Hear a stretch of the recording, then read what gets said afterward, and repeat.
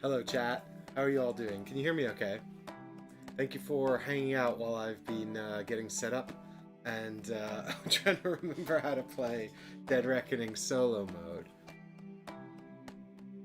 And I can see that Heggers and Lucard are here.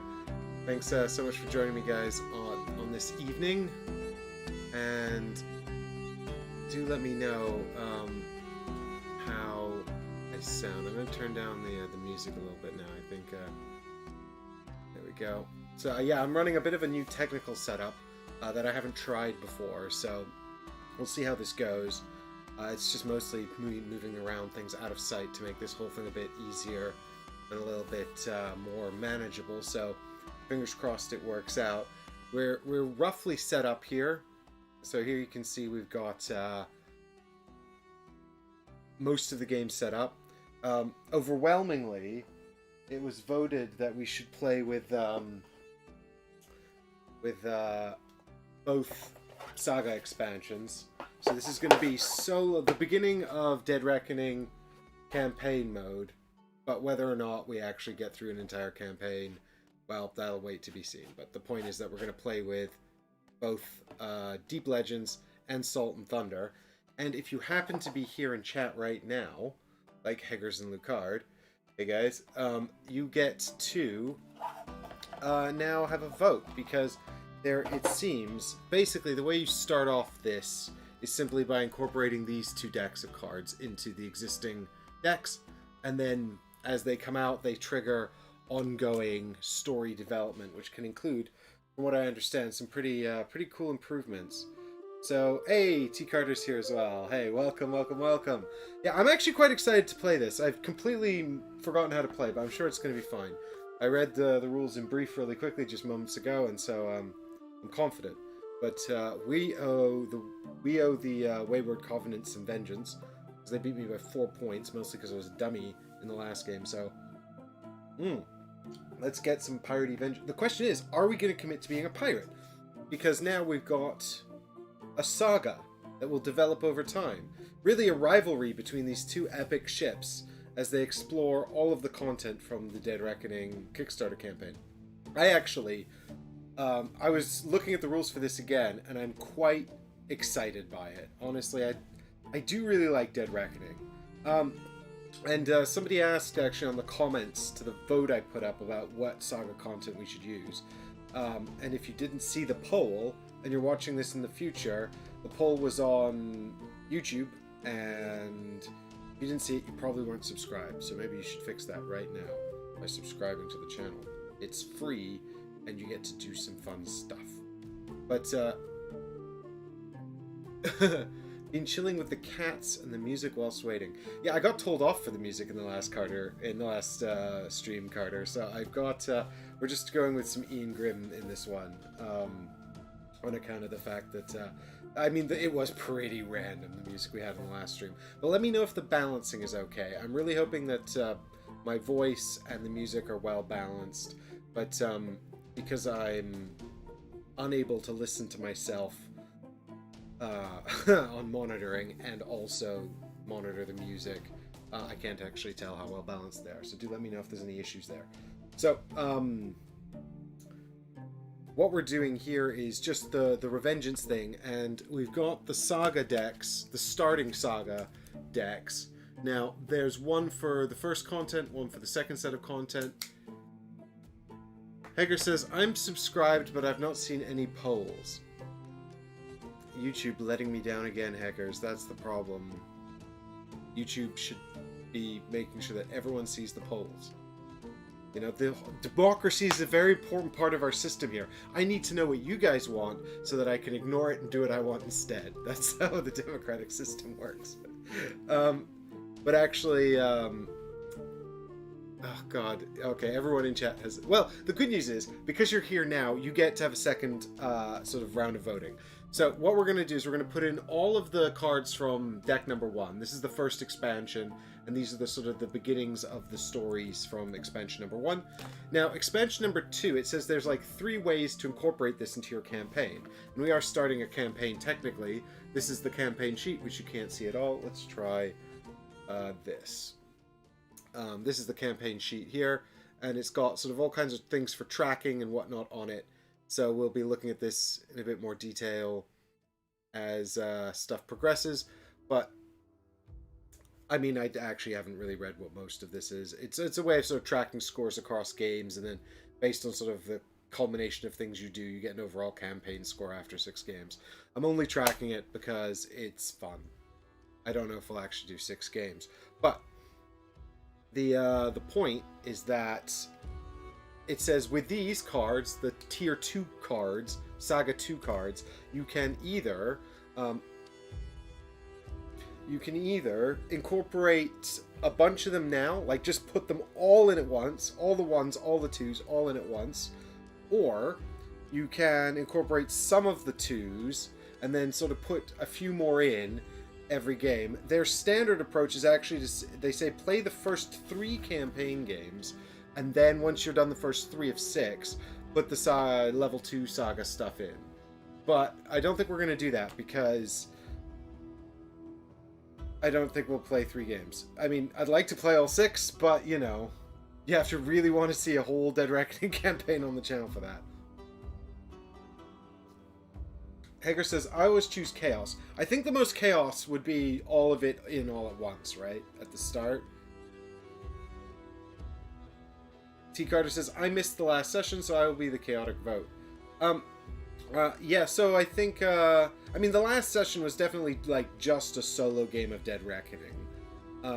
I was actually thinking about maybe doing, the Sea Dogs expansion. So what this does is it adds, like, little sort of character upgrades to your crew, and I was going to find out who are sort of MVPs from the last game and maybe upgrade them with some random abilities, but apparently there's a whole sort of way to incorporate this into the campaign as well.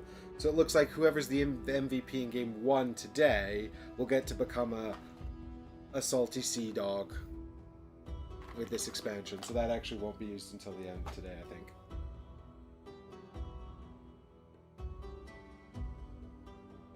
T. Carter says, whatever gives the most story.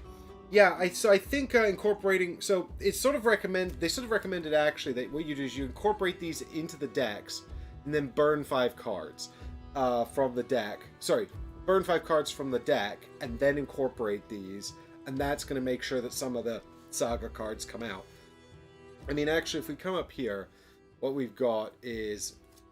We can see already, I've got my 4 rows set up here. Hopefully this is going to be viewable. So we've got, we'll have cards from the saga set that's going to come into here as well. And there's one of their empty ones. Yeah, so these are the 2s, the 4. Oh, cool. Look at that. Some deep fog. There's just some... So there's 2s, 3s, 3s, 4s, 4s. More 2s, 2s, 3s. There's a 1 here. Ah, this is literally just, it's got nothing on it. It literally just says, find a story card and resolve that story card.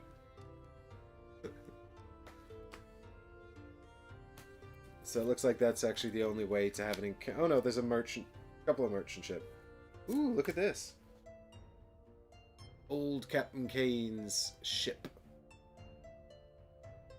Merchant ship. Good, my new setup makes reading chat really hard to do. I'm gonna have to fix this at some point. I mean, Chaos is always great, and really only... And Salty Sea Dogs sounds like it might be tasty. Well, we'll have to wait until we've got some experience with the old salty sea dogs there to incorporate them. So here's our 4 decks of cards from the first saga, and these are just going to get shuffled into each set. So you got about 3 cards there. So I think if we want to see these, make sure we actually see some of these. We do probably want to take some cards out of here, because I'm trying to remember how many advancements you actually pick up in any given game, and I don't think it's that many. Is it? Alright, but let's go ahead and just chuck in the level 2s then, yeah? Any objections to this? I could put a poll in chat, but that's hard. It requires typing. I don't want to do any typing. So, shout now if you'd prefer not to use all of the level 2 saga content.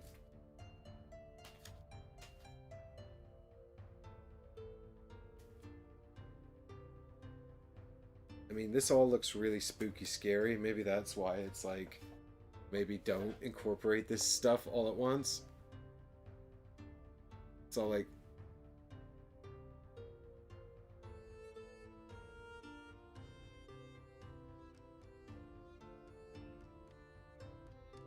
There's no objections from chat. Good. We're going in with all of the saga content then, right from the outset.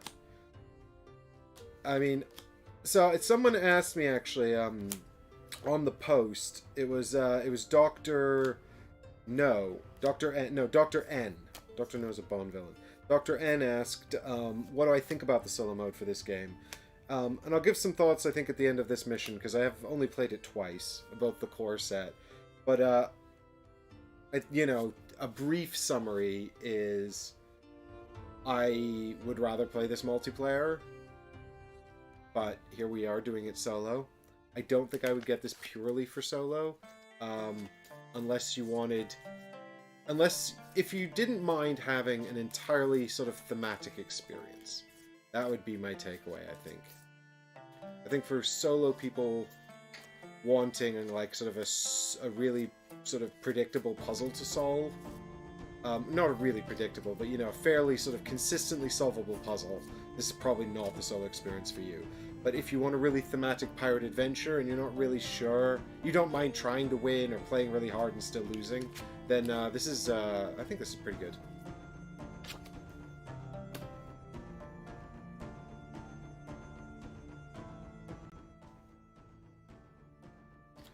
Alright. Anarchy and chaos.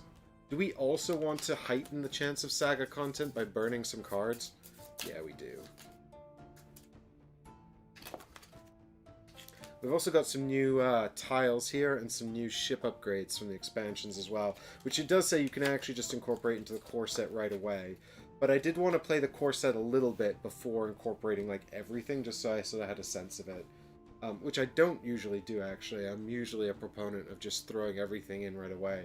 Maximum variability, but... there have been occasions where I've been really glad that I've played the solo mode first. Sorry, the core set on its own first. So here we go. Without looking now. 1, 2, 3... 4, 5. Oh no, I like that card. Boo. Boo, I say. So we're just gonna have to make like a fast pirate ship, I think, because I like being a pirate, but also it looks like all of the cool saga content is far out to sea. T. Carter says, can I be ship's cat? I'll probably fall asleep halfway through. You can be the ship's cat, absolutely. Yep, your job is to... oh no, inverted riffle shuffle is the worst here. Quickly, fix it, fix it, fix it. Actually, I think that was just one I messed up there. Yeah, we're okay. 2. My ship's cat doesn't want to come and say hello to anyone. She can't come in here anyway, because her favorite thing right now is eating cables. And as I'm sure you can imagine, there's a lot of cables in this room.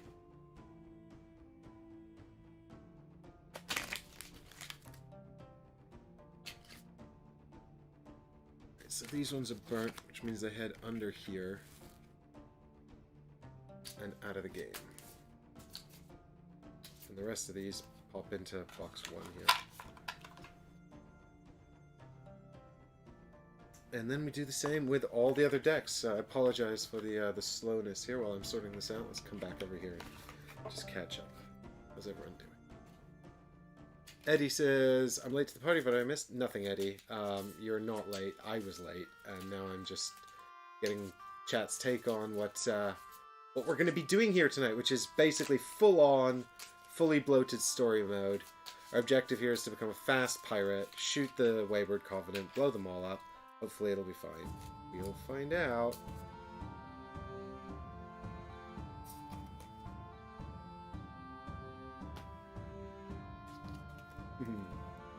We're suffering all the content, Eddie.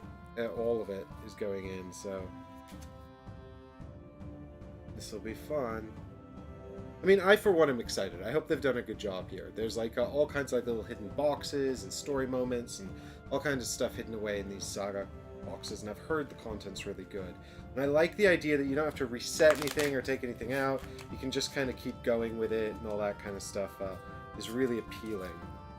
So I'm quite excited. I just hope we actually find some good stories in here. I mean, you know, if it all goes horribly wrong, then we can blame Chip's cat.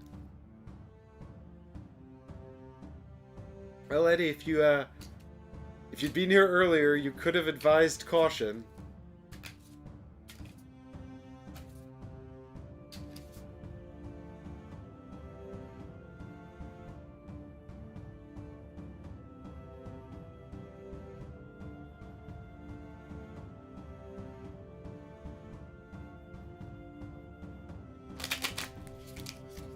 One thing that I forget about this game as well is that you don't put, like, particularly... oh, god damn it.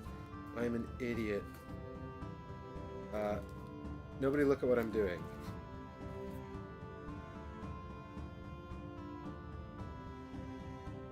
There we go. It's fine.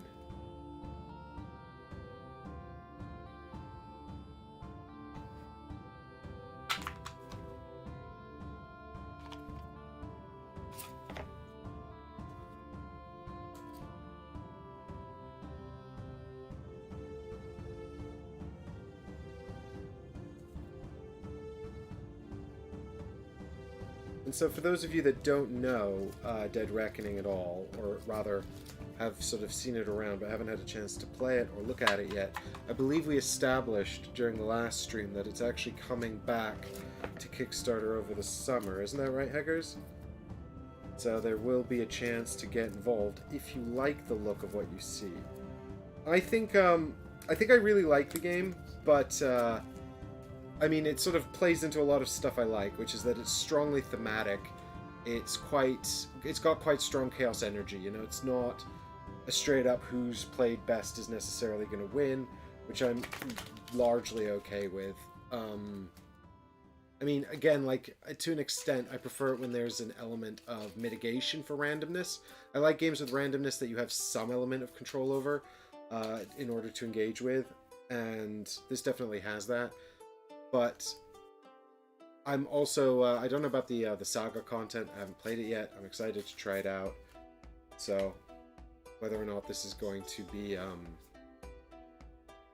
a sort of a must-have or what, because I think my main concern with the core set is I do think it does lack some replayability. That's my primary concern about it, given the amount of sort of, it's not an elegant design by any stretch, and what I mean by elegant is sort of, oh, do you know what, I've just done another stupid thing. I blame the heat. My brain's just melted out my ears. It's not, but what I mean by elegant design is it's got a lot of little exceptions, a lot of futzy little rules, things you have to remember to implement, things like that. I mean, that's often the case with highly thematic games, but I do think some of it is certainly to do with the card crafting system and sort of trying to make the card crafting system work in a way that's actually fun and engaging.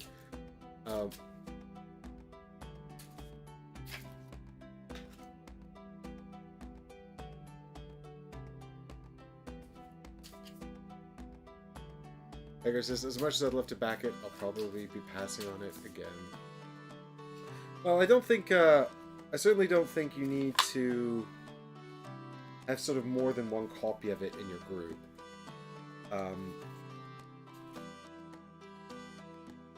But yeah, I think you definitely want to be able to get it to the table several times with... I mean, you'll get the most out of it by using the same group of people, but you don't need them at all.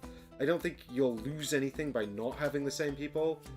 By which I mean, it's not like there's going to be parts of the game you can't access or anything like that. But I do think sort of communal storytelling is a nice aspect that you'll miss out on. But that's kind of the same with any game, you know, like Oath, for example, another example of a sort of a legacy game that's not sort of full-on narratively driven, and so I mean, Oath's a bit different because all the legacies in the mechanisms and how it evolves, so you know, you really don't need the same people for that. Whereas like for this, you know, you could take on a ship that's sort of partway through a saga, and I guess this is, I mean, like I said, I haven't actually played this, so this is all just a big guess from me. But you could take on a ship that's partway through a saga, and you're not going to necessarily miss out on anything. It's just that, you know, you won't have that sort of sense of where it started, or, you know, yeah, this element of communal storytelling.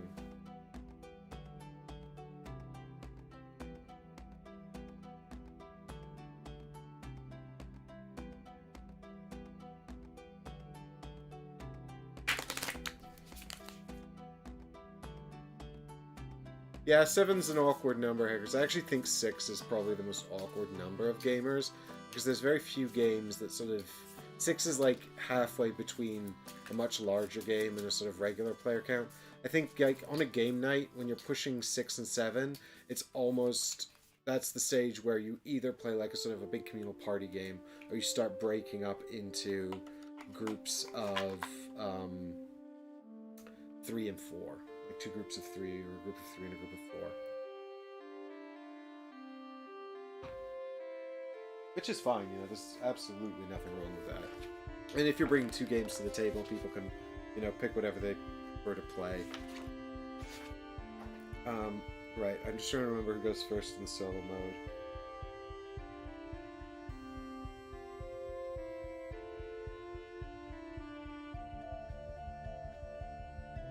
Always the Wayward Covenant. Boo! Boo! Alright, so we've done, we've sorted out all of our saga, our card boxes here. And so, I've got my little helper sheets there, more helper sheets here. Let's get the land set up. So, in a 2-player game, it's how many sea tiles? I forgot.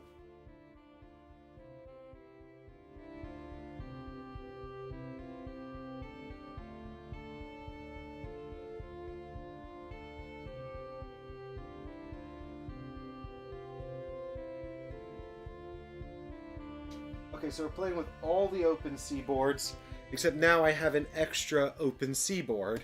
So we're playing all of them but one. We're also adding in the Golden Isle, which is this thing from... so these are the expansion ones. This is from Saga 2. This is from Saga 1. This just is a sort of open sea tile that makes everything around it more powerful. And this is a new island called the Golden Island. And its whole jam is that it's worth a lot of points. Maybe it's better to look at it over here. Let's find out. So it's worth 10 points.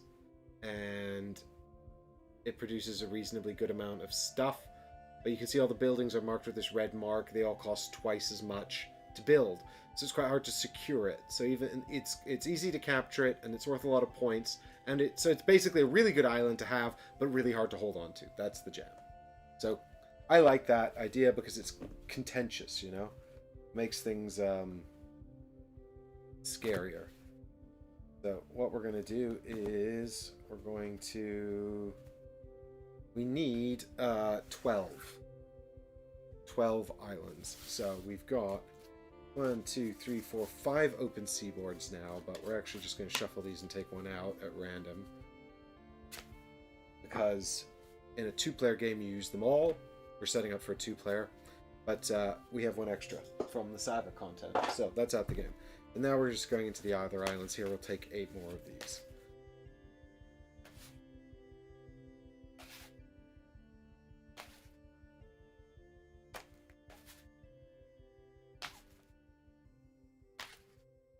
Is that Morganite there? Hey, good evening. Oh, Layla's here as well. Good evening, everyone.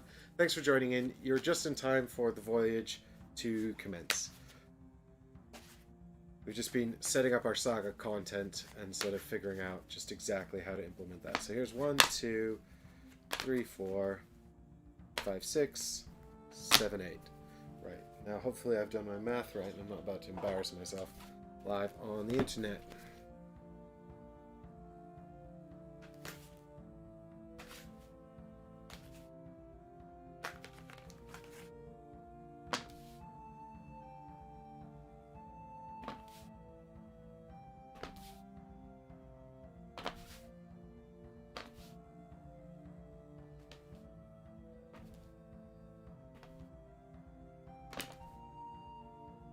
Way. All right, there we go. So, for those of you that haven't actually played this at all, here's a 2-second summary. I did kind of a rules explanation the last time we played it on the show, so I won't do it all again. But what we've got up here, I haven't set up these zooms. I'm sorry about that. I'll be having to do it now. But what we've got up here are the... And I guess my face is in the way. Ooh.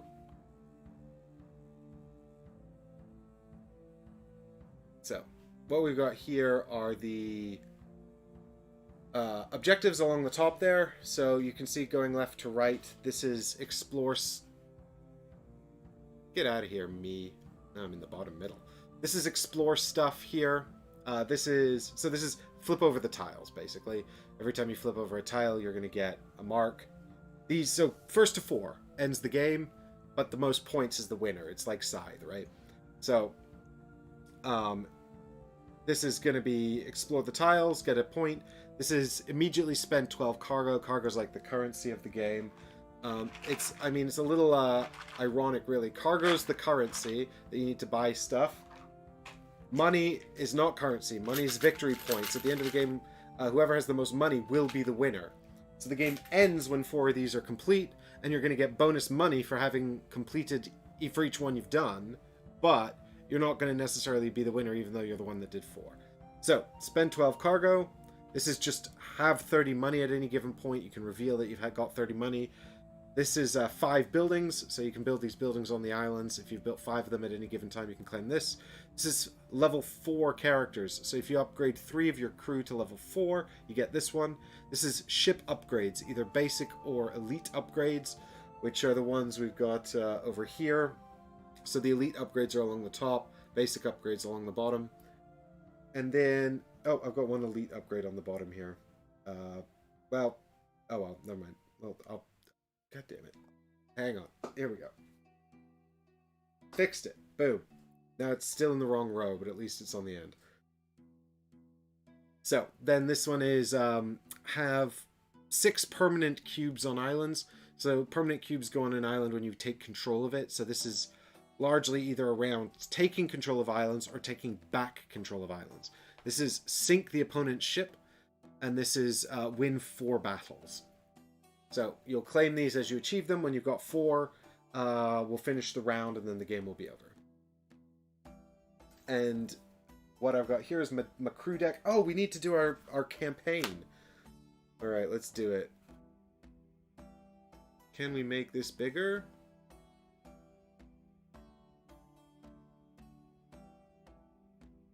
Do I need to hold a button here so I don't make this awful? Nope, that's making it awful.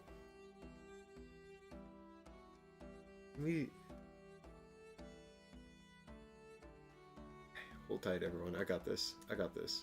Not to worry.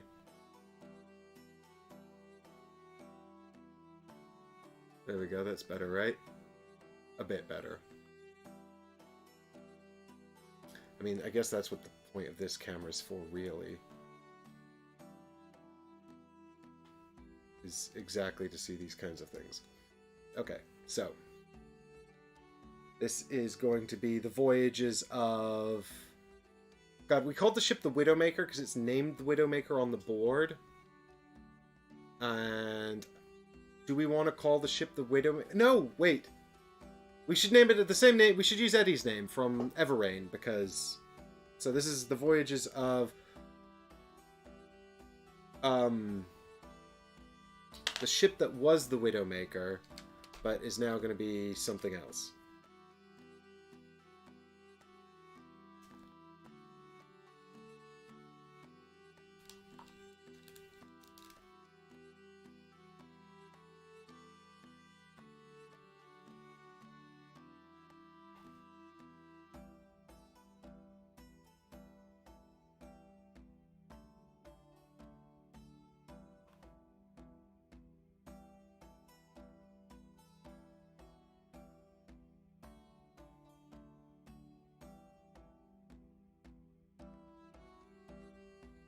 Formerly the Widowmaker. We've rebranded after our initial loss. It's true. Alright, so now there's a section here where we can get campaign points from a saga. Are you really not going to help me out at all here, camera? Autofocus seems to be auto out of focus. There we go. Alright, so this is campaign points from saga items. This is like just points for like winning. So in a 2-player game or solo game, basically you get 6 points if you win and nothing if you lose. So that's going to go down there. Then you also get all of your points from game 6. And then this is like what achievements you did in any given game, I think. And this is also like which crew members you've upgraded to the maximum level. This is your final score at the end of the campaign. There's also a little tracker on the back here where we can... And this pad comes in Saga Box 1, by the way. And you can't use Saga Box 2 without Saga Box 1. So here we can just make some notes. These are Saga items. These are things that persist between missions or between games in the campaign. And then over here we've got tenacity bonuses, which are catch-up mechanisms for people that have lost. And then this is a bonus for incorporating Sea Dog's expansion. So we'll do that at the end of this one, I guess. So there we go. We also have to make one for the Wayward Covenant. So unfortunately, they also get to have a pad. The Voyages of the Wayward Covenant.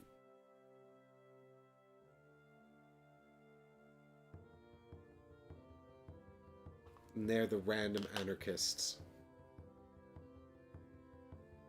Because they're controlled by a deck of cards that has no thoughts and feelings.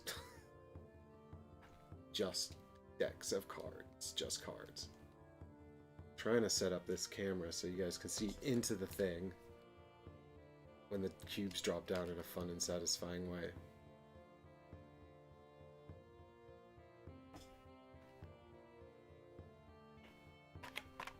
This system is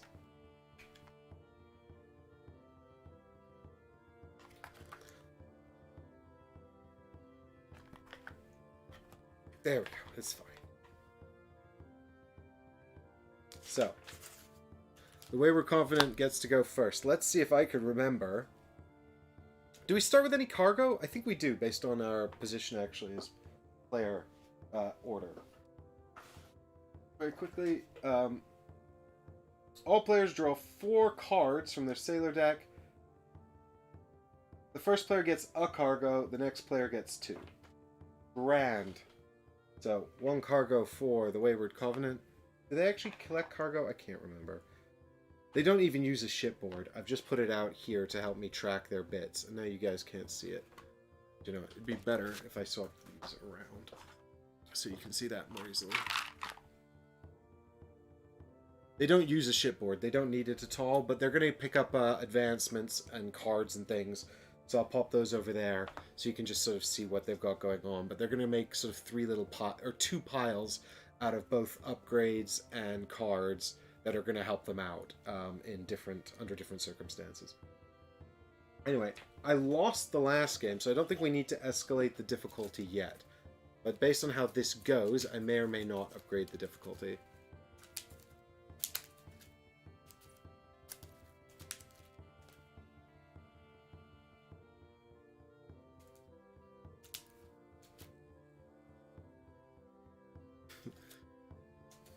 Haggers. See what you did there. This is not...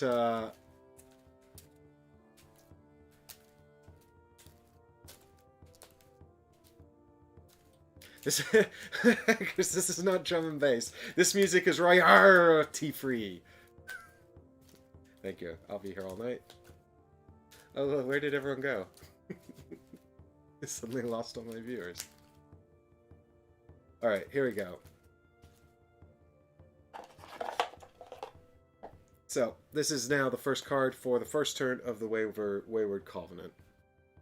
And so they've started up here in their dock, and they're just going to move out onto the board. And, oh, the turn timer. I used to use a d20. I need that back, or I will forget.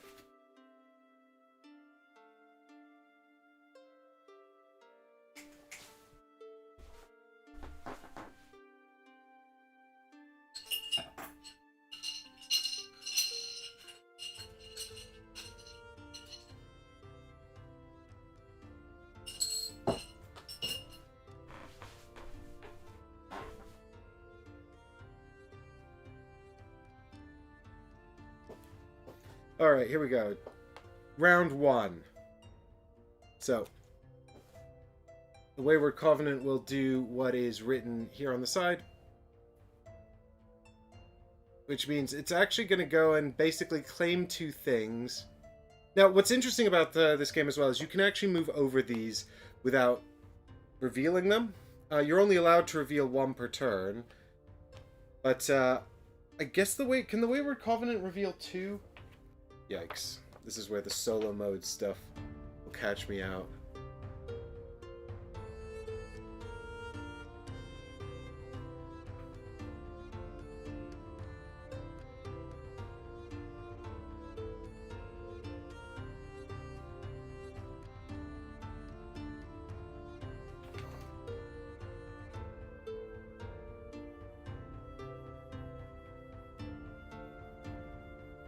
Right, so they actually can't,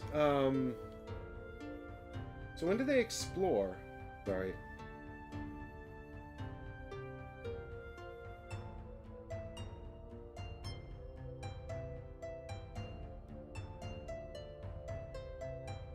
I think it's just when they end their movement there.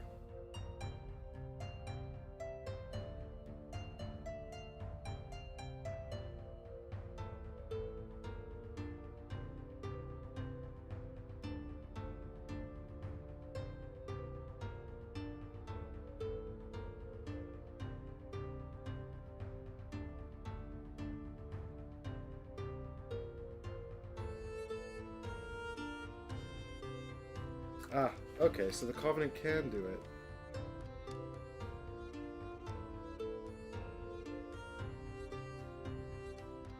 Okay, so yeah, they are just going to explore a bunch of islands. Boo! Boo! Okay. So they're setting sail to here. Blam! And so because they have now explored the open ocean, we take a cube and pop it up here to give them a point for exploration. And we draw 1 advancement card from here and put it out. It's just a bit basic. It is 1 coin when you play... Or 1 coin onto your ship when you play this card, which actually isn't terrible. And then they're going to go... And so they would put out a control cube here as well. I mean, like, I think I said this in the last stream. You actually don't really need to do any of the bits I'm doing with these cards. You can pretty much resolve all of the business on the card without actually moving the piece around and all that kind of stuff. I'm just doing it to make it easier for you guys at home to sort of track what I'm doing here with them. So then they're sailing on down here, where they'd like to put out a control token as well. Boom! And this is an island, so they can. It's a little 4-point island with a name that I don't know if I can pronounce. L'Éclat Ventoux. It's worth 4 points, and it produces cargo and money. And it's easy to control. So, there we go. We draw a encounter card for that, which is 4 cost cargo, and it says here that you can produce 2 coins on any one island multiplied by the number of steering wheels on this thing. This is a combo card. You're going to want to find the wheels. So this is part of the deck building mechanism where this wheel symbol appears on a bunch of cards and things like that, but it actually doesn't do anything on its own. You have to combo it with something exactly like this in order to get anything out of it. So there we go. And then he will put out, so he puts out a control cube here. Thanks, Wayward Covenant. Starting to take control of that. And then he's got this function here, which I think means he's going to put 2 more cubes on this island and actually take control of it. Which is not a great start for me, honestly. Yeah, so basically he's going to pop out 2 more cubes and just take control of this island. So he also gets an infinite cube. Great. So, actually an incredible start for him. I'm off. It's fine. Do you know what? I'm not worried, because what he can't do is resolve stories. Oh, it says he also claims this. So there we go. He's also got 1 card in his merchant stack. And at the end of his turn, that is replaced with the first saga card. These are the... Is this the right... Yes, this is the right row. Okay, cool. The Hidden Cove. So, we could go and do that. Especially if he leaves, then we can take control of his business. He should also have another cube up here for exploration. And now it's my turn, and I should have shuffled this and drawn 4, so apologies for that.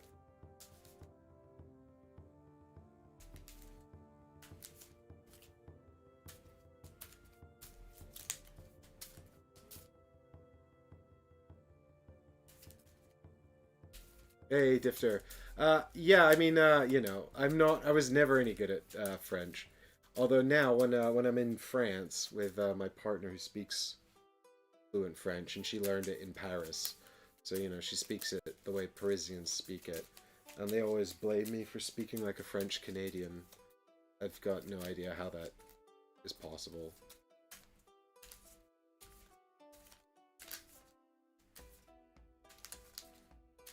Alright, here we go. 1, 2, 3, 4 really good cards, please.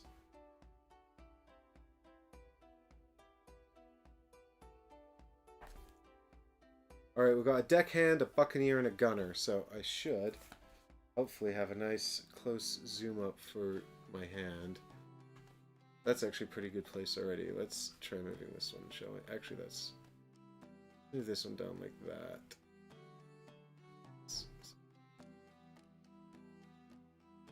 And also my coffee, I guess. Yeah. So the deckhand is going to help us to take control of an island. We can find one. We've got the purser who produces goods on an island. The gunner, who at this stage just helps us get some cargo. So I guess we probably want to load up on cargo. And the buccaneer as well. Actually, these two both put out control cubes. So if we can find a good island to take control of, that would be nice. It'd be great if we could actually take control of the island that... with the hidden cove that he just took control of, but I don't... Well, we can't make it that far anyway. He moved way faster than us, because he can just jump around and do whatever he wants. Basically cheating.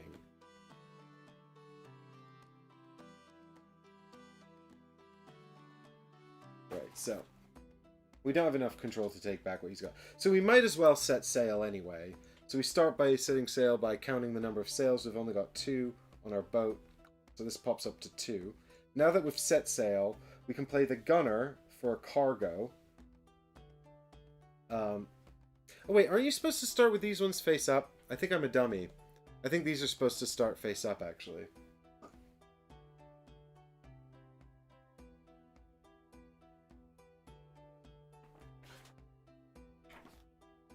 Yes, I'm a dummy.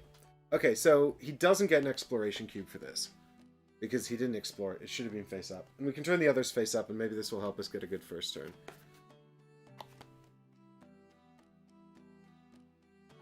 So, there we've got the twins. So this is a nice one because it increases your hand size by 1. It's worth 4 points, and it produces money and cargo. So that's actually quite a nice one to just go take control of. And then this one will also start face up. And it is...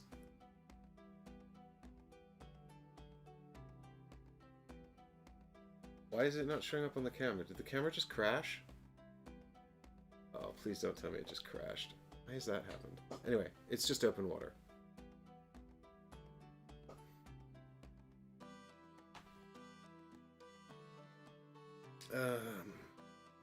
Do with your treasure chest. Help, help, I'm losing my mind. There it is.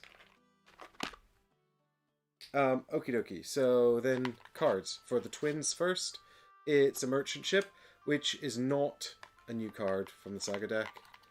And we've also got a...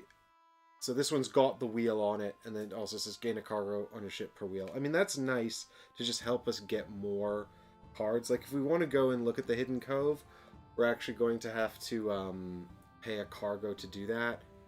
So that's a thing that we have to do. Okay, so where did this come from? Am I losing my mind, actually?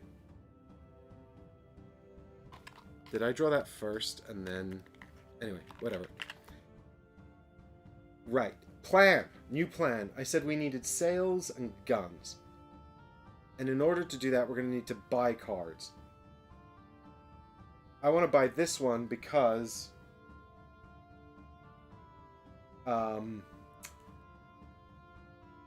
it gets me more cargo on my ship, which helps me buy more stuff.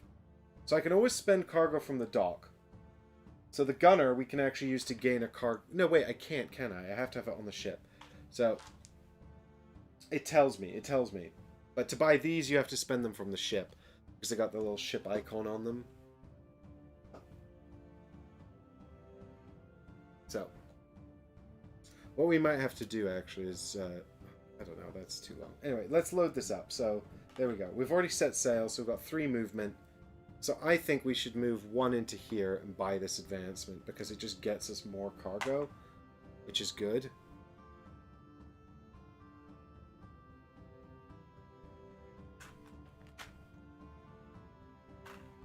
And then I think maybe just go north. I mean, this is a really good one, but we've only got 1 more point of movement. So if we want to spend these guys to actually conquer an island... I mean, actually conquering... Well, to be fair, though... Oh, we could just battle... We can't battle the merchant ship, actually. Because... We can't battle the merchant ship because we don't have any guns. We've got 1 gun. It would be really bad. So we can either buy this nice advancement... This is going to drive me nuts. Why is this camera crashed? Damn it. So we can either buy this one cool advancement, or we can go and start taking over this island. And actually, I think, because we've got 2 movement, it would be better to move over here and start taking over this island. So let's buy the merchant ship card instead with our 3 cargo. And let's not fight it. I mean, it's not a bad card. It's just lets us have a cargo on the ship. A cargo in the harbor. Or put out another cube. Which is not bad. Because we can do something with that. So, we'll just purchase the merchant ship. And then we can play the Buccaneer and the Deckhand to place out 2 cubes. Which sort of helps us to begin to take over this island. We'll need 1 more cube to do that. And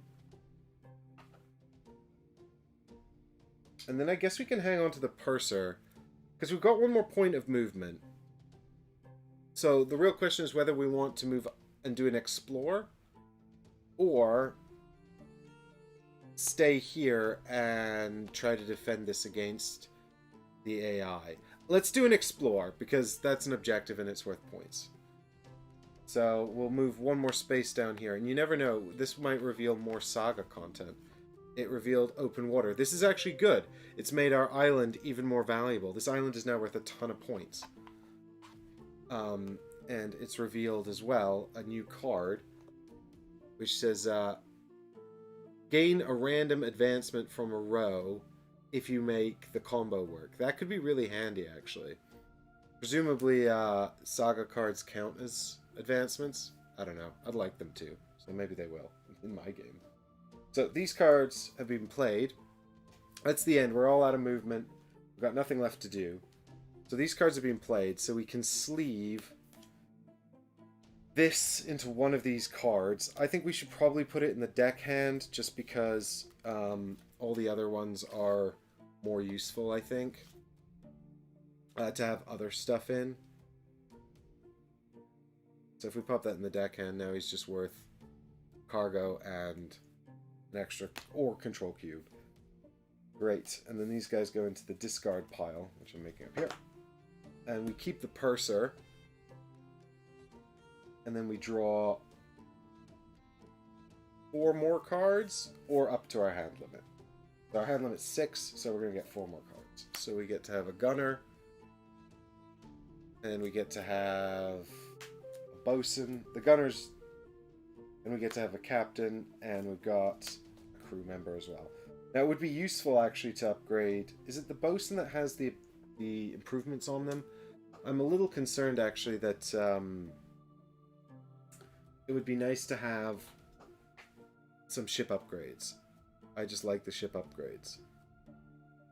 So that would be good. The bosun is the one that upgrades the ship, and they need to get to level 3 to do it. Level 4 for the elite upgrades.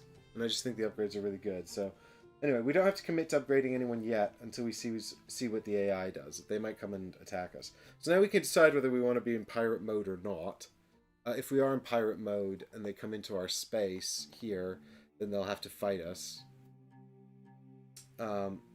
Which I'm not totally against, because right now they have 1 cannon and we have also 1 cannon. We could go up to 2 if we upgraded the gunner, which I'm inclined to do.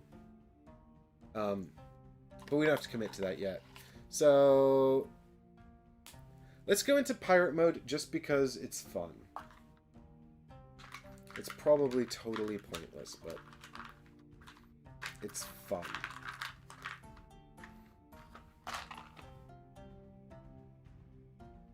I mean, it's completely... So there, we've equipped our pirate flag to show that we're in pirate mode now and ready to fight.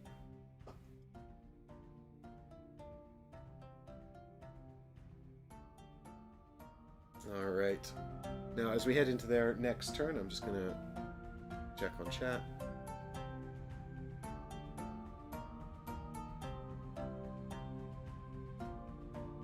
Oh! Happy Adoption Day to Hager's cat.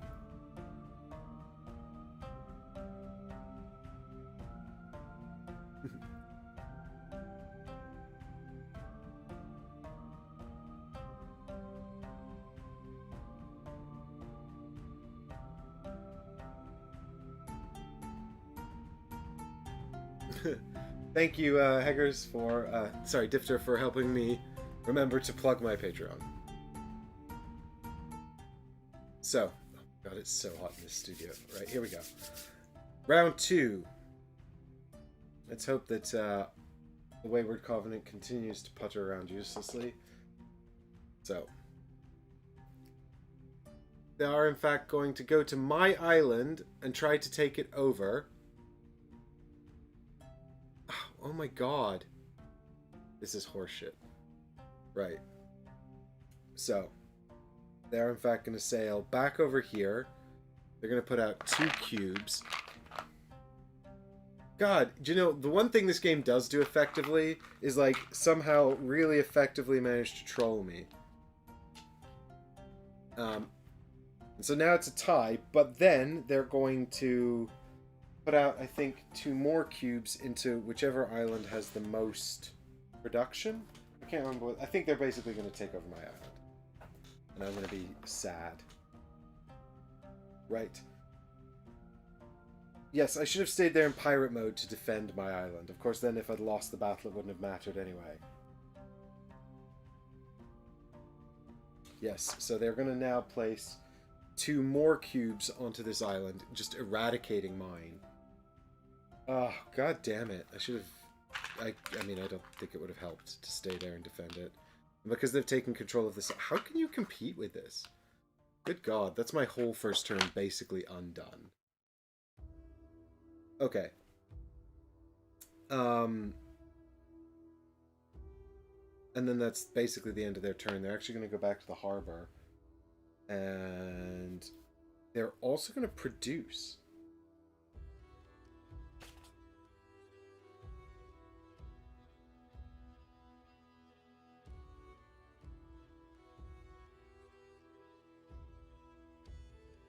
So because they've just taken over that... Oh, I'm not going to be able to compete with this. They just got 4 points.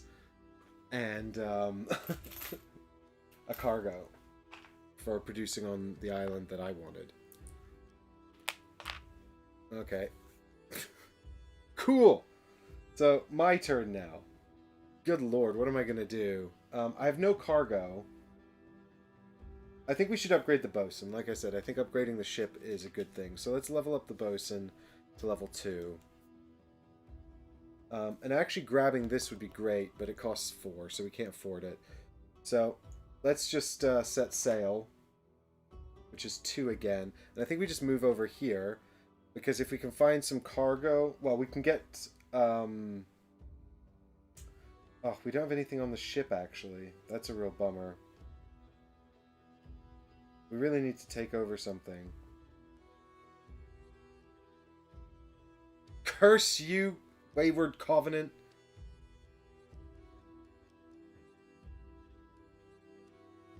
Let's make sure I... They've taken away everything from me, and now I can't afford anything, and I'm upset. Yeah, so I need to get some... If I want to do this saga content, we need to go and get some cargo. So maybe we just sort of slowly drift back to port, doing basically nothing useful. Yeah, I guess so. So here's 1 to move us into the central tile here. At least we're getting some exploration in. I should have a cube up here, actually. I did do an explore. Now I'm doing another one. More empty sea. Wow. Look at that pirate banner. Boo. So it's another merchant ship. I can't afford to interact with it, though, because I have no cargo. So I spend 1 more... Move back to here, and then we can go 1, 2, 3 cards. Oh, I had a captain, so I can use 1 more point of movement. Alright, well that's fine then. We should have played the captain earlier, get an extra point of movement so we can get back to harbor. And the reason we want to do that is now we can load up on this cargo that's in our harbor next turn and go and do something exciting with it. So there we go, that's what these 3 do, and that's it.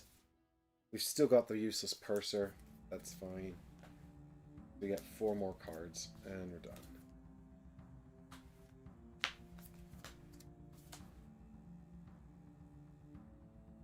I feel like the Wayward Covenant has way more exciting turns than me. This should really be the Wayward Covenant show.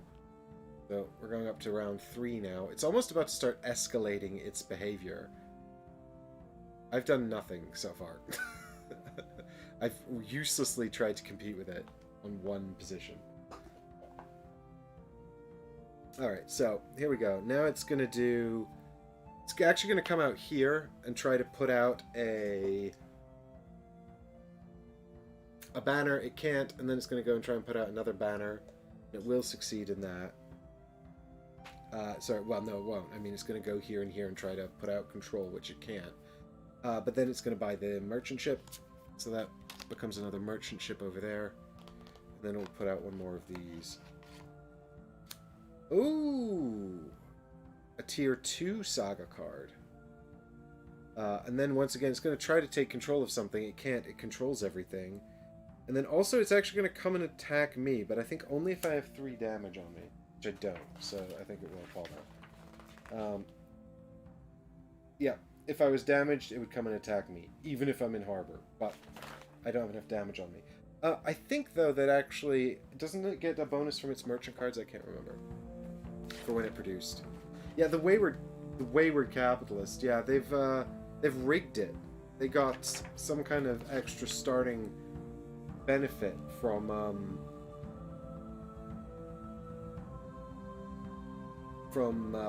rigging the game, bribing someone. Somewhere they bribed someone.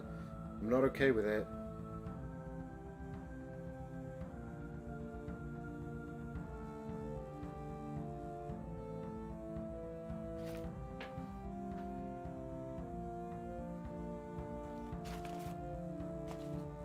Yeah, they don't,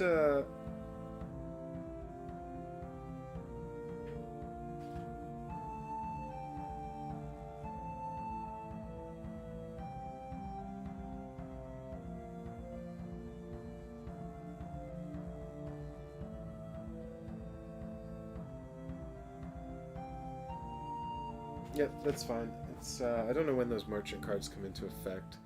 I actually can't remember. I'm sure it'll be fine. We'll figure it out when it comes up. Anyway, they also fix their ship if they're damaged, but they're not damaged, so... That's the end of their turn. Back to me. Right. Mostly I've just got loads of cargo available. So, I think we should just go and resolve the thunderclouds. Seems like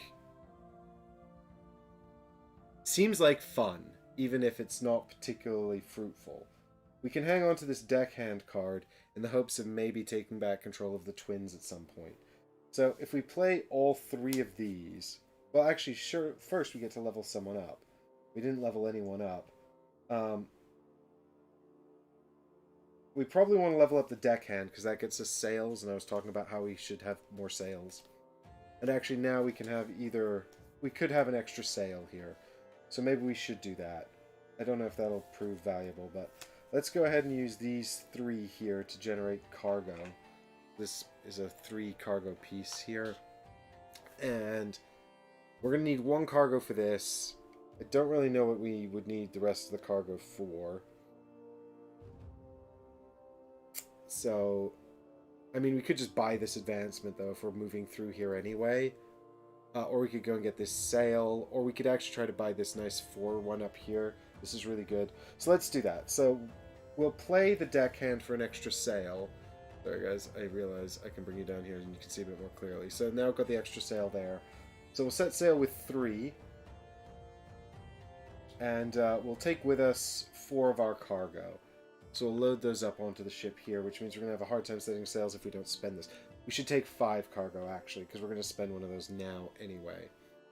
And then what we can do is we can move 1. We can actually go 1, 2. And now we can buy this cool enhancement that I like. Pop it down over there for now. And then we can go and spend our last point of movement to come in here. So now we're on 0. And our last cargo to encounter the thunderclouds. And hopefully this will have some kind of nice story to it. Or something. I don't know. Let's find out. So, this is the first saga card I've ever seen. It's from level 2. Alright, come on. You sail bravely into the tempest. Amidst the ocean's wrath, you hear a voice on the wind, chanting an incantation. Not just another storm. Choose one. There's dark magic in this storm, and you want no part of it, turn back. That voice, you must hear it. What does it say? Sail on into the tempest. Read book 2.32. I mean, okay, like, look. Alright, real talk here, guys. There's obviously a smart choice here, and the smart choice is to turn around and go back because there's dark magic in the storm. But I'm making a show here. I'm not here to, you know, make sensible choices. That's boring. The fun choice is throw caution to the wind and find out what the Dark Wizard wants. Like, come on. So, I guess we go to the storybook.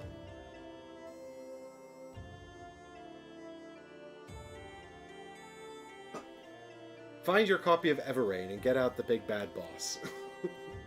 Alright, here we go. So, we're going into the Encounter Book 2. We're finding 2.32. I actually have no idea how to find anything in this book because I haven't used it before. Book 2, oh, 32, right, yeah. Okay, so in Book 2, find paragraph 32. Your ship deftly sails through the shallow shoal. Captain Amada... Oh, that's 31. Sorry, my bad. Take 2. You've sailed into the storm of the wind spirit. The wind is a raging whirl as waves crash against the side of your ship. Amidst the torrent, the voice of the wind is indistinguishable. Perhaps in an unknown language, yet it haunts you for long after the storm has passed. Roll 3 dice and take that much damage. If your ship is sunk, level up a card in your discard pile or at the bottom of your deck and gain a campaign point. If your ship doesn't sink, you have been blessed by the wind spirit. Alright. Well then, I guess we have no choice but to roll the dice. Unfortunately, the camera's still not working, so... What did I do with it? Here it is. Right, so we've got just 2 copies of this dice, because I'm pretty sure that you actually get the same die in the Salty Dogs expansion as well. I don't think you get a 3rd die in Saga Level 2. So, we can roll twice, and then we have to roll again. So there's 0, 1s, and 2s. So, here we go. Oh, I see a 0. That's good. 2 zeros! Come on. I think we're going to be alright. Here we go. The 3rd one. It's a 1, so we take 1 damage on our ship.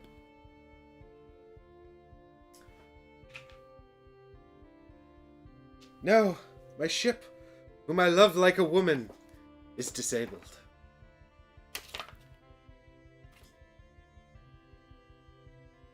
You have been blessed by the wind spirit. Eliminate the thunderclouds card you just encountered. Take card 2.14 and bury it.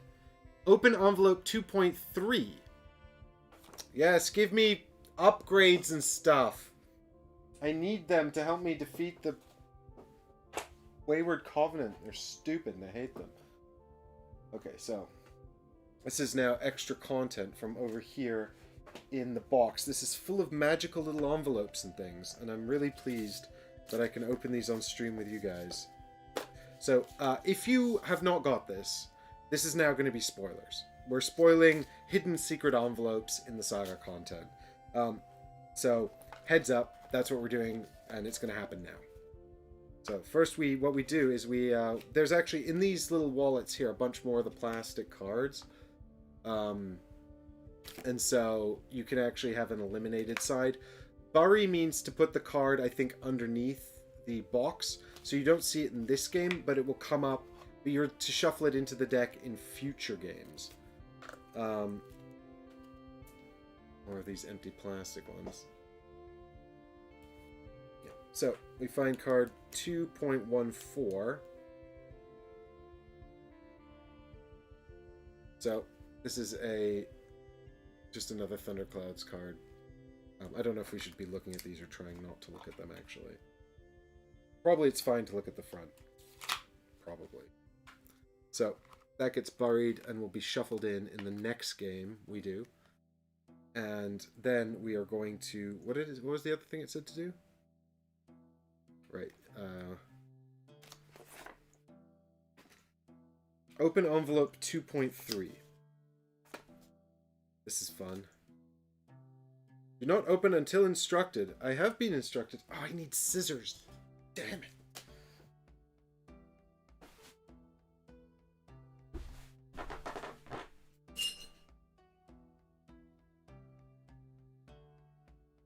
Alright, here we go. I'm excited. I'm excited to open the little envelope and see what's inside. Ooh.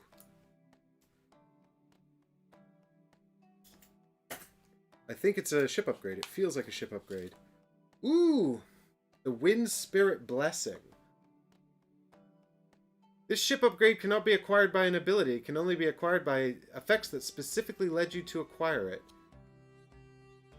Holy cow. This ship If this ship is attacked, you may remove this upgrade to return to harbor rather than fight the battle. Oh, that's interesting. It's like a get out of jail free card. Blam! Right now, it's just extra hull. Shit. It's alright. There we go. This is what I was looking for. More hull space. It says, gain the ship upgrade contained inside. Make sure to read the instructions on the back of the token. And gain a campaign point. Where do I write that down?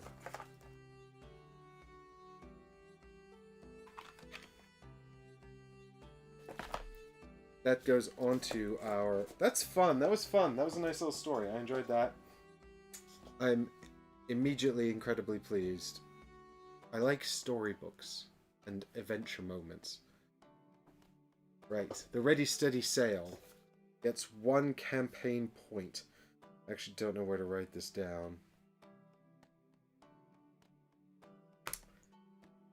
It's not in Saga. I'm just going to put it here in my total campaign points, and then I'll have to rub it out later and add in the rest. Okay.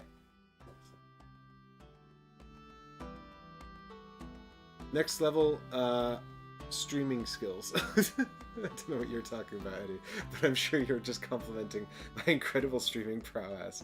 Did I leave it on the wrong... Oh, did I? Is that when I pressed the wrong button? So your wind power propels you away from the enemy ship. That's a lot of beans. Oh, yep. Okay, I get it. Yep, I've been blessed by the farty spirit. Okay, so this was actually to go back in the box, wasn't it? This is out of the game now. That's what it said. It said Bari... Did it say eliminate this card? It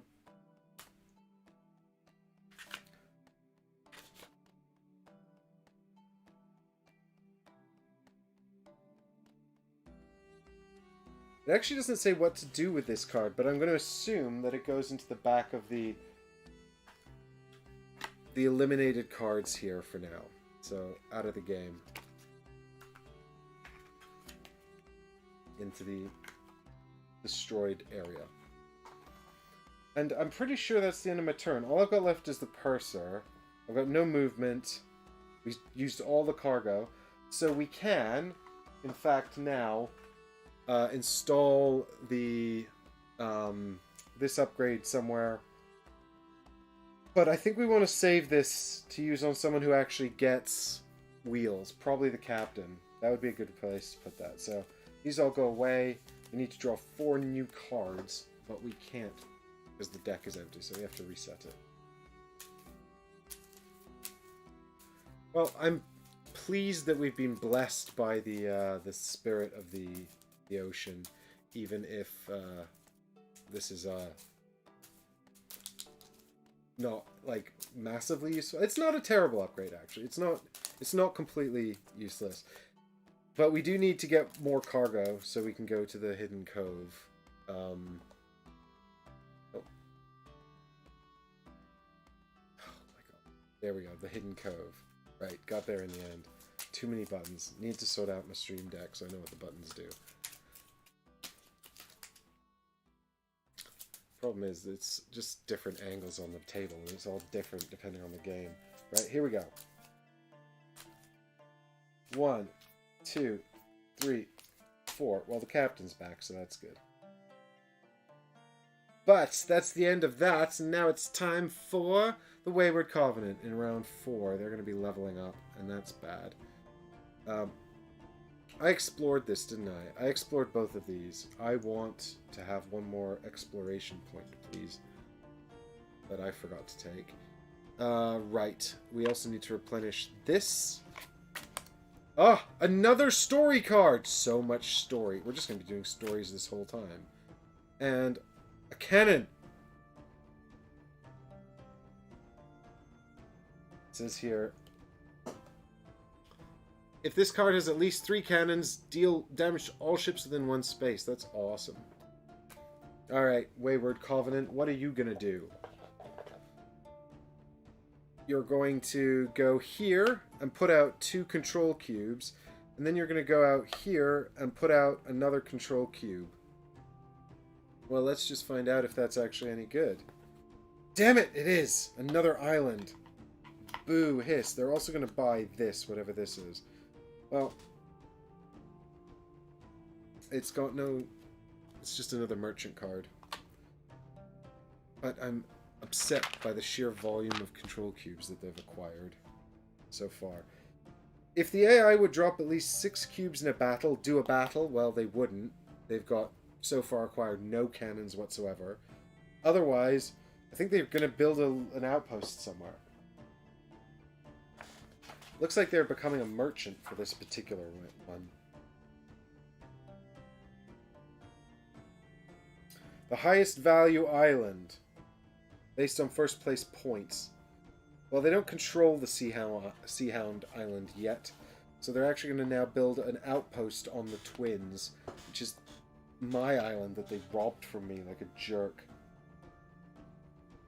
That's fine, actually, because outposts don't help defend it, so... Joke's on you. I'm going to go and blow that up or something, just to irritate you. They don't care.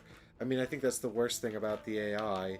They're over here, being a jerk to me, making my life horrible, and they do it with complete apathy because they don't care about me at all. How upsetting is that? It's so upsetting. Good. Turn done. I love how quick the AI turns are managed in this, though. It's really good. Alright, what cards have we got? We can upgrade one of these cards as well. Well, I think we should upgrade the captain. We lose our sail, but we get an extra opportunity to battle. But more importantly, we also get to have a cog, which is going to make for a nice combo with our thing we just picked up. So that's good.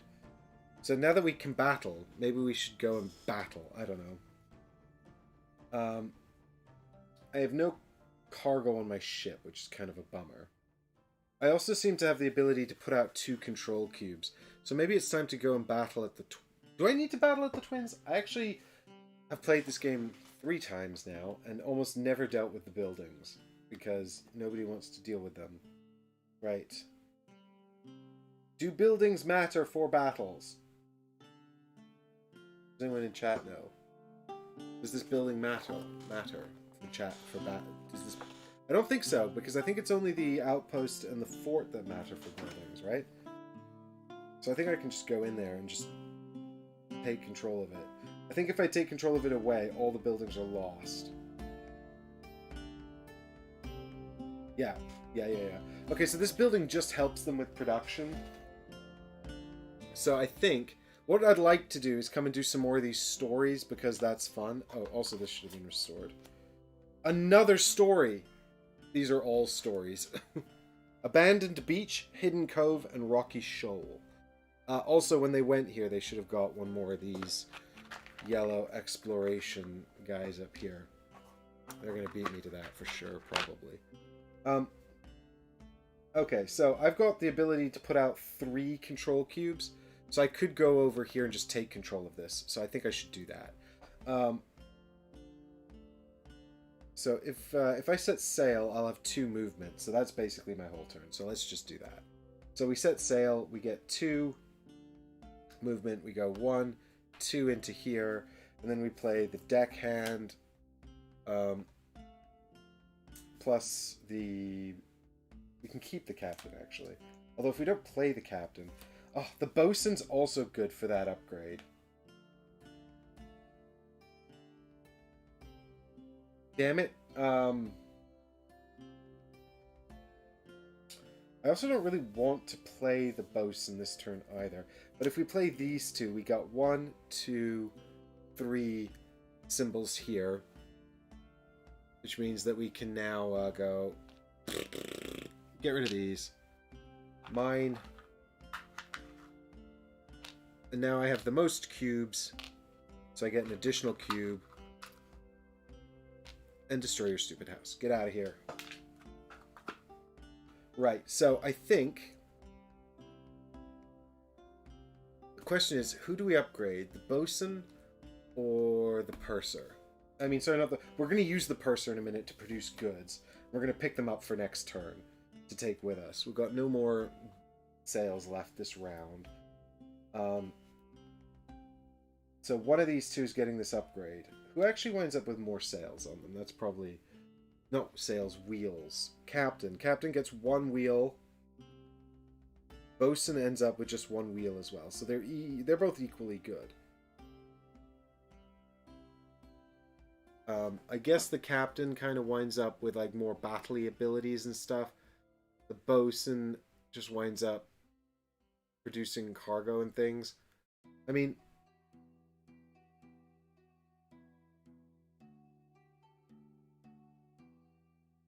Let's do the captain. Let's put it on the captain. Wait. No, I'll tell you what. Let's put it on the bosun. And the reason why is we have to put it on a card we're playing this round. And I think we'll keep the captain because we don't actually need to use their ability this round for anything. So we'll use the bosun and we'll play it just to put a cargo into our harbor. And then we'll play the purser because they can produce on an island we control, which we now have. We can control this island. And so the island produces 1 cargo plus 4 coins. So we can load that up onto the ship. We can also take the cargo onto the ship. Next turn we can set sail anyway. I don't have any cannons, but I think I'm going to activate pirate mode anyway because I also haven't seen my gunners for a while. So I'm feeling quietly confident I'll get to draw something helpful. Did I upgrade? I upgraded the captain, didn't I? So then we can put this onto the bosun. We could actually upgrade the captain again if they're staying in our hand, which is nice. So that's over there. 4 new cards. We've got the first mate. We've got the gunner, who actually doesn't have any cannons on, but that's fine. We haven't upgraded any of the gunners yet, and we'll need to do that, so... Fingers crossed. In the meantime, this ticks up to 5. It's time for the Wayward Covenant again.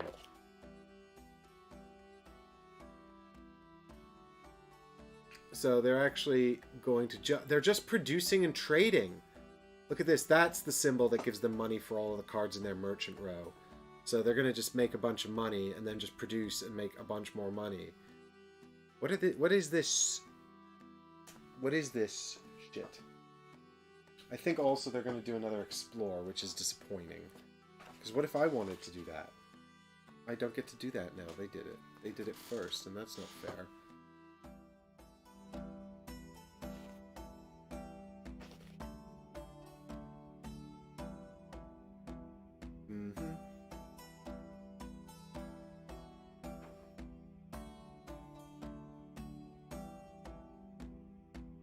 Yeah.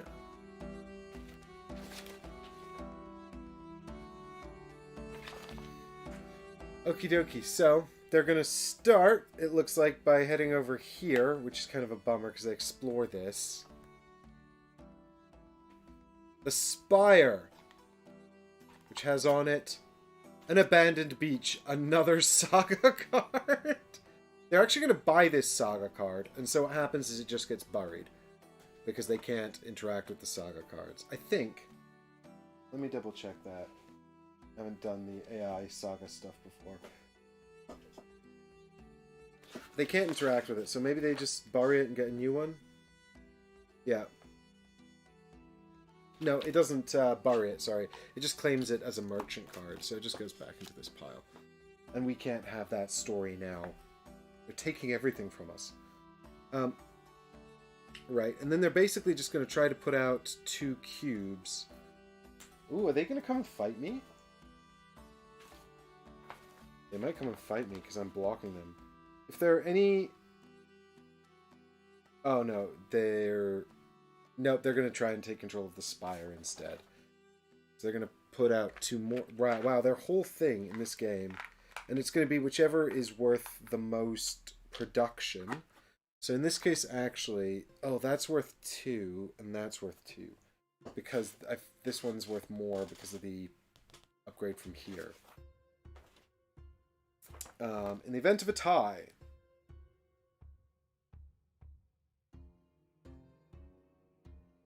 On the most coins, so they're actually going to put out 2 cubes here.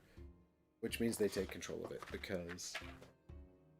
They, have now the most cubes compared to anyone else in empty spaces as well.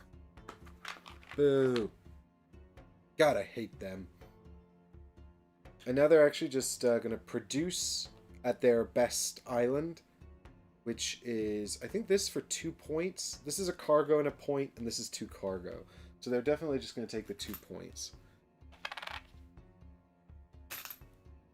And they've produced here, and then they're going to get money based on, also points based on this. 1, 2, 3, 4.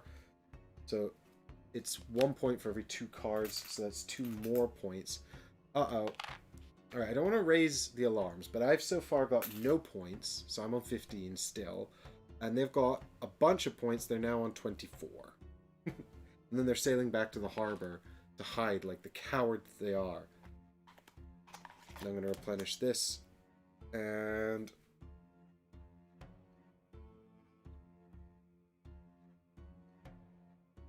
that's the end of that. Alright. So, we're out of pirate mode and we're back into fun mode. What are we going to do?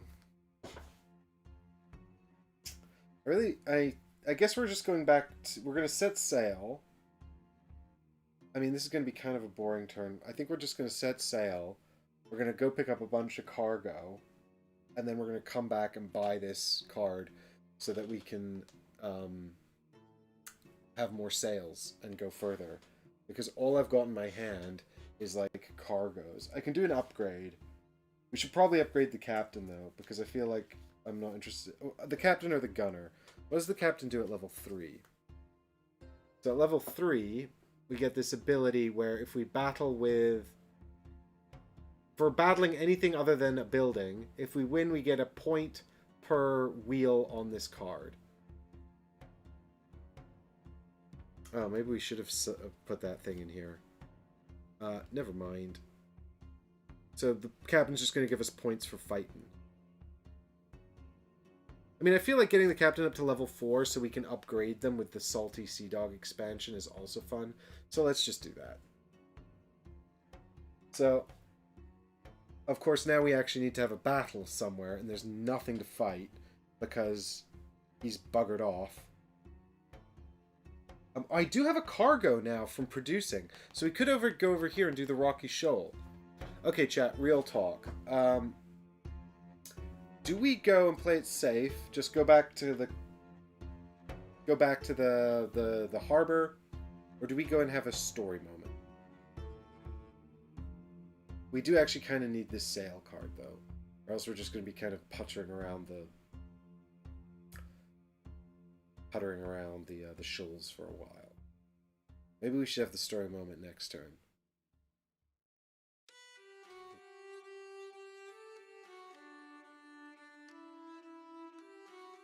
Pirates never play it safe. No risk, no fun. Alright.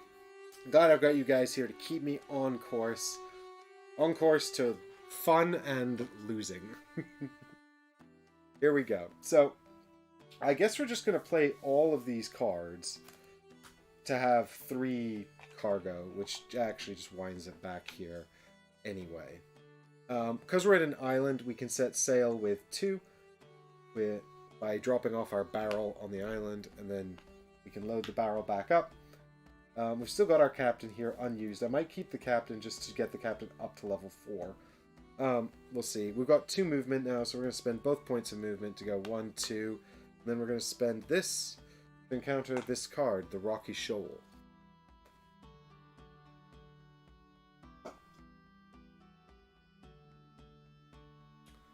A washed-up dinghy. You come across a dinghy crashed into the rocks above high tide as if it had been thrown there by a great wave. It seems to have been there for years. Read Storybook 1.17, then eliminate this card. That makes me think I might have done it wrong with the other card, because that didn't actually tell me to eliminate it, did it? But what happens if you don't... What did it say? Thundercloud.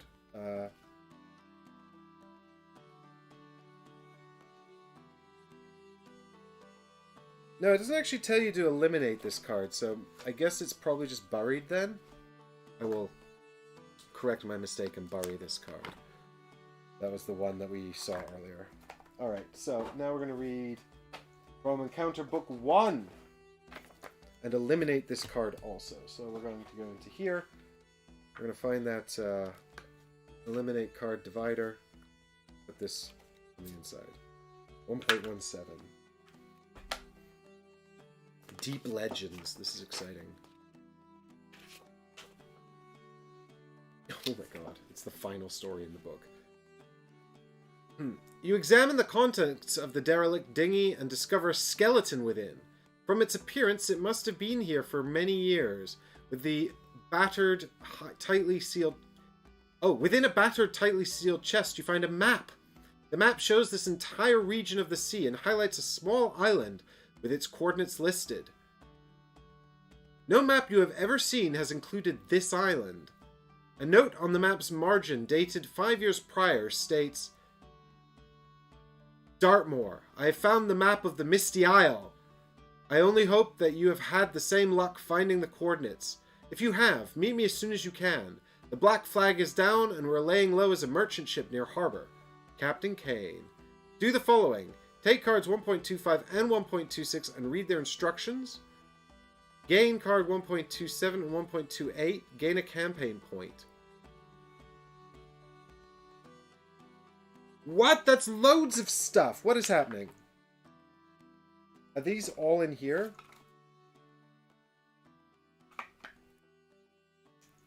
Yeah. Yeah.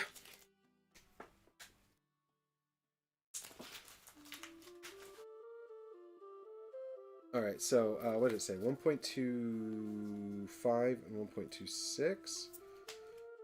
Oh, these are just story cards or something. Woo.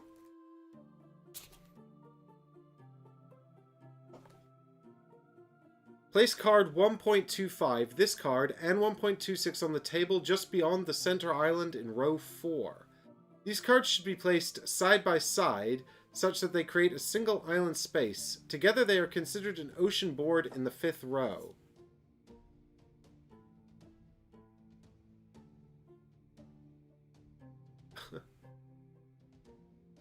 It is adjacent to the center ocean board. I don't have space for this on my table.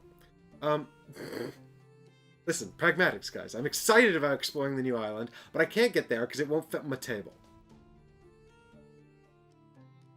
Only a player with the island coordinate saga item may move here. If you have the old Captain Kane's map saga item, then when you stop at this island you may read book 1.8. But beware, this island holds a dark curse. At the start of future game, if this island still exists, it starts in play and starts explored. Alright, so the island is here, which you guys can't see. So I'm just going to have to sort of pop it down here like this, I guess, for now. Buildings may not be built on this island. It does have points on it. It's actually well, it's 3 points, but, you know, you can score it here, and it does produce stuff.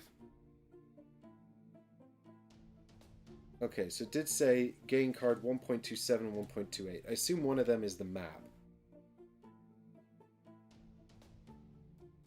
Yeah, the island coordinates. So this is a saga item. I just keep this, and then this allows me... And I keep this even between games. So even if I don't get there this game, I'll still have the saga item. I can also sell it, but I don't know why I do that. And then the chest from the old dinghy is an advancement that I've got here.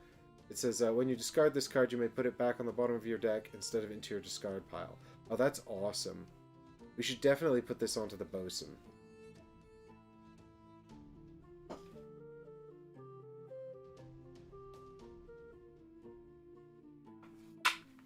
Okie dokie. So, nice work there. I guess we're not going to go there, though, right? I mean, Dark Curse, that doesn't sound helpful at all. Let's definitely not go there, right? You guys don't even... You're not even interested in the Dark Cursed. You can't lose. There's no doors at sea. You don't know, Difter. You don't know what's out there. You can't say for sure. Alright, I guess I'll just keep this over here in the treasure chest. And right, I think that's the end of my turn, isn't it? Because I've used everything. So we haven't played the bosun this round, so we'll just hang on to the advancement for now. Discard these. Draw 4 new cards, one of which will be the bosun. Nope, I guess I'd already played the bosun. That's annoying. Never mind. I guess we can still upgrade the captain to level 4, though. I'm not even thinking about the objectives for this game, or even, like, winning it. All I can think about is exploring these story tiles. It's so funny. I've completely gotten totally derailed. Oh, that's nice. Just a cannon and a wheel. That's good. Right. We've explored 5 islands, so there should be 5 cubes out there, and there's not. So I think this should be 3 for him. Alright, and this is going to tick up to 6. Very soon he's going to start becoming really scary and bad, and I'm going to be in trouble.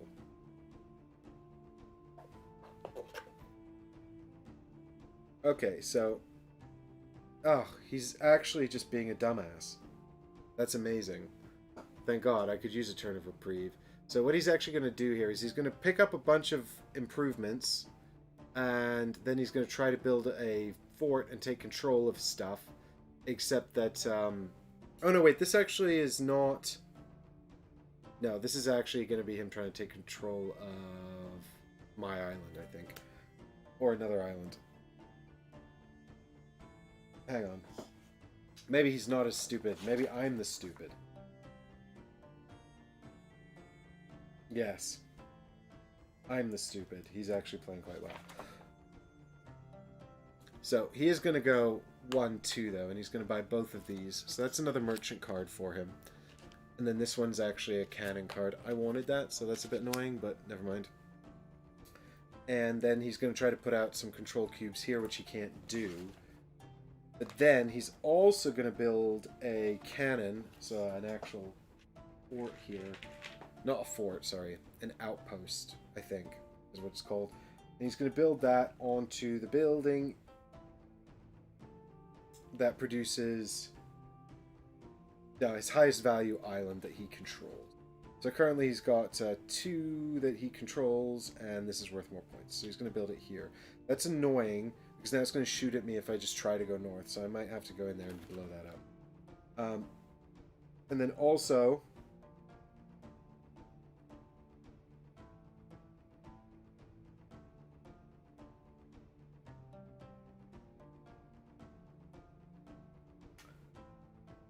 And then he's also going to try to take control of an island. Actually, I think I've been doing this a little bit wrong, because it says here it's got to be an island that has goods on it.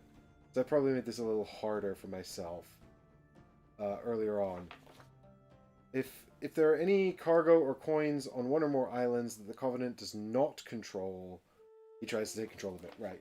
So actually, I've probably made this harder than I should have. Never mind. It's fine. Live and learn.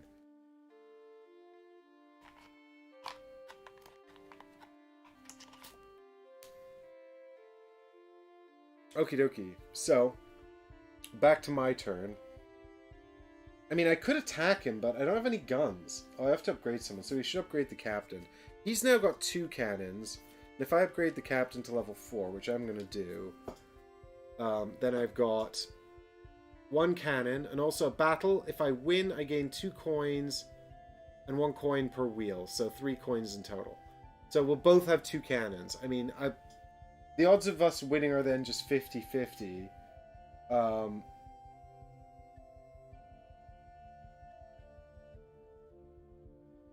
Oh, I have a gunner. I mean, upgrading the captain and the gunner at this stage is the same, though. But having upgraded the captain, it does get me closer to this. So, let's go ahead and put a cube on that, actually.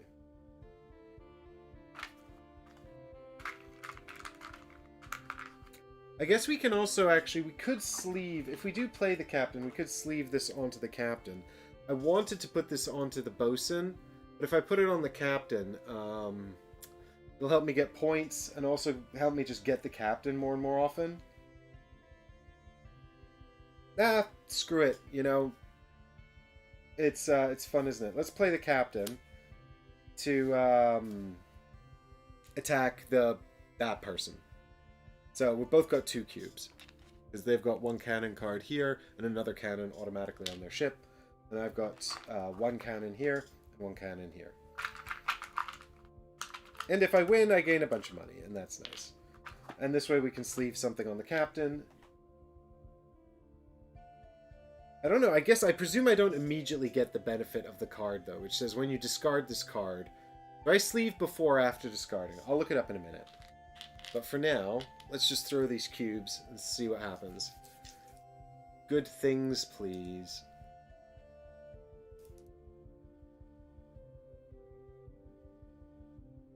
I know you're all sitting there going, attack, attack anyway.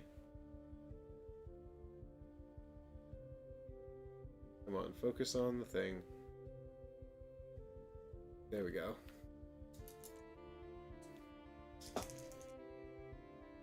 Come on! Ready, steady, sail. Let's go! Okay, here's what I'm seeing. I'm seeing 3 victories for me and just a bunch of garbage for them. So I win. I can't remember how that manifests, though. But the point is, I win. Again. Because I mean, I lost the last game, but... I just realized it actually kind of looks like we're... Come on. Nope. Nope. There we go. It kind of looks like we're broadsiding each other. Right. Determine the outcome. So if they take a damage...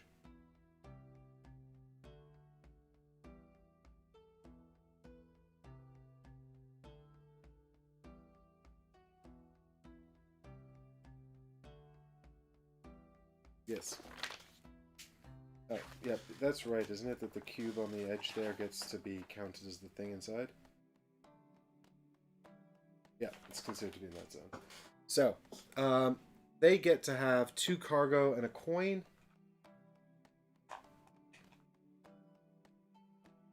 As plunder. Which is arguably maybe better. But I get to have 1 up here for winning a battle. And I get to have... Oh, they take a damage on their ship. Suck it. And also I get 3 coins for winning with my captain. So that's why that's good. Okay. So we've played the captain now. Yeah, and I'm just going to quickly check the turn structure here to see if I'm actually going to get the captain back next turn. Yes. So it actually says sleeve advances and then discard all cards in play. So, unless there's a caveat in the rules that says sleeved enhancements don't trigger on the turn that they're sleeved, which I'm not looking up, I'm going to have that. So then I guess we're just getting a bunch of cargo. We can set sail, and we can get 3 sails, so we can definitely get back to harbor, so we should do that. So we're going to play these 3, they just get us 3 cargo.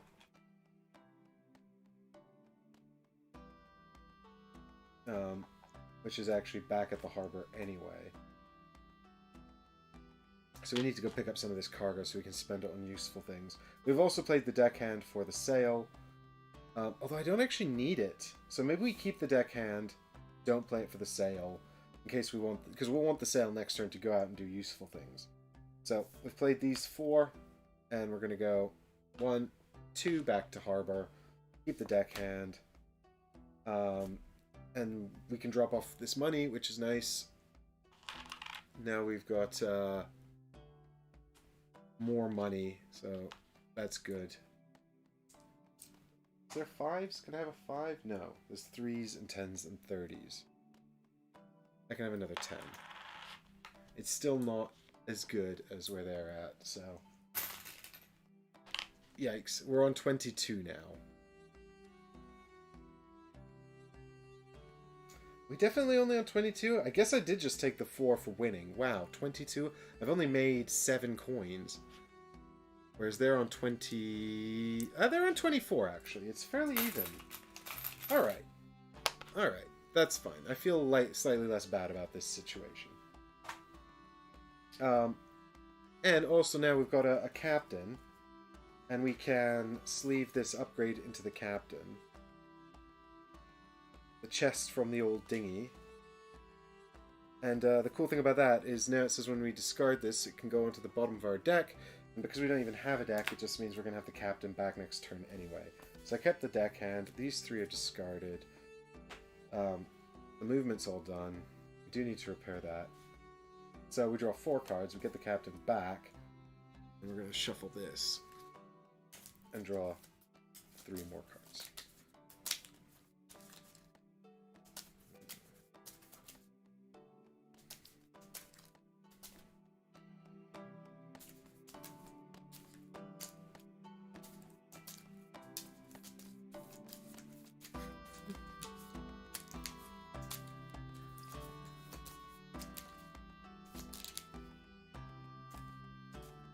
Currently sitting here thinking I really want to back this when it comes back to Kickstarter. Oh, Heggers, have I changed your mind? I say I've changed your mind. Really, all I've done is show off the content that comes in the Kickstarter.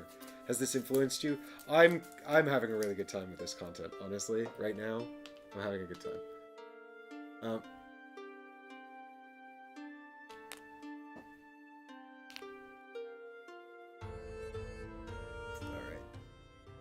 So the captain, a deckhand, a gunner, and the purser's back. That's good. We can use the purser to make some more points. We can go pick up that extra bat flag there as well.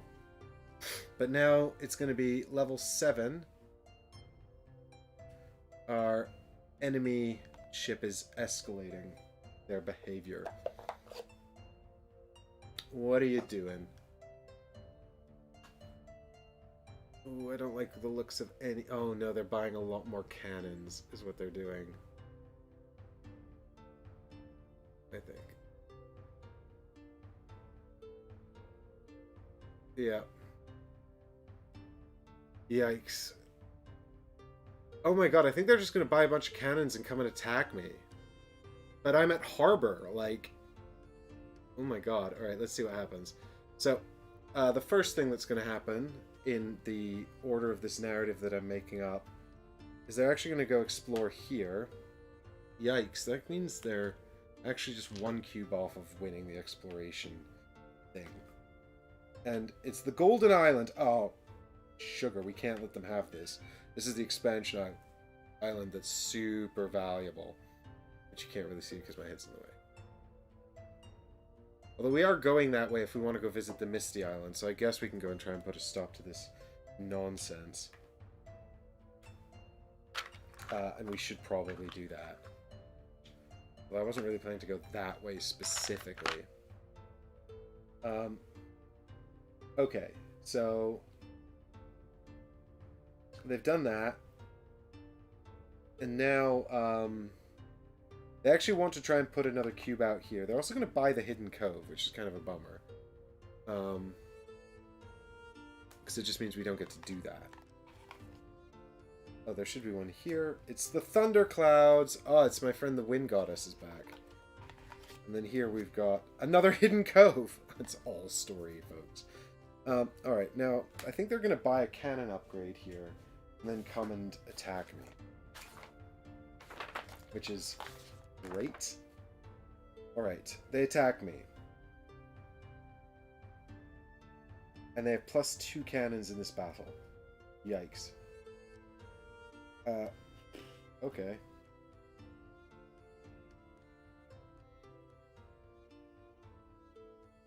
So they're gonna buy this upgrade. Pop it out here. But they're buying elite upgrades already. I'm not even close to that. This is scary. Alright, so I need to go and check out their, Are there any merchant ships on the board? There's not any merchant ships on the board, so they're definitely not... That was their card from last turn.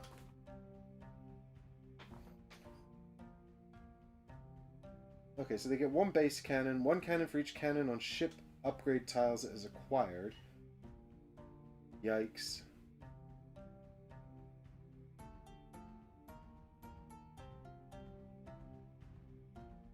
Oh, I gave them an extra cannon in the last battle. They actually only should have had one. One cannon for every 2 cannons and or battle abilities on advancements. I'm going to take away a cargo. That was their least good result. Because they shouldn't have had that. Okay. Not that it's going to make much of a difference anyway. Alright, so now they're actually going to come and battle me because there's no one else for them to fight. And they've got now 3 cannons. Because they've got 2 on this ship upgrade here. This is only 1, so it actually doesn't count yet. It needs 2 in there to get a cannon. But it's got 1 basic cannon on its ship as well. But it's got 2 bonus cannons in this battle because its little card says so. So it's going to be 5 cubes against my 1 cube. But I get 4 extra cubes because I'm in my harbor, which is a safe haven. And I could actually play my captain, and there's no reason not to. I could also actually upgrade this gunner and play this gunner, so I'm also going to do that because I haven't upgraded anyone yet. And I want to upgrade the gunners because I want to be a pirate with lots of cannons. So I play these 2, and I'll actually still get to use them on my turn as well, which is great. So it's like, aha! I had cannons in my hand. So that's so I've actually got 1, 2, 3, 7, and they've got 5. So this is going to be an absolute bloodbath. Possibly we'll both sink. But that's fun. That is fun. Sinking is also fun. Mutually assured destruction is fun. So there's 6. And here is 5. No, wait, I got 7. Sorry. 1, 2, 3, 4, 5, 6, 7. Yes. Well, it's their fault. They shouldn't have come and attacked me in the harbor. I mean, they're just excited to use their new incredibly powerful ship upgrade. With all the cannons on it. I need to get one of those. I haven't even upgraded my bosun enough to get close to that. 1, 2, 3, 4, 5. There we go. Alright. Yikes, let's see how this goes.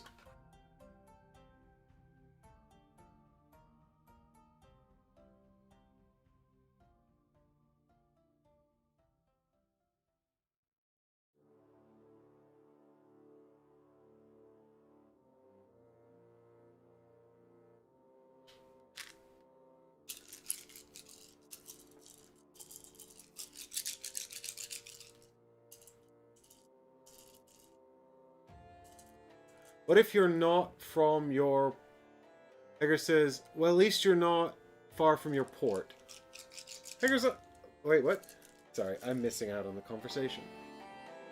Can't believe you... Damn. I don't know what you guys are talking about. Let's do this fight. Come on. So many cubes. We're gonna have to figure out what all the cubes are doing. Blam! Okay. Well, this one's on the edge, so that needs to be recast. I think I've lost this for sure, though. I mean, I have actually damaged them. I've actually also managed to get one right. Managed to move the boat. Okay, so nobody got into the big explosive one, so I'm just recasting 1 cube here. Blam. Okay, I mean, I've still lost. I've got 3 to his or her to their 6. But, hey, at least we've got lots of plunder out of it. It's a shame I didn't win, though, because I had the captain. It's alright, we can... They're going to wind up at sea. We can just go and attack them on my turn. Attack them again. Alright, so. Here's what happens now. We take it down. Well, we all get our plunder.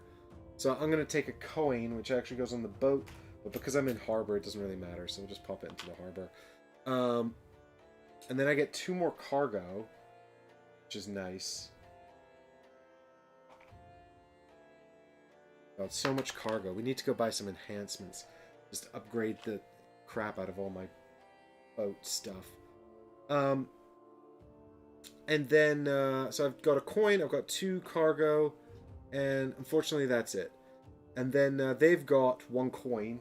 I mean, they get a choice, but they're always going to take a coin if they're the AI. And then we actually take 1 damage each. I've done a damage to them on the board here, and I take a damage for losing the fight. So now we've both got fire. 2 fire. All right. And then they end up by sailing actually back over to here to end their turn, which is actually not very nice because now they're on their island with the building. So maybe I can't go that way.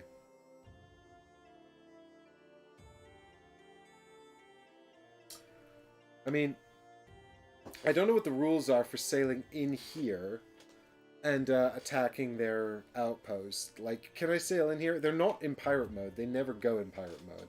So let's have a look and see what the rules for that are, because I kind of want to just go in there and demolish them, but I don't think... I think I need to upgrade my cannons first. I don't have enough cannons to actually win these fights. I only had a chance here because I was in harbor. Otherwise it would have been 3 to 5. I need more cannons. I need to go get this cannon over here and other stuff. So, well, let's have a quick look over here. I am confused by chat, Difter. I can't keep... The thing is, it's because I'm too far away from this monitor now. I need to bring this monitor closer or something. I don't know. I'll rearrange it in due course. I used to have it on the desk, but I've moved it. What is... If I go to combat with... Can you attack an outpost with an enemy ship in there if they're not in pirate mode? Basically.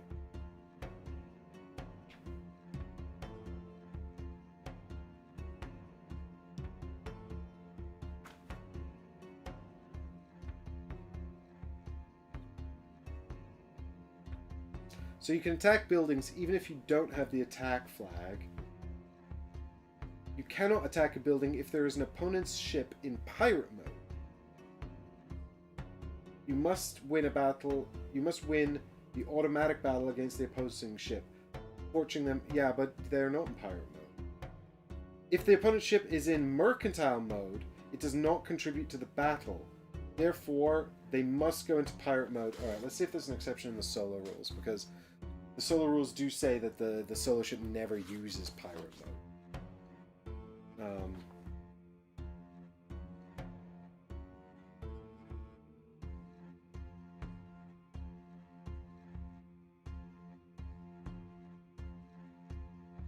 Nope, it's just as normal. So I can actually just go in there and attack his little outpost. So I think we should do that because I'm a little worried about this island, and he's obviously not interested in protecting it. I can actually also go and literally take it over, provided I win the battle against the garrison. In fact, I don't even think I need to... Do I need to win the battle against the garrison? Can I use these if he's there, though? Hang on. Can I put out influence cubes even if he's there defending? I don't know.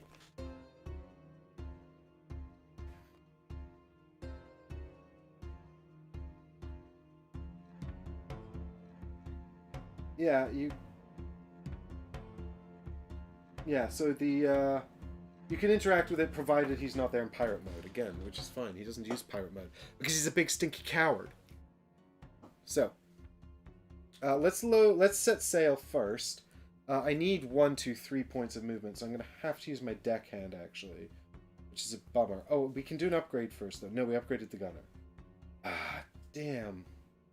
We're not going to be able to get there this turn and take over his island. That's such a shame.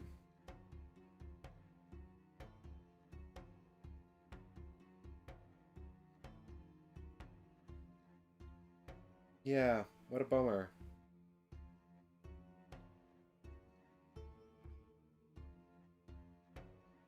Because we don't have enough influence. I need more sails. I need to upgrade my ship. My ship is still bad.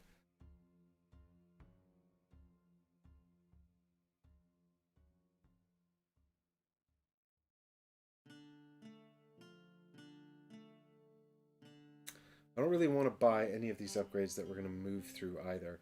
I'll buy one of them. I'm going to take a bunch of cargo anyway, so I'm going to spend some of it, and it's just useful to have cargo.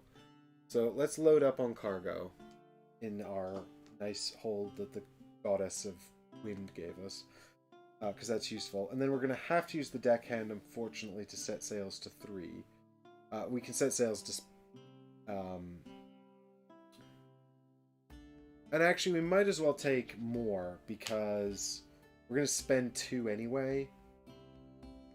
But I don't really want to get massively slowed down either, so we're going to spend 2. We want to leave 1 behind. So we're taking 6 cargo, which I think is a pretty good amount. And then we can go, and we can go 1, 2, 3. So we'll stop off here and buy this upgrade, because I think it's, or advancement rather, because I think it's kind of neat.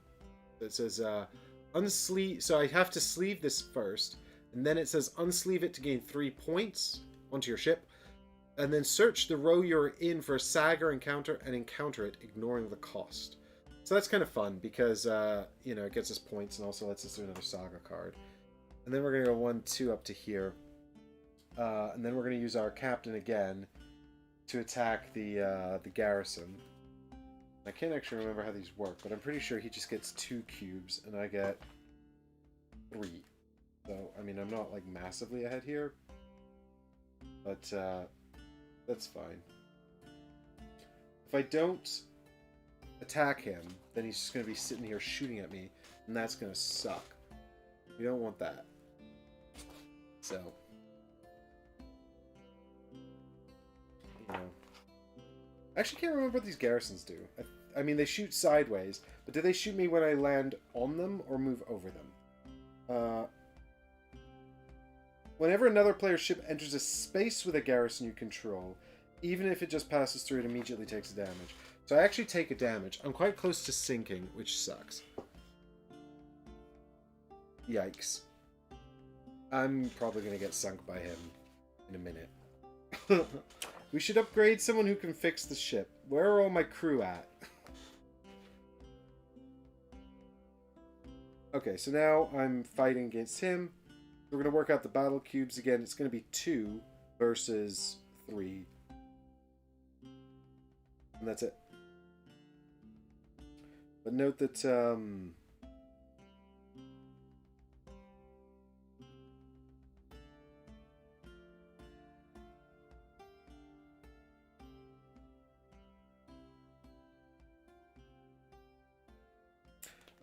so actually when we attack the garrison, yeah, they don't get to neither player gets any plunder.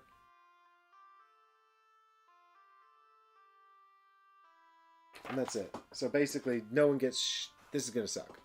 But if I don't even get my captain bonus. I'd be better off attacking him, but then he's going to have 4 shots to my 3. And also the garrison is still going to be there, which I hate. So let's just do it and find out what happens. Oh, I don't like this though, actually. I don't think these odds are... I don't like these odds, basically, is what I'm saying. But I think in the event of a tie, doesn't the attacker win? I'm pretty sure the attacker wins in the event of a tie. I feel like this game favors the aggressors, so you know, at least I've got that going for me.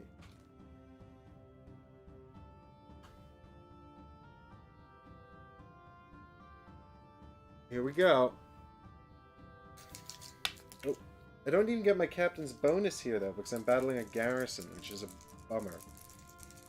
But once we've destroyed the garrison, we can at least go and visit the hidden cove, and maybe that will be full of treasure and help us. Oh, well, these are both stock, so we'll have to re-roll them. Alright, well, that means it's a tie. So, who wins ties? Pretty sure it's me, but I'll check anyway.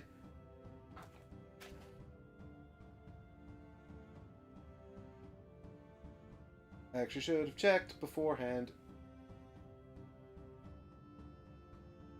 Because This could...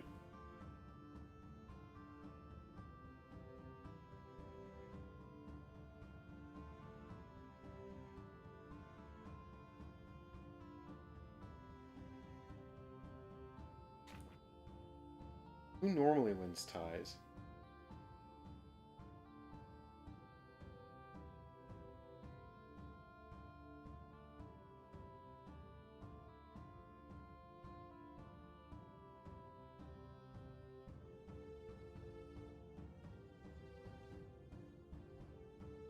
Yeah, the active player wins ties. Okay, so the player's turn it is. It is my turn.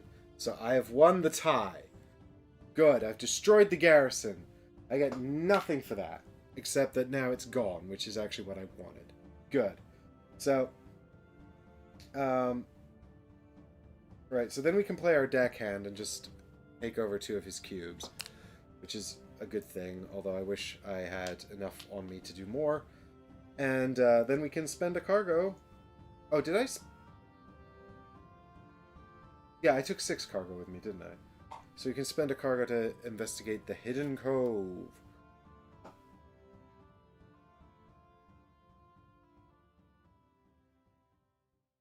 Alright, here we go. Old beached ship.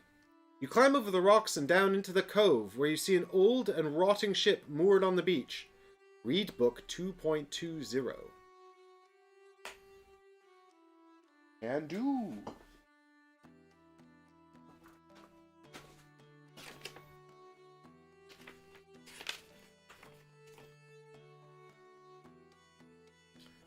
Eagerly you explore the wreckage of the old ship. It seems to have lain undisturbed for years, and little of value has survived. However, the entire time an eerie feeling haunts you, as if you were not alone.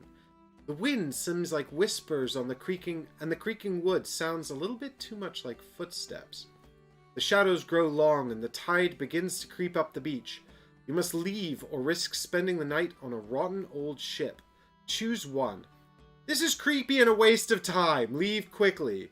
Level up a card in your hand or in play, and then bury the encounter card. Alternatively, something about this ship makes you want to learn more. Stay the night.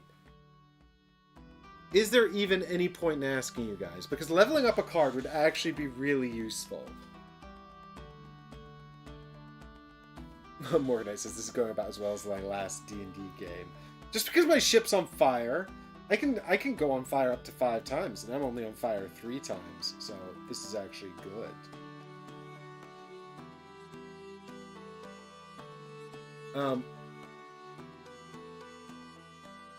So let me know in chat whether you think I should stay the night on the ship or not.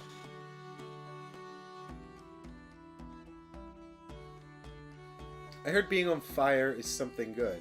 Exactly, Dipter. We've heard that before, right? They're on fire!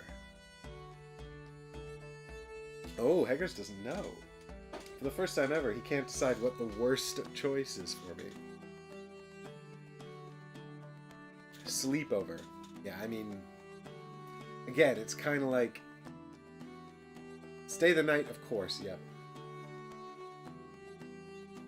Of course it is! Of course it is! Alright. I mean, I knew you would pick that, so... Alright.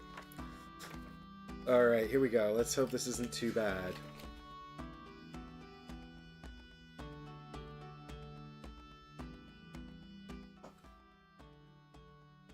Night sets in, and further searching remained fruitless. Exhausted and discouraged, you settle in for a fitful sleep in the moldy remains of what was once the captain's quarters. At least there, the wind isn't quite so cold. The moon emerges from the clouds late that night, but as midnight arrives, a transformation takes place. You are awakened by the creaking and groaning of wood as the decrepit wreck becomes a magnificent seaworthy ship. Across its stem, you can make out the name Midnight Wind. What? Do the following. Eliminate the old beached ship encounter card.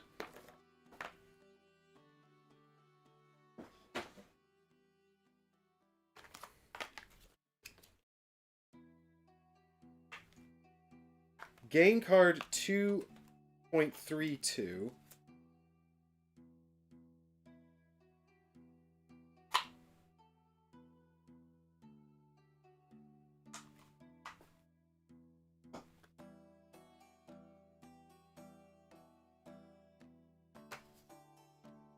For the rest of this game only, gain the Midnight Wind cards and token as an additional ship at your current ocean board, and gain the advancement below. You may use the Midnight Wind in addition to your regular ship this turn.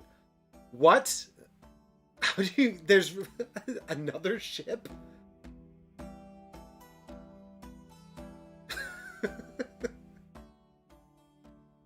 Okay, I don't know the rules for having two ships. Bear with me here, folks. Take card 2.33 and 2.34.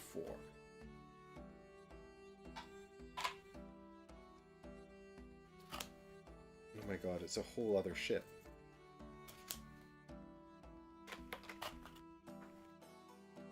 Open box 2.1. Inside is a ship token representing the Midnight Wind. Oh my god, and another miniature? Oh my god, I didn't actually expect there to be miniatures in here. Well, I found another boat. Now I have two boats.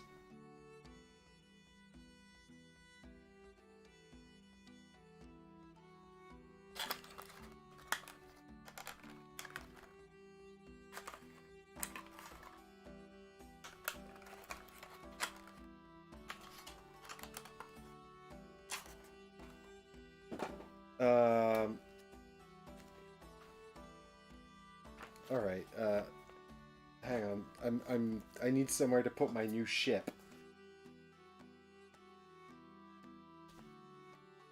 I've run out of space. Right,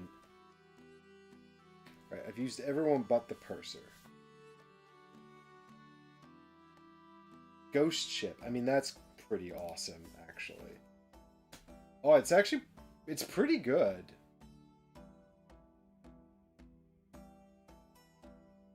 Because that's just an extra sail that it has. Always got, despite being loaded up with cargo. Alright, how does one... Gain the advancement below. You may use the Midnight Wind in addition to your regular ship this turn. How does one use another ship? This has got to be somewhere in the rules. It's here. New rules, additional ships. It is possible to discover and acquire one or more additional ships. If you gain an additional ship, it will be represented by a new token on the board. It will have a card that represents its shipboard and will have an advancement that gets sleeved into your deck.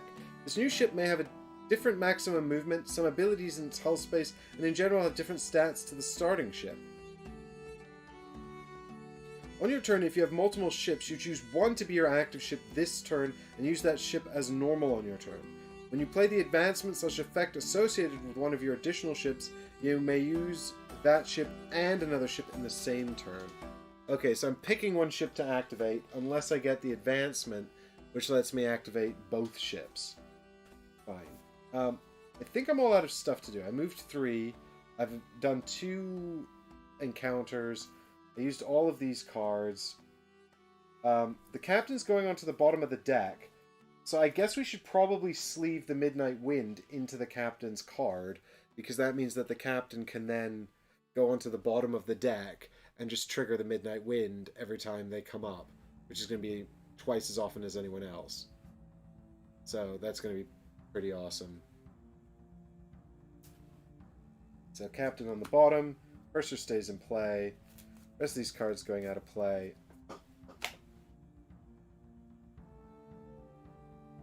One, two, three, 4.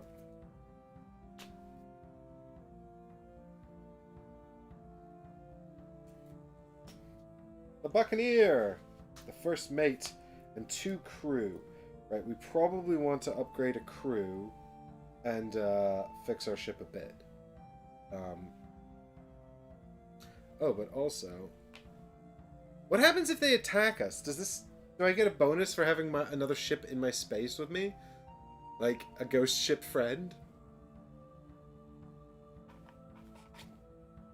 And it's the Siren Shoal. What does this mean? It's got a exclamation mark on it. Hang on, I have to do a rules check here. This... Don't know what this means.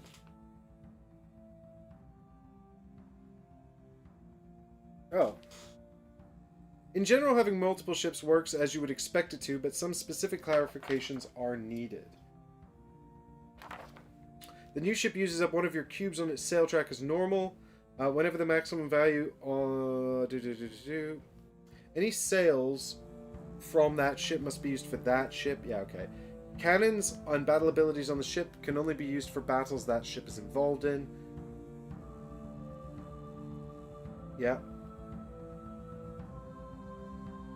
If two or more of your ships are in the same space, they may contribute their cannons and battle abilities to battles you fight there, and any cargo gained may be put on any ship. Damage may be assigned to any ship, and however, all damage must be assigned to one ship and cannot be split. You may only put one of your ships in pirate mode at the end of your turn, and it may be a ship that was not active at the start of your turn. If a card puts cargo onto your ship, you may put it on any of your ship. If your alternate ship sinks, unless it says otherwise on the card, it is removed from the game and you lose everything. However, you don't lose the penalty of 5 coins for your extra ship being sunk. However, the player that sunk it gets the 5 coins from the bank, or all the money on the ship, whichever is greater, and it counts as having sunk a ship for the objective. You can repair your ship as normal. Okay, cool. So, actually, what I should do, really, is put my ship into pirate mode. Specifically the ghost ship into pirate mode, so that it can protect my island here from Yellow, in case Yellow wants to try and take this back. I just did all that work. I don't want to lose it. Okay, so then what does this exclamation mark mean? Is that in here? Nope, that must be a rule that was added in the first saga book.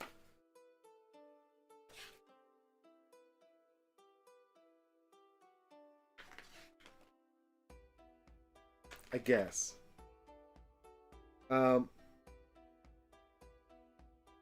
Fortune encounters.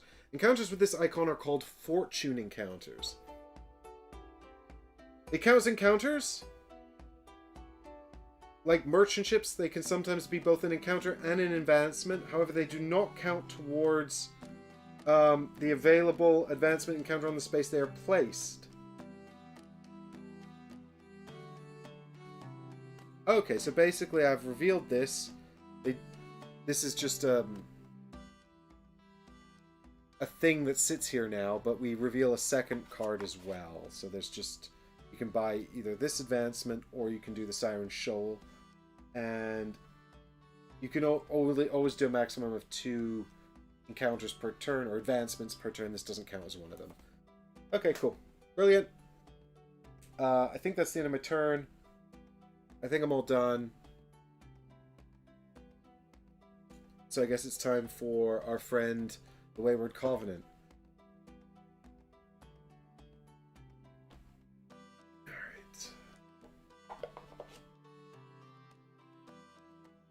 Aha!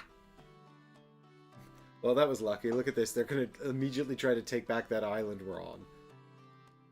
That's literally the island that we're on, right? We're all here now. They want to put 3 cubes out here. They're also buying the advancement. It won't matter for this round, so they'll buy this. I presume they don't get rid of that. So that goes into their merchant area. And, wait, it doesn't have... Oh, it has a battle ability. Okay, so this actually becomes an additional cannon for them. So, given that, let us just check the order of operations here. Because they might have an extra cannon in the battle we're about to fight. I presume we're going to fight a battle because they want to get into my island. And my ghost ship's now protecting it. I mean, it's not really going to help that much. I've still only got 2 cannons against their 4, but at least I'm unlikely to sink because I've got an extra ship helping me. Okay, so the order of operations is thus. Claim advancements, then place influence cubes. So they're going to claim the advancement first. So they do get an extra cannon for this fight, for the purpose of this fight. Boo! Nobody likes you, Wayward Covenant. Go away. Okay, and now they're going to attempt to place the influence cubes.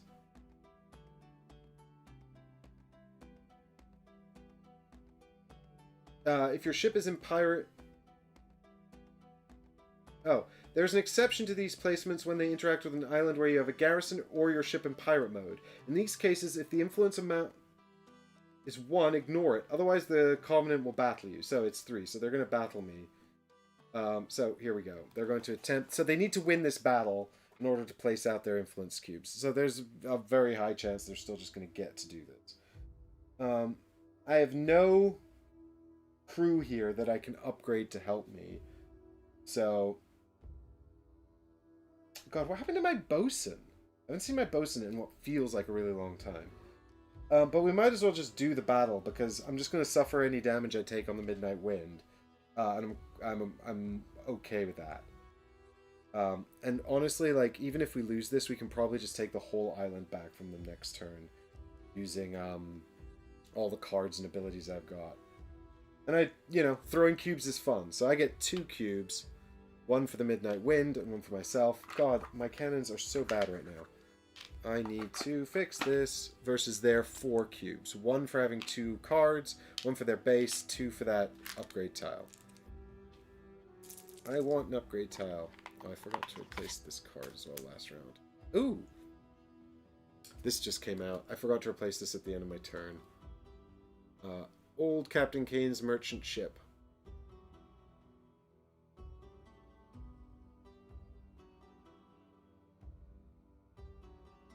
Maybe we should go and attack that. I don't know. But in the meantime, first off, we've got a battle to do.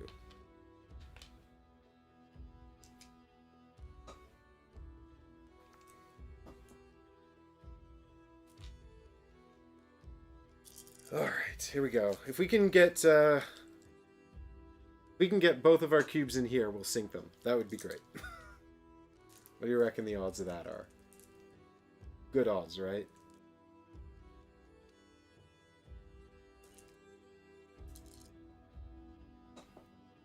Blam! Oh dear. I don't like that roll at all. Well, fine. So we lose and we actually suffer 3 damage. Yikes. So 3 damage onto the Midnight Wind already. Poor Midnight Wind.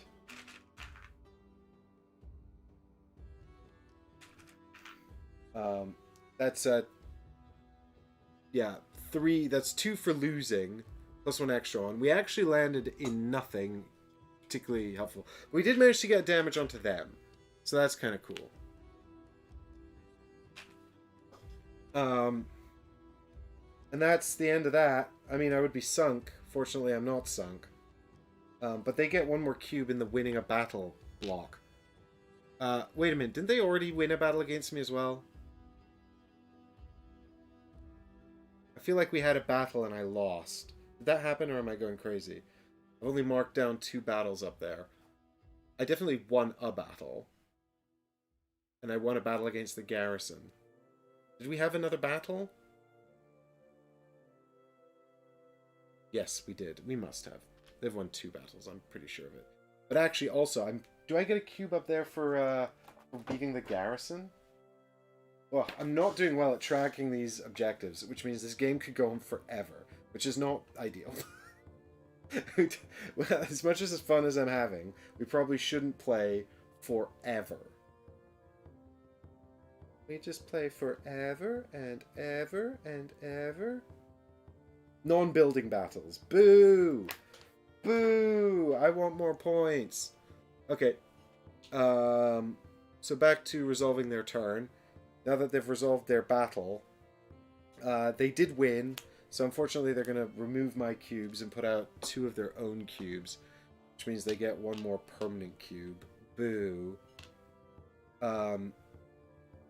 And they bought the advancement already from this area, so that's fine. So yes, I've resolved all of that. Right, so then this happens, but actually that doesn't trigger because I was playing it wrong earlier. At the end of their turn, place 2 coins on the highest value island. Oh, then they're going to build an outpost.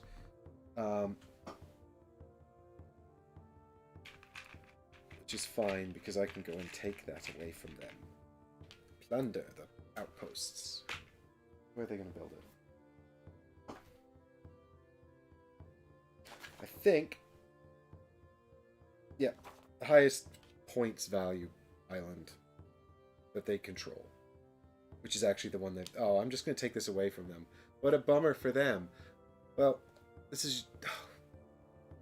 there we go. This is your fault, idiots, for building on the island where both my ships are. And now they're going to put 2 money onto this island as well. I presume with the idea of collecting this next turn. But I'm just going to take it from them. Ha! Fools! You fools! Also, someone should go and take control of the Golden Island, because it's really valuable. So actually not too bad a turn, I guess, even though I lost the battle. Right, back to my turn. Pirate mode disabled. Okay. So actually, I choose one of the ships to activate this turn.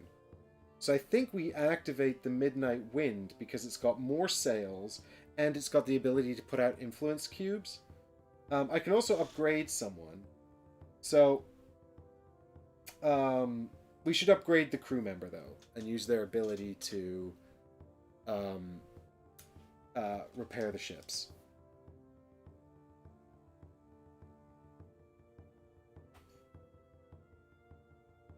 So, can they repair outside of the harbor? If I control this island... I'm sorry, I'm in the wrong view. If I control this island, does this count as being in the harbor, or whatever that symbol means? Harbor.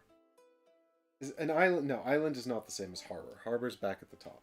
So really the Midnight Wind kind of wants to wind up back at harbor here. But it's only got 3 movement. 1, 2, 3. It can get back to there.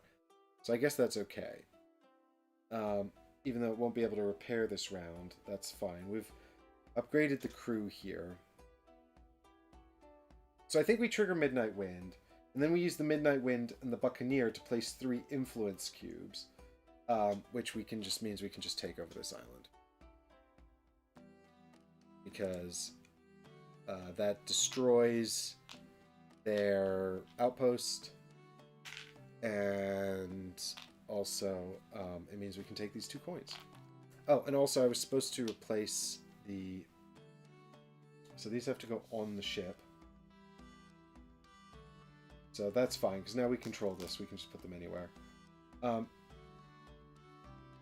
And so we've played the Buccaneer.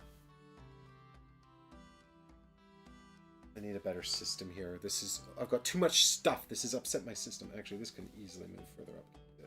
An idiot. Okay. Fine.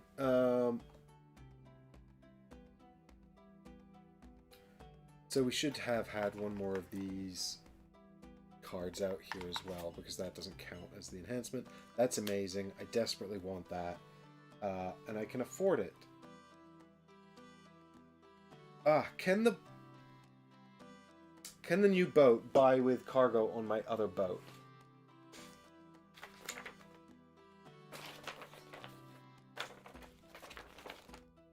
Oh, if they're in the same spot, we can just move things around. Fine. So we'll take the cargo off of here.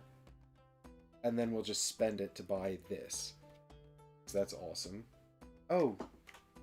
I should have sleeved this advancement last turn.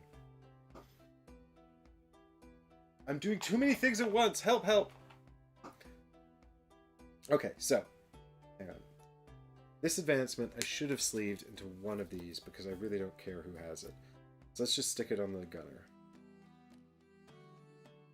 It's going to go away anyway. Okay. And then, so we transported the cargo onto the Midnight Wind, and then we bought the advancement here. Now we've got one cargo left. We could do the Siren Shoal. I don't really see any reason why not to do the Siren Shoal. Other than, of course, that we're on fire and we could sink, and that would suck. But, as you've all clearly enunciated, what is life without a little risk? See, there's chat telling me that I'm unlucky and I'll probably die. Well, I'll prove you wrong with this incredible exploration action that's definitely not going to backfire. So this doesn't count as one of my 3. So I've actually only used 1 of my 2, which means I could also do the Thunderclouds. But for now, here's the cargo. We've spent it. We're doing the Siren Shoal. I'm sure this is going to work out well. It looks like it'll work out well.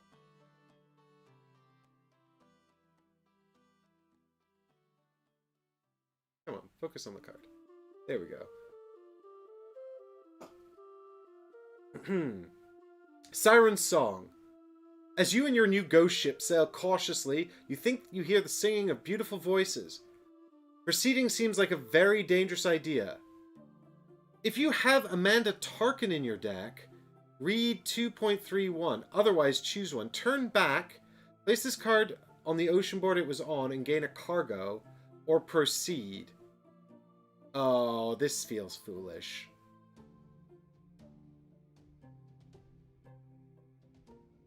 Yeah, I think that was worth paying to look at. I definitely don't think we should proceed. What do you think, chat? You let me know. I'm going to take a real quick comfort break. And when I come back, I'm going to have a look at the chat.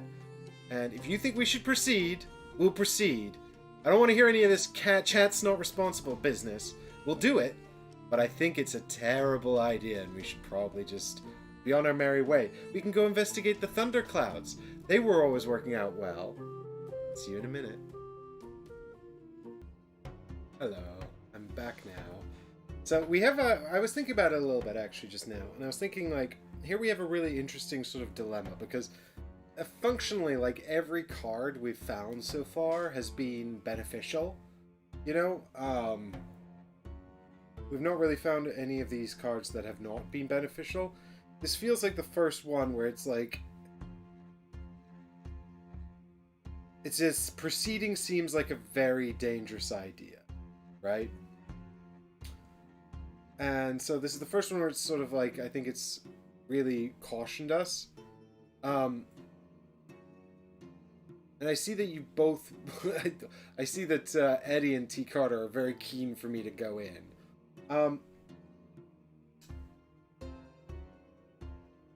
If I seem reticent, it's because this is potentially catastrophic. Like, we're gonna get, the thing is, we're gonna get the captain back next turn, and the captain's gonna give us the ability to activate both boats. Like, that's huge. And I really don't want to lose that. I don't know how bad is. I also think that if all the cards, all the saga cards, are all beneficial, obviously that's not super fun. Or rather, it becomes predictable. It's a question of just how benefit. T. Carter says, I said don't proceed. You said send the ghosts in. Does that not mean send them in? Send in the ghosts! But, the thing is, unless you can send the ghosts in, they are already dead. Yes, I understand the logic. Unfortunately, it's a ghost ship being crewed by my actual living crew. And it's also on fire. Don't ask about the physics of a flaming ghost ship. We don't really fully understand them. We just know that it is a thing. Also, as a complete aside, I cannot tell you how much WD-40 I've used on this chair, and listen to it. Absolute outrage. So I think we shouldn't proceed. I would love to proceed, but I think that it will sink the ghost ship, and I actually think that that's going to be a huge problem, because I feel a little bit like we're on the back foot, and the enemy's about to escalate to the next level. And on the one hand, I don't like that the sensible decision is not the fun decision. On the other hand, I think this is a sort of a...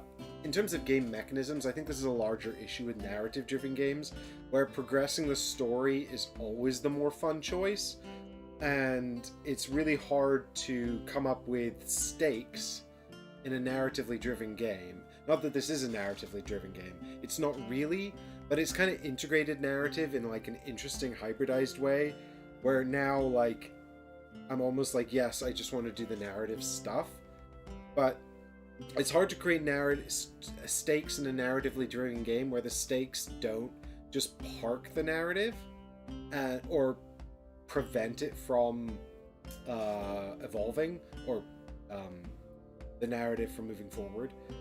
But you know, I think that that's something that you know, that if you can solve that problem, the problem of narrative, how to give a narratively driven game stakes without just stopping the narrative or forcing players to repeat parts of the narrative, then you'd solve like a game design problem that's just been around forever. The ship's cat doesn't like being on fire. Thanks, Carter. I think in the interests of not just sinking and losing this mission, we probably have to give the Siren Song a pass. I'm sorry, folks, if you're super disappointed. Don't worry. We will see this card again. It is here now, at least for this game, and also potentially for the foreseeable. In the meantime, I think it's time for... I think we should use the purser to produce on the island that we're on. It's just a coin and a cargo, but it's still something. And we can pop that into our ship. And then we can set sail, which is 3. And then we can actually return to harbor.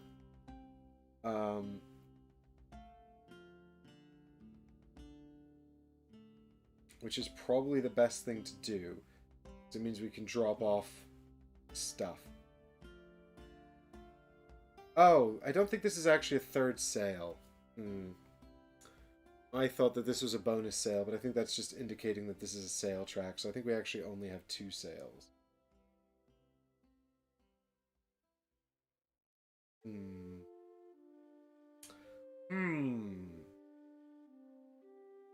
Which means we can't get all the way home. So maybe we should go do an explore, just in the interest of actually getting a bit further, a bit more stuff found on the board. So... we'll go to... we can activate all of our stuff next turn as well. Although actually the cargo's pretty full. So let's trade back some stuff to our other ship. So that next turn we can at least try to get home. We've only got 1 sail. If we go exploring, then we can't... we can't get here and then also get home next turn without running out of sails. So I think maybe we just go back there and hang tight. Not the most exciting thing in the world, but we need to repair the ship. And also our ship. Both ships need to be repaired. Yeah, and then I guess we just play the first mate in order to gain 1 more cargo, and I think that's it. I think it's not a very exciting turn in the end, actually. I was kind of hoping to go over here and do this, but that just gets us so off course. I want to attack this guy as well, but I don't have... I have 1 cannon. It's just not enough cannons. I need my gunners back. Okay, so with this in mind, that's the end of that.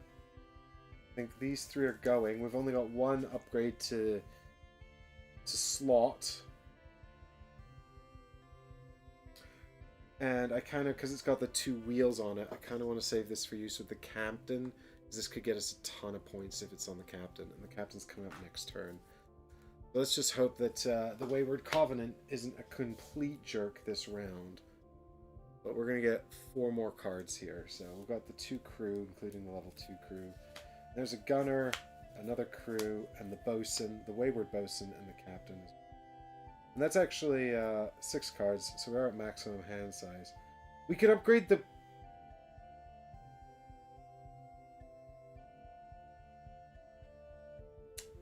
we could upgrade the bosun and get a ship's upgrade at long last.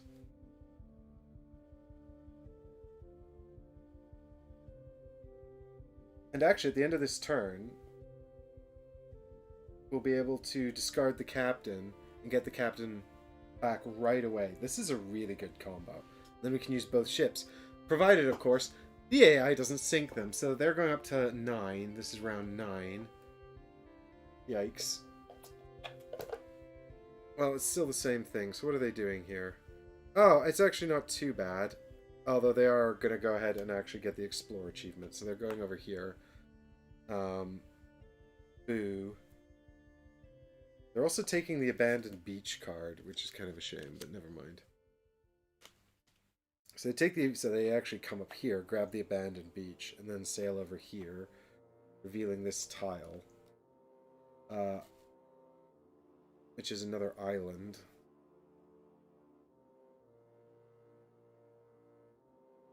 Come on. There we go. Oh, it's got a cannon on it. I want that. And they're going to pop out 3 cubes there. I can't keep up with this rate of power. And that lets them take control of it. And they're also buying this. So I guess I never had a chance. And then they're looking for stuff on islands, but there isn't any. Now they're building a fort, which is going to be at the most valuable island they control. So they actually currently only control the spire and the one they just captured, which is more valuable. So I guess they're building a fort there. And then they're going to put out one of the fires on their ship, which is kind of just rude because I was trying to sink them. But still, not the end of the world. But next turn they're escalating again. So it looks like we're going to have to really work to keep up. The good news is this turn we've got the captain card, which lets us use the Mighty Wind and our own ship, Midnight Wind, the Midnight Wind, as well as our own ship. Oh yeah, sorry, they also got their 5th cube out here, which means we will never be able to get the Explore bonus. And they've now achieved one of the endgame conditions. Boo.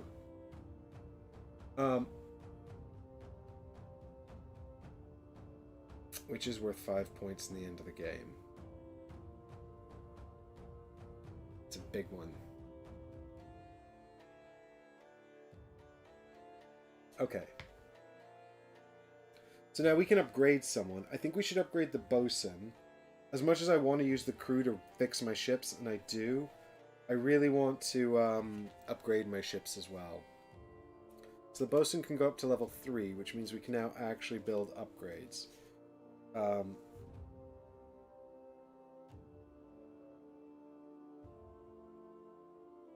We can also have a advancement from somewhere, and if we sink this into the bosun... Actually, I was planning to put that into the captain. But now I'm thinking maybe if I put this in the bosun, I'll be able to just grab like random advancements, which could be really useful. Plus, you know, an extra cannon goes a long way, just in general. So, what we've got here this turn is just kind of a lot of sort of stuff, sort of general cargo effects. We have got the captain, which does let us do a fight, but now that there's a fort over here where the yellow player is, I really don't think that that's a good idea, like, at all.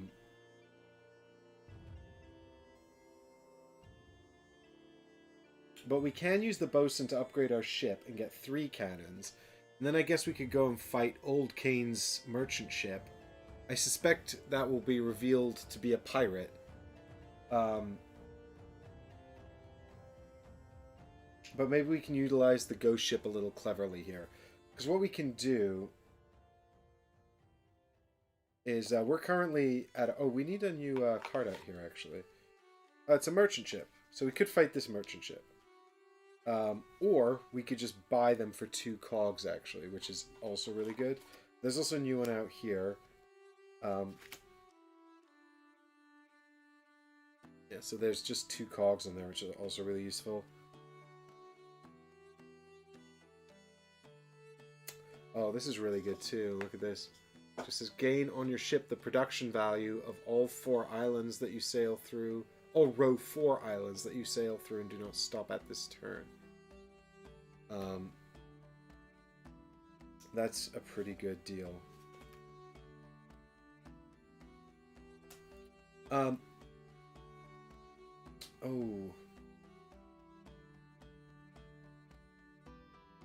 Yeah, unfortunately I can't actually slot this into either of my cards that use wheels, so...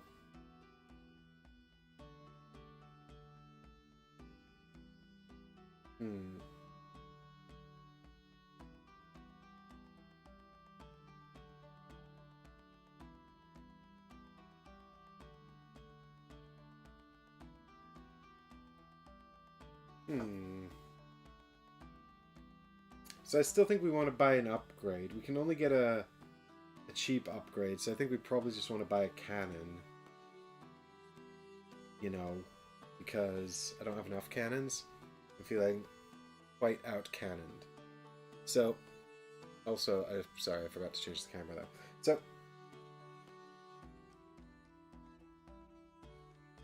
if we play the bosun, we get to have 1 advancement, and that's costs 3. So we can just spend 3 cargo from our harbor for that. And it doesn't actually say, interestingly, it doesn't say here that you need to be in the harbor for this. So I guess they're just fixing up the cannon while we're at sea. But let's buy this cannon in here. And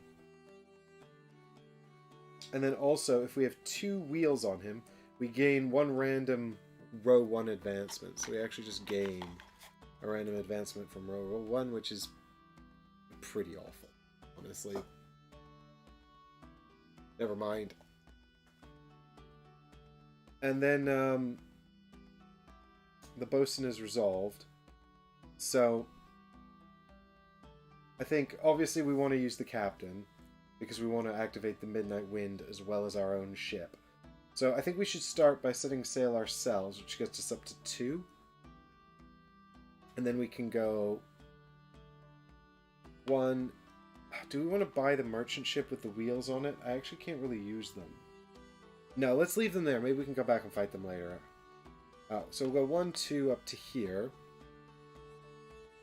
And then we're out of movement. But what we can do is take the 2 coins off of the Midnight Wind, and then the Midnight Wind can set sail for 2, and it can use its movement to go 1, and then we can actually swap back everything. So we'll send all of this stuff back onto the Midnight Wind. It can hold 7, so that's fine. And then what it'll do is it'll use its first point of movement to go into port here and drop everything off. And this is the plan. It's exciting. Let's see why this is exciting. Because now it can use its last point of movement to come back. And then we can fight with this ship here. Actually, before it does, though, let's use this crew member here to gain 2 cargo, and then immediately spend them to fix one of the flames on the Midnight Wind. Just in case we need it to take some more damage in the forthcoming battle. So if it comes back, that crew is done now. We've still got the captain, who's got an effect. And so we can use both ships, of course, because we have the captain card, who's captaining both of the ships in the fleet. The rest of these are basically useless. I'll probably keep the gunner, because I could upgrade it at the end of this turn. I'd also quite like to upgrade the crew for more repairs, but I don't need them both. The thing is, I do have a hand size of 7 thanks to the twins, so it doesn't matter too much. Anyway, let's attack the merchant ship. Let's see what happens. We've got, by the way, 1, 2, 3, 4 cannons. It's not really good number of cannons.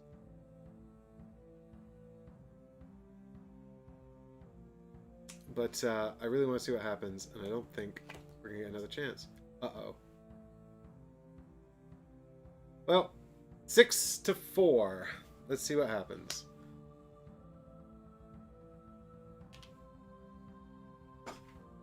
You never know, I might get lucky.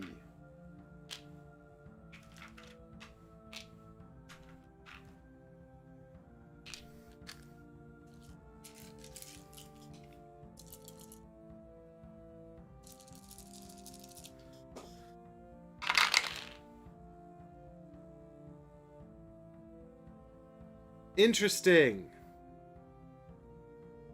Mostly nothing has happened. This needs to be recast, which is a real bummer, because this is currently a tie. Nobody's got any victory points, which means I win. And if I lose, I'm gonna sink. So that sucks. So here we go. Come on, please drop into any of the plunder spots, please. Oh! All right, so nobody's scored any victory points, which means it's a tie, which means I win. So what have we got here? We've got a cargo, a coin. We should take a coin. And then we've also got a cargo and a coin. So we get 2 cargoes and a coin.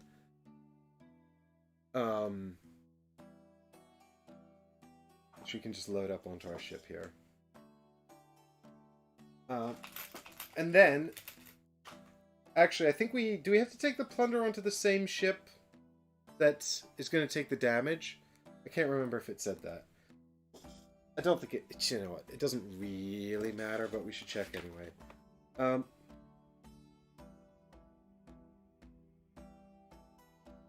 Damage can be assigned to any ship, but it all has to be assigned to one ship.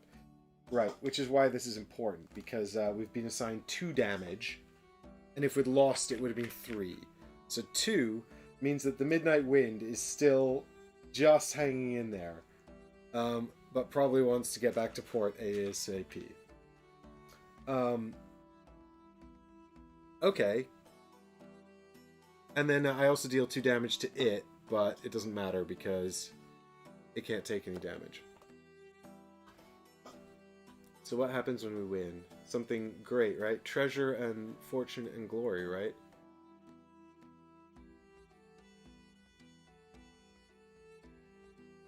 Gain 4 coins and read book 1.1, then eliminate this card.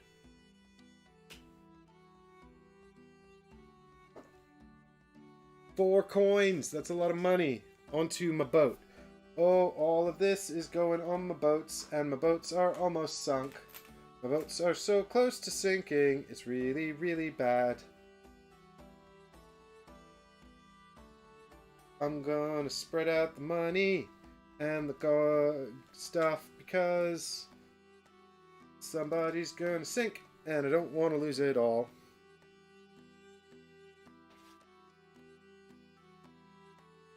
Right.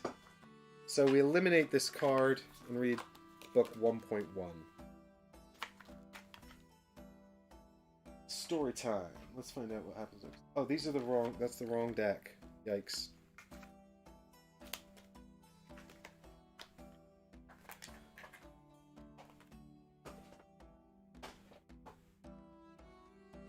Right, I feel like I'm winning all of my combats in this one, like scraping by on technicalities. I'd really like more cannons. I usually have more cannons. I don't know what's happening. I don't know what's happened to me. I'm usually got more cannons than this, I swear.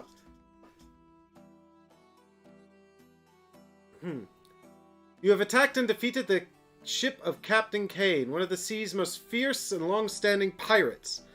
Kane had disappeared for years, allegedly, in search of lost treasure, but his return placed him directly in your path. Kane has fallen in battle, and upon his body you find a map depicting an island alongside disturbing names and symbols. Where this island might be found, however, is unclear. Gain cards 1.19 and 1.20. Gain 2 campaign points. I think I know where it is. It's the Misty Island. I'm going there anyway.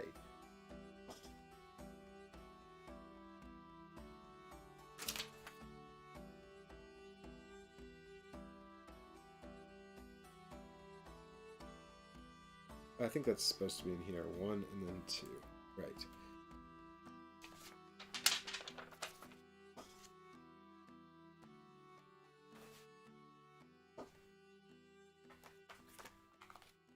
One 9 and 112. 20, 1 9 and 120.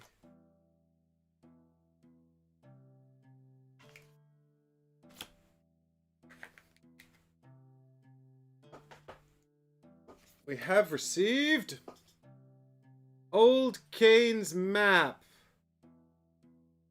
The map is useless if you have not yet discovered the Misty Island. Oh, but I have! What are the odds of that? This is a saga item. Keep it for all future games. And also this. Battle. Re-drop up to 1 cube of each color. Oh, cool. Old Captain Kane's saber. Right, I have so many things now. That was worth it. Alright, the end of my turn, I guess. Am I going to use one of these crew? There's no point, really. But there's also doesn't seem like any point in keeping them. Oh, if you win a battle, gain 2 points. I gain also 3 points for winning with my captain in play. There we go. I should give this to the captain. Captain Kane's saber. It just feels appropriate.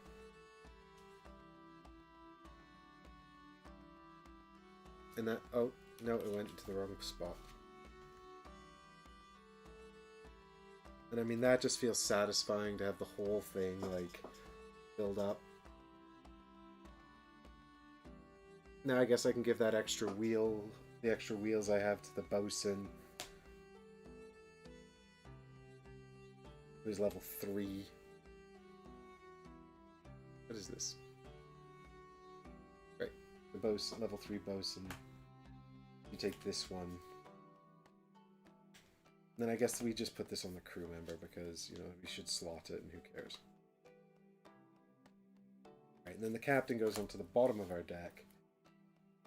And these ones go in the discard. And then one more out here. Ooh, I like that one. One more here. Oh, I also like that one, but I can't do anything with it now. This one's just have an extra victory in battle, which is always nice.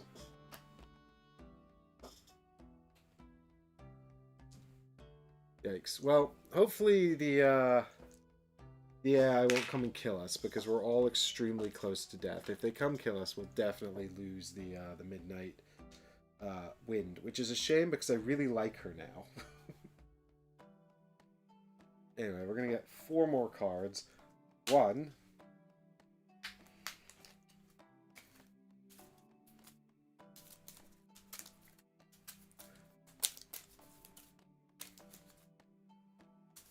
I could upgrade the gunner, I guess, as well, if I have to, but I really kind of need to upgrade these crews so I can start fixing my poor flaming ships.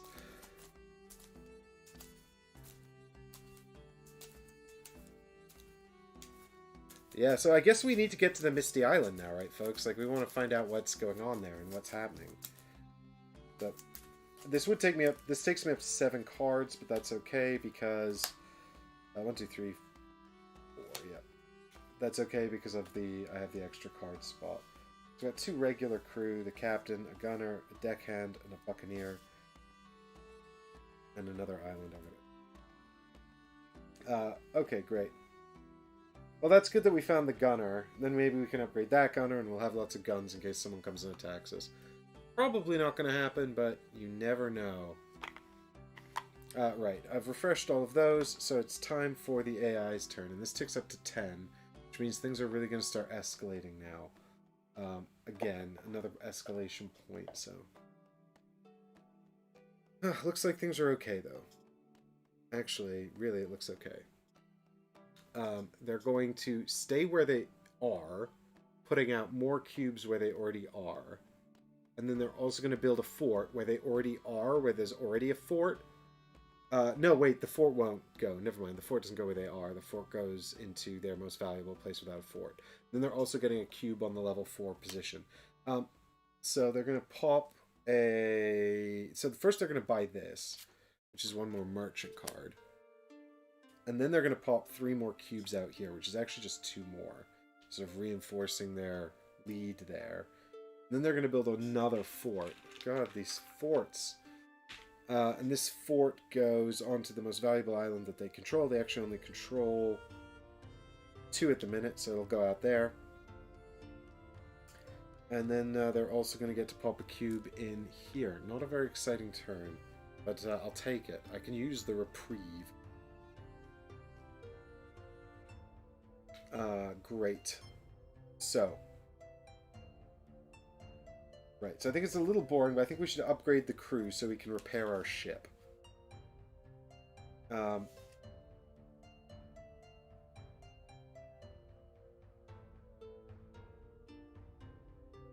Now, the sad thing is that we're not gonna get... I don't know what we can sort of usefully do with all of our...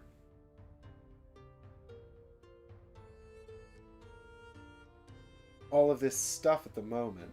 I mean, we definitely want to keep the crew and the gunner in hand because they're kind of useless to play right now, so we'd just be putting them back into circulation pointlessly. Actually, we should really keep all 3 of these because we don't really have anything useful to do with any of these right now. Oh, drop the Buccaneer.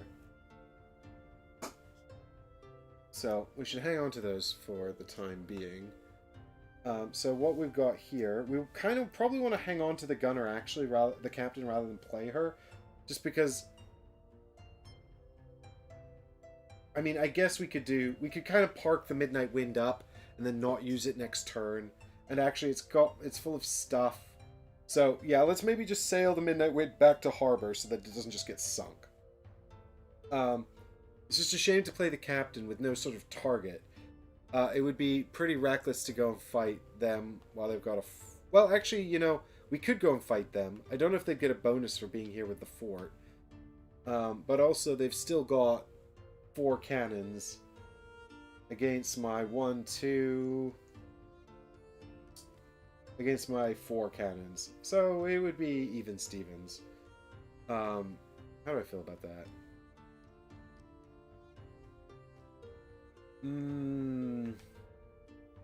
Given that I've got 3 damage there too, I think it might be a bit reckless to do it now. We can hold 1, 2, 3...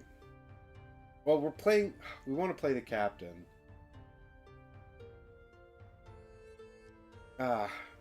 We need to repair the ship. Oh, I don't want to spend another turn doing kind of boring stuff. We need to get this sail as well, so we can sail somewhere useful. Like the Misty Island. Because it's so far away. And I want to upgrade the sails too. Maybe we'd get the bosun next turn. We just make a big run for it. Yeah, okay, I think this is going to be kind of a boring turn of just kind of consolidating stuff, unfortunately. So let's get on with it. Right, so what we'll do is we can trade all of the stuff from the Midnight Wind onto the Widowmaker, because they're in the same spot, and then set sails for 2. And then we can actually do exactly the same thing. The Widowmaker doesn't care, so she goes up to 2 as well. Or the Ready Steady Sail. And then I think so we're going to activate both ships using the captain here, which is kind of a bummer, but never mind. Because she's got all these cool abilities that we're not going to get to use. Combat abilities. So the the Midnight Wind is just going to sail back into harbor, drop off her goods here. We could buy that. We should buy that, actually. Let's not bring the cargo back with us. Let's buy this because it's really good. And then we can drop off this money. And that gives us... Actually, it sort of puts us in the lead. It's a little deceptive because... oh, well, we've actually reached 30, so we could claim that if we wanted. The thing is, it's a little deceptive because they've got 5 points up there already. We don't. They've also got, I think, more points on the board here. They've got... I mean, nobody controls that.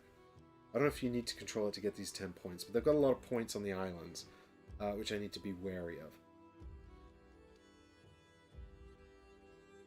of. What about the goods on the Ready Steady Sail? Yeah, the Ready Steady Sail's okay, actually, because it's got this big, well, 4-point hold. But the Ready Steady Sail's also going to go back to harbor and do some repairs, I think. The thing is, we're going to have 1 point of movement left on each ship. But I think maybe we don't have any... Yeah, so we could go 1 into here, actually. Sorry, 1 in... So the Ready... Why is this... Anyway, so the Ready Steady Sail goes back in here. And then I think what we do is we drop off our money. Yes, you're right, actually. So we've got quite a bit more... Quite a bit of points there, which is good.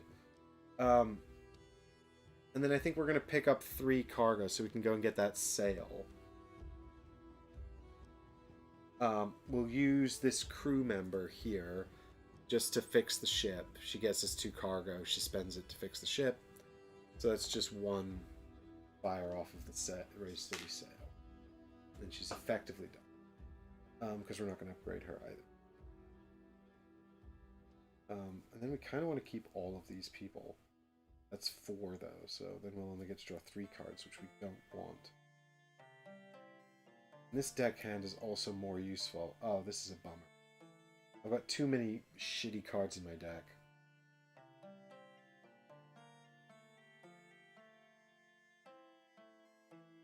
We probably want to keep these guys, especially if we're going to go up here to the Golden Island. Maybe go that way around to get to the Sea Hound Island, because that might let us take control of the Golden Island, which is super valuable. There's also an adventure up there, which is fun.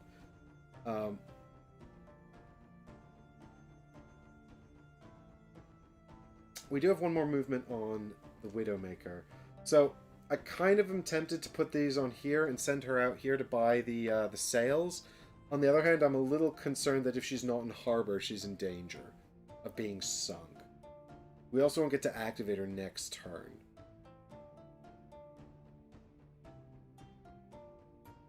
Also, if the bosun comes up next turn and I buy that, I actually don't have a... Well, I've got quite a lot of cargo here that I can purchase.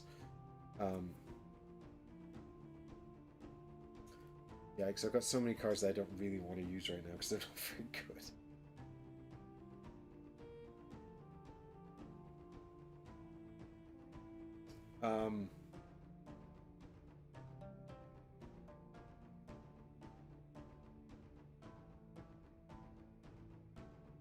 We can also send the Ready Steady Sail over here, but then it's so far from the Golden Island. And I think getting this is going to be really important because it's such a big amount of points. I mean, we could go and buy this, but it's not particularly good. This is really nice, but again, it combos in a way that we haven't set up currently. You know, let's do it, because I don't think we're going to have enough time to be messing around. So, the Midnight Wind comes out here and buys this advancement for us. And then we have to drop 2 cards, because otherwise we're not going to be able to draw all the cards we want. So we play this crew member for a barrel. Cargo. I think we keep the gunners just in case someone gets attacked. We want to keep both of these, actually. Okay, so we sell the... we get rid of the Buccaneer. No, we've got a plan that doesn't really involve fighting. So let's get rid of the non-upgraded gunner. At least then we can upgrade the other gunner, and he gets a battle ability even to get another cannon. Okay. So, these 2 are done. captain goes on the bottom. And we do have one sail left on the ready steady sail, so we might as well come out of a harbor and get a head start. We should bring some cargo with us as well, so we can do something that... Okay. That's all done. So... Oh, what did I just do with the cards I played? Right, it was these 3 terrible cards. We might as well put this battle ability on the gunner. And the sail can go on a crew. You know, it doesn't really matter. Because, you know, they're going to come back around eventually. Oops. There we go. So, we've got our extra sail and our terrible crew member here, and then this gunner lined up with that nice battle ability.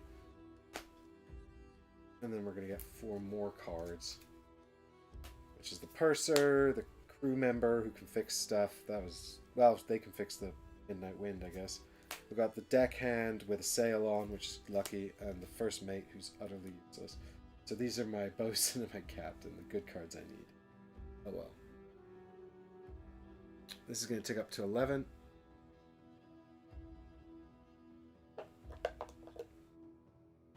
And we find out what happens now. Well... It looks like they're just building up loads more buildings. Yikes. So they're actually putting out influence cubes in 2 locations where there are no opportunities for influence cubes, here and here. But they're also picking up the Thunderclouds card, which is a shame, because I was going to go and do that. Oh, I also forgot to put these out. Hang on. Forgot to restore all of these. There's a merchant ship there now. Oh, I won another battle, didn't I? Bam. Against Kane. And then that one in there. Oh, it's a cannon. That's useful. Okay, so they bought that. They're going to try to do cubes here and here, but they can't. They're going to end their turn here. And then they're going to build a fort and an outpost. Sorry, a garrison. Yikes. So the garrison goes here, which is a shame, because now I'm going to get damaged if I go in there. I'm also going to get damaged here. So maybe I just need to go in here and try and do 7 cubes. Oh my god. This can't go anywhere because they don't control any other islands. And now they're just going to produce on their most productive island, which is clearly this one, 2 cargo and 2 coin. Which they just immediately get right away.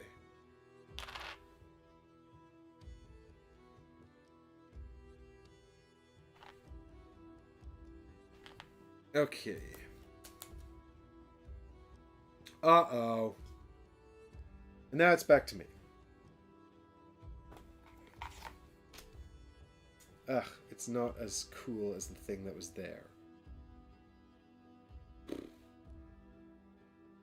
Alright. The thing is, at best, this turn I can get 3 sails. So I didn't draw any of the cards I need.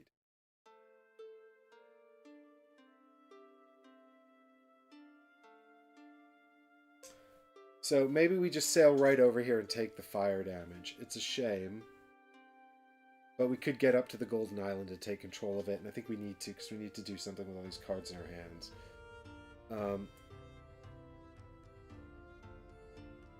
So let's do that. So the Ready Steady play sets, Ready Steady sail sets sail for 3. 1, 2, and 3 from this deckhand. And then we'll go 1, 2. So we get shot by the garrison.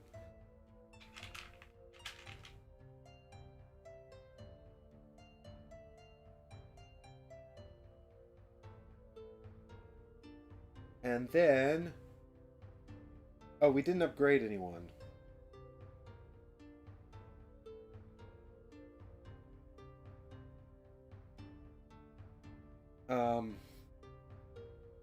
I mean, I think we upgrade the gunner just because I talked about doing a lot of fighting, and I haven't done enough fighting yet. I have not really been living the pirate life, honestly. But let's upgrade the gunner. Okay, and now I've got 1, 2, 3 cubes, so we can go 1, 2, And then 3. Let's just take control of this island.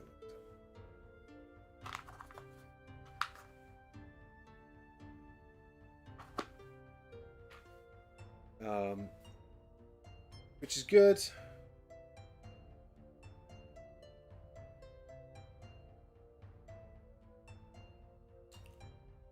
How do we feel about buying another cannon? I think that's a good idea. So, partly because I have a lot of cargo and I don't want to lose it, and partly because I also want to produce on the Golden Island while I'm here, because it's profitable. So with that in mind, let's use the purser to produce, and we produce 2 cargo, 2 coins, so they come out here like this and like this, and now we can basically spend 3 cargo from that we had on the ship plus 1 from here to buy this upgrade, which is not bad. And then we can load up the rest of this onto the ship.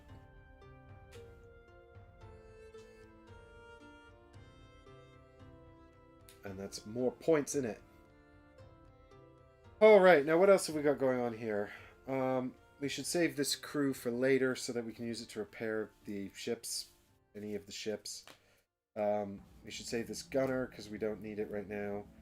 So, and these 2 we actually used. So we've really just got the boring first mate, who we should save as well because we don't want to put him back into circulation because he's terrible. So I think we've basically just got 1 more point of movement and then our turn's over. So, do we go north and explore? Or do we go north? South. Do we go south and explore? Or east, the island that we already own? This is more helpful for setting sail, but on the other hand, I mean, we're okay for setting sail anyway. We've got, you know, a bunch of stuff.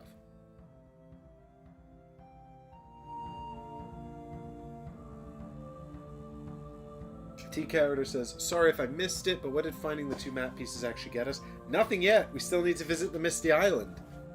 And then maybe something? And that's where we're going. We're going to go to the Misty Island now.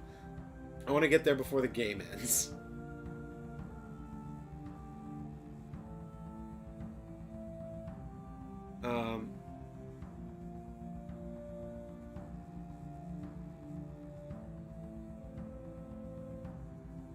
Yeah, I'm just double checking my my objectives here as well. The AI is actually not far off of just ending the game with a bunch more objectives. So there's that. Of course, I have got some saga points during the game. I'm actually, if they win now, they get 6 saga points, and I've already got 3, so it's not like a crushing loss. Where is the Misty Island? I can't blame you for missing it. It's actually here, right below the Sea Hound Island. It's just, it doesn't fit on my table, so it's kind of hovering over Sea Hound Island here right now. But here it is. The Misty Island. This is where we're going. And we can take control of it, and it's worth 3 points. And that's good, I guess. So it says here, you know, it should actually have an upgrade on it as well, but it says if you have the island coordinates saga item, you may move here. If you have the old Captain Kane's map saga item, when you stop at this island, you may look at 1.8. So you can't actually come here unless you have the thing I've got, and then you can't actually look at book 1.8 unless you have the thing. This is, but beware, this island has a dark curse. So, you know, maybe after all of this, it will be a terrible idea, but we'll uncover something fun to do next time.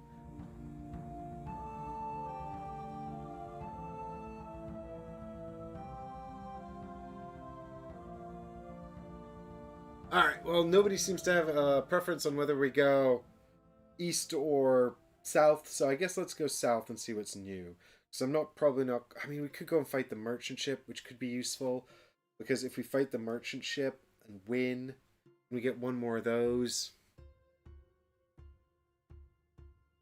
on the other hand, I need... Well, I'll get my captain back next turn, actually, so I will be ready for a battle. So let's do it, just because it's a shame to have the captain not use her for battle.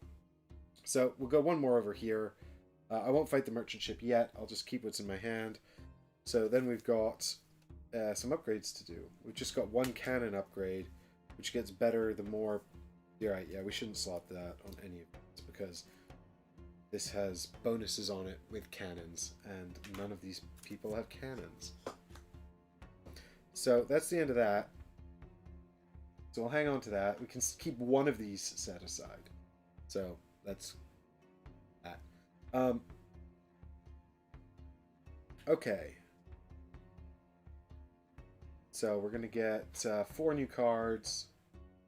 But first, do we replenish this? I guess the order doesn't really matter. We go. It is another wheel and wheel ability. Produce stuff. Which is quite cool, actually. But again, that's for merchants, and I'm not doing merchant. I'm not really doing piracy right either, but there you go. So there's the captain and my bosun. So I got all my guns ready. And I can just grab a random level 3 advancement next turn, which is great. So we're just building up the deck. That's 2 cards, so we get 2 more from over here. And we've got an upgrade coming as well to someone. But I think we should probably upgrade the bosun, because that gets us 2 level 4 out of the 3 level 4 characters we need. We've also got a level 3 gunner now, so we could upgrade them. We're actually just 2 upgrades off of... So yeah, actually, if we don't use both of these characters, we could get the level 4 achievement very quickly. I mean, and I could also claim this, I just haven't yet, because I don't know if I want to accelerate the endgame. I have a feeling like, if you're playing against real people, there's a bit more of a sort of scope to, like, stall the endgame. Oh, it's the deckhands. That's fine, I guess. I mean, we can go and take control of this, maybe, or that. But in this version, the AI does escalate to become quite powerful and start taking over all of these islands. Building all these buildings, and it gets problematic, so there's that. Right. 1, 2, 3, 4, 5, 6, 7. That's my 7 cards. So it is the AI's turn. So this is going to escalate to 12. So they're now on the cusp of getting to 13, which is kind of where I feel like the game is sort of expected to end, because it's pretty powerful there. So they're on 12 anyways. They're going to buy a couple of things. No, they're going to try to take back the Golden Island, and they're going to do it. Shit. Then they're going to build a bunch of stuff and produce. These jerks. Oh my god. Okay. Well, I need to fix that as well now. Yep, so they're going to actually put out 3 cubes here. Oh god, and they don't have the same penalties as me for this as well, which is a real shit. Oh no, is that 1, 2, 3, 4, 5, 6? 1, 2, 3, 4, 5, 6. Yeah, so they've now also got this. So they're actually 2 out of 4 they need to end the game. And they could we're pretty close to endgame here, actually. And now they're going to create an outpost, which is fine. I guess I don't care too much about that. And they're going to create it here. And they're actually also going to create a fort here, which is more problematic. Because they're just locking down points. Oh no, that's like 5 buildings. So they've just got the 5 buildings. Oh my god, they're about to end the game. We need to get onto the island here, or else they're going to end the game. They've got... sorry, that's a cube. They've got 3 of the 4 objectives that they need to end the game. And I have none. I have not one. I got too distracted by the story. I'm sorry. I got really into the narratives, and I forgot to win the game. And then they end their turn. Actually back at their harbor, which is interesting.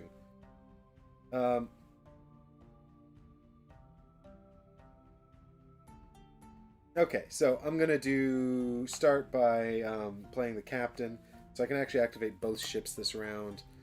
I'm going to... well, sure, I should do an upgrade. And I guess we should upgrade the bosun, because then we can also upgrade our ship to a better level. And that gets them up to level 4 as well, which is nice. We need way more cargo than we have access to, though. Although, actually, if we don't repair a ship this round, and maybe we shouldn't, we can almost afford to do it. Yikes. But we might get some cargo from defeating this merchant ship, so let's do that. So we'll definitely play the bosun anyway, which also just gives us a random row 3 advancement because of the combo we built. Which is also cool. It's got a battle ability that lets us like ambush a card. So that's from our bosun's combo here, where if you have 4 wheels, gain a random row 3 advancement, which is nice.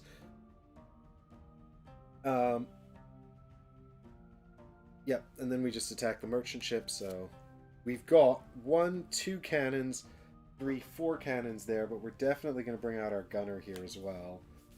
Oh, and I should put a cube up here to note that I've got 2 of those now. And our gunner adds an additional cannon and also a battle ability to drop 2 more cubes. So we're throwing a ton of cubes. And so the merchant ship is an armed merchant ship, so it's got 4. Hey, and we could get a sail out of it, which is nice. So let's see what happens here. So they've got 4 cubes.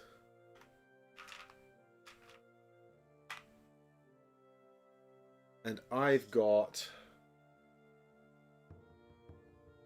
the 1, 2, 3 cannons here, plus 2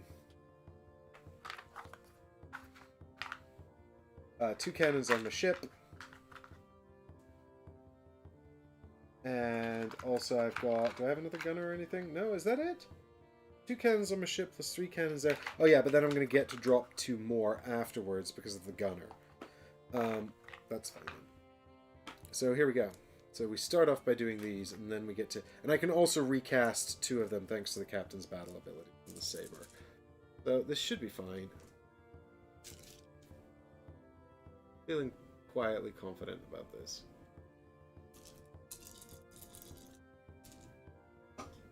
Yeah! Okay, so... I mean...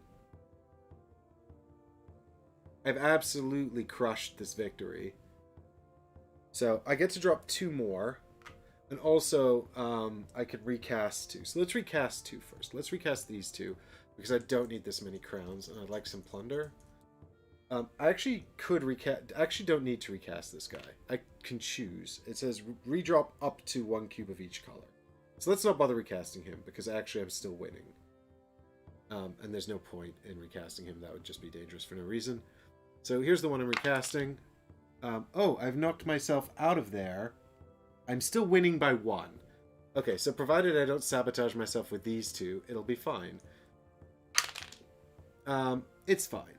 Okay, good. So I've still won. I've also got a coin or a cargo, and then 2 more coins and 3 more coins. Oh, I've got so much stuff. Hang on. 1, 2, 3, 4 cargo, plus 2 coins, and then another coin here. That's 1, 2, 3 coins, and 1, 2, 3, 4 cargo. Great. So let us load up the ship. 3 coins. Uh-oh. And 4 cargo.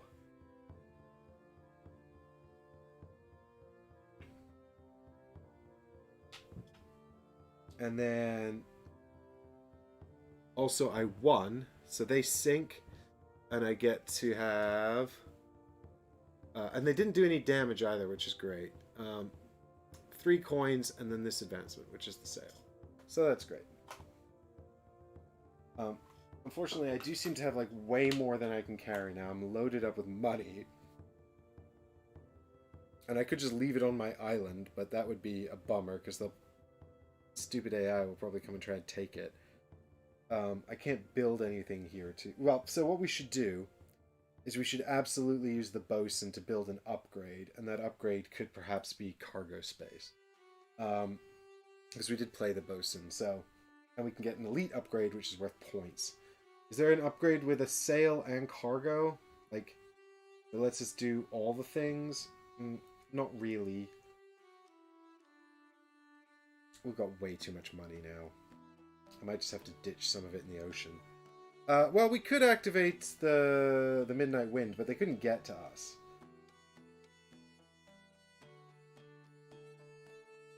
So I guess we play the first mate, who gives us one more coin, one more cargo, and now we can spend all. That's 5, 6 cargo to buy an elite upgrade, which is going to be one of these things over here. This is not doing anything, is it? So let's go over there and look at the upgrades. So we could just buy a big hold, but I'd have to replace something.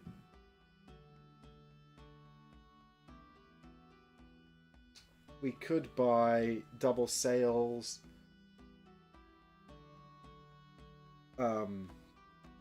Which would only be good if I don't need to use a cannon. Because right now, I'm just sorting out my inventory here.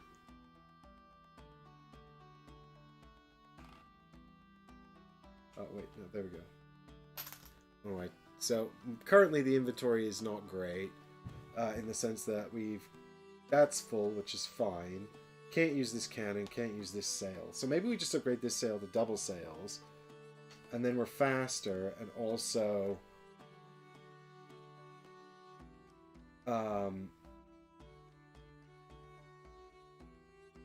then we can leave that full of money. Yeah, okay, fine. We'll just keep all this money then. Great.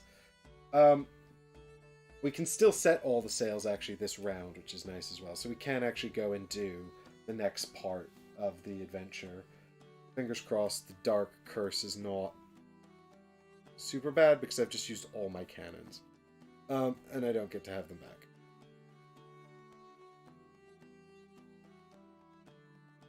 Oh, I played the gunner and the bosun. I didn't mean to do that. Rats. Oh well, never mind. Oh, it's going to take ages to cycle back to them though. Oh, what a bummer. Oh well, never mind.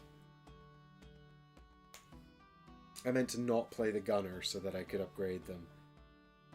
Oh! But we can use this. This is cool. I didn't even notice that the gunner had this in it. It's this guy from earlier. Unsleeve this. Bury this advancement. Gain 3 coins. Search the row 1 deck you're in for... Search the deck row you were in for a saga card and encounter it. Great. So let's do that, I guess.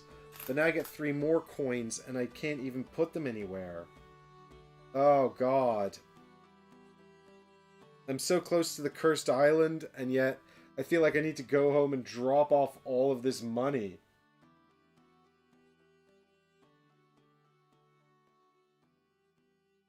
I mean, we've definitely got one more turn. And with these double sails, we can effectively get...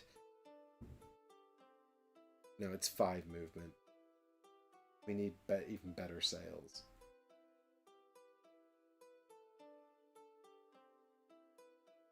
So much money, though.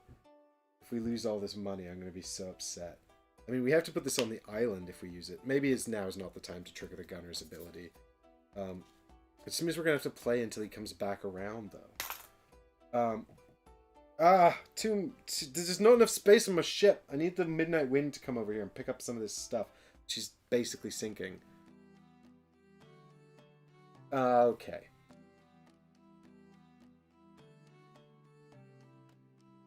Let us go and do the story card, or else we might miss our chance to do it. So we'll just not trigger the gunner's ability for now. And I think we'll just... Oh, I get 1 more cube for winning a battle, though. I should put that out. Because I need all the objectives I can get. On account of the fact that I haven't really done very many of them. Was there more in here? I think I might have miscounted one of these cubes, but let's just ignore it for now, because I really can't carry anything else. Okay. So the Widowmaker sets sail and gets 3 sails, because I'm going to keep the deckhand for later. Yeah, then we're going to go 1, 2 onto the mystical island here. Of the Misty Island. Which we have to put over here so we can actually see it. Even though it's technically below the Sea Hound Island. I am over here. Below this island.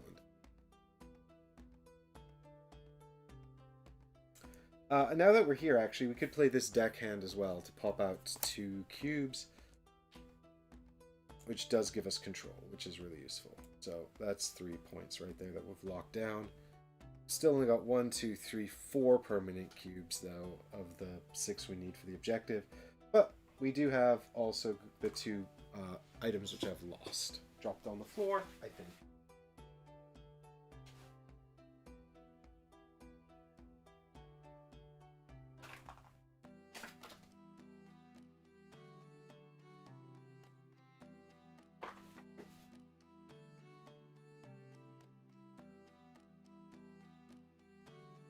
Okay, so here we go. We got the 2 saga cards, so we can read the story.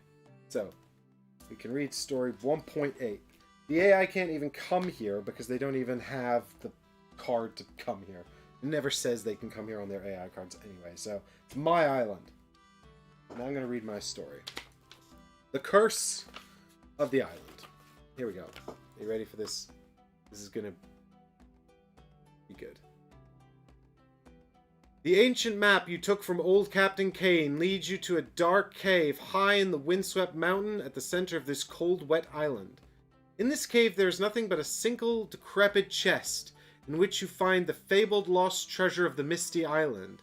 You have heard of such a wonder since your first days at sea, but what is it? Your lantern illuminates the sealed chest on which is written a dire warning. Here entombed are the souls of the reckoners. Open and you unleash them and are cursed forever. So, 2 options. 1, not interested in dark magic, you leave and go back to your ship. Nothing happens. B, open the chest. I mean, that's not really a choice though, is it? Like, nothing yeah, do nothing. After all of this, do nothing. No, we'll get cursed, and then we'll just use that curse to have fun, like in the movie.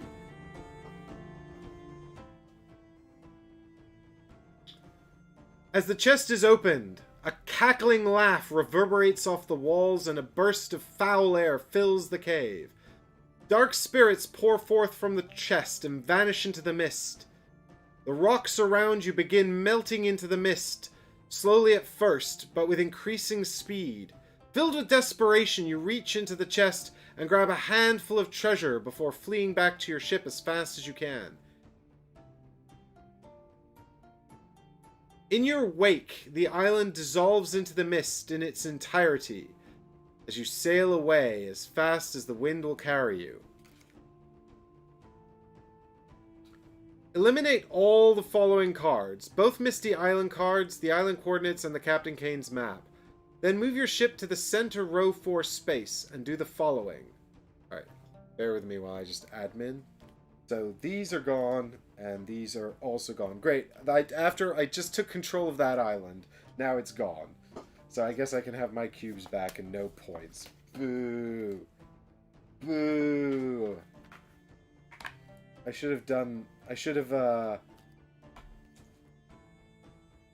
definitely should have kept my deckhand and then just taken control afterwards, maybe.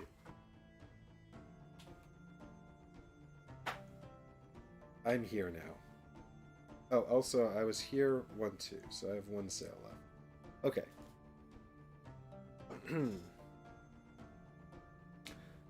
Without looking at the backs of the cards, add card 29, 30, 31, 32, and 33 to the middle of their respective decks. Gain card 34 and 4 coins. Finally, choose and eliminate the illustration card from any of your cards in play. Choose and eliminate the illustration card from any of your cards in play, or discard pile and replace it with card 35. That is now permanently the illustration card for that card in all future games and cannot be removed unless explicitly stated, even by a Sea Dog illustration card. Gains 6 campaign points. Well, so here's the thing.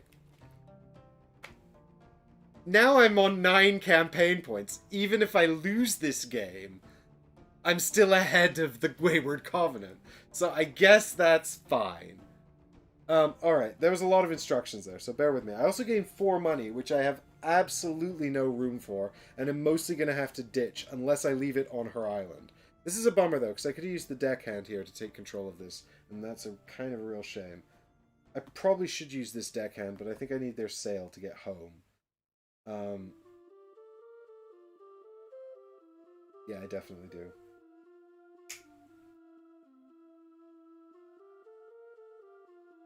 Right, what are we doing? Oh, I've got so many cards to insert as well. Okay, without looking at the backs of the cards, add 29, 30, 31, 32, and 33 to the middle of their deck.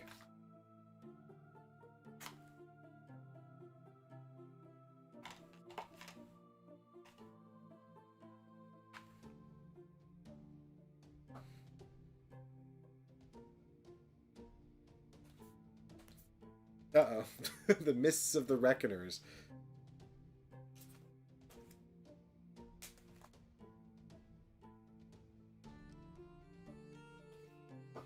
Someone just brought a big bunch of curse cards into play. That's fun. Who's ready for curse cards, baby? I am. I also need gain card 34.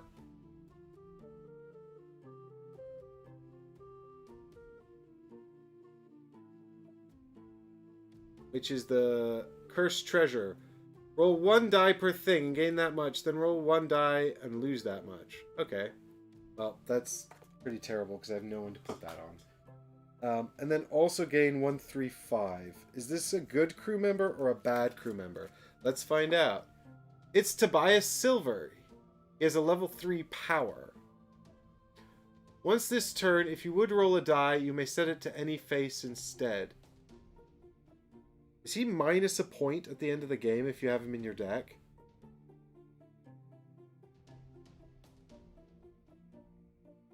Well, how often am I going to be rolling a die? I guess we'll find out. I think that that's probably not very good. Alright, so Tobias Silver can become... But, you know, it's kind of fun to have a character in the deck. Besides, we had to do it! We had to know the story! Okay, so... Finally, choose and eliminate the illustration card from any of your cards in play. Or discard pile. Right, well I don't actually have a discard pile currently. So I guess... Who's most likely to have to roll a die? I guess it'll be the deckhand or the first mate. I never upgrade the first mate though. We really want to put... Let's make him a gunner, and I'll tell you why. Because I like to upgrade the gunners, and his ability only comes into play if he gets to level 3, and I don't upgrade anyone else. I mean, we could make Tobias Silver the captain, but I kind of want to upgrade my captain to someone else, I guess, like a Sea Dog or something. I can't remember the rules for that. Anyway, so this comes out, and Tobias Silver goes in. So my gunner has now become Tobias Silver, and I guess this gunner has just gone from the game for now. And then I need to put the Reckoner cards away, and also I get 4 coins, which I can't load onto my ship. Because my ship is actually at capacity. I get 1 coin, and I have to ditch the other 3 into the ocean. What a bummer. I've got so much money, I need to get back there without sinking. Please don't come and sink me. I've just used all my good combat cards. I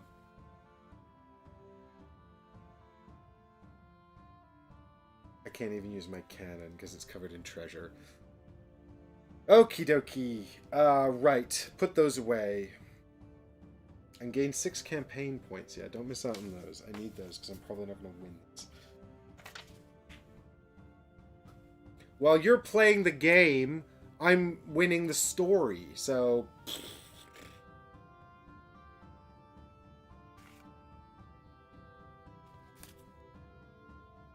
So we've got 1, 2, 3, and 2 4s.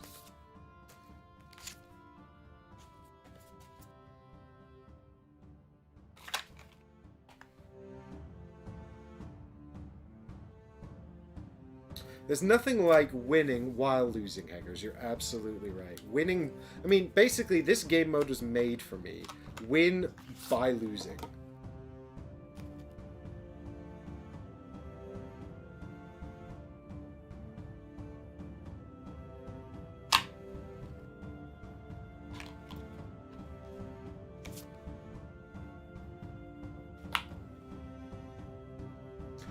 Yeah, I can't believe I didn't get to become the Undead Pirates, though.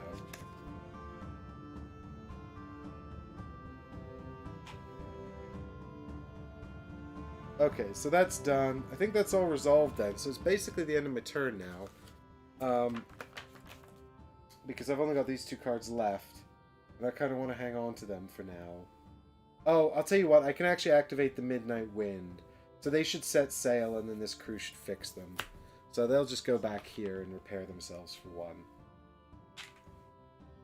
1. And then that's the end of that, really. The captain gets to go back on the bottom of the deck. And then we're going to get 4 more cards. And we're done for now. A level 1 gunner. Great.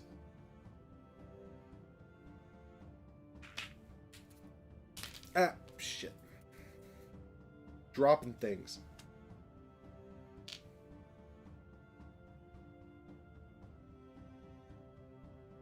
Okie dokie.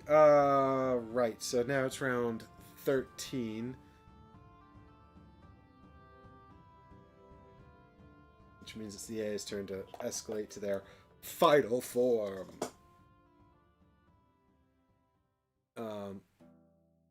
So they're going to sail over here, poop out a cube. They can't. They're going to go and explore this place, which is another island. The merchant ship at it. They're going to poop out a cube. They're almost out of cubes. Oh, God. Okay. They're coming over here to put out 2 cubes. Shoo, shoo, be gone! I should have activated pirate mode and we could have had a battle. No, I have too much money. That would be foolish. They actually wind up back here. They buy both of these, which are both merchant things. Then if there were money on the board, they'd do something, but there isn't, so they won't.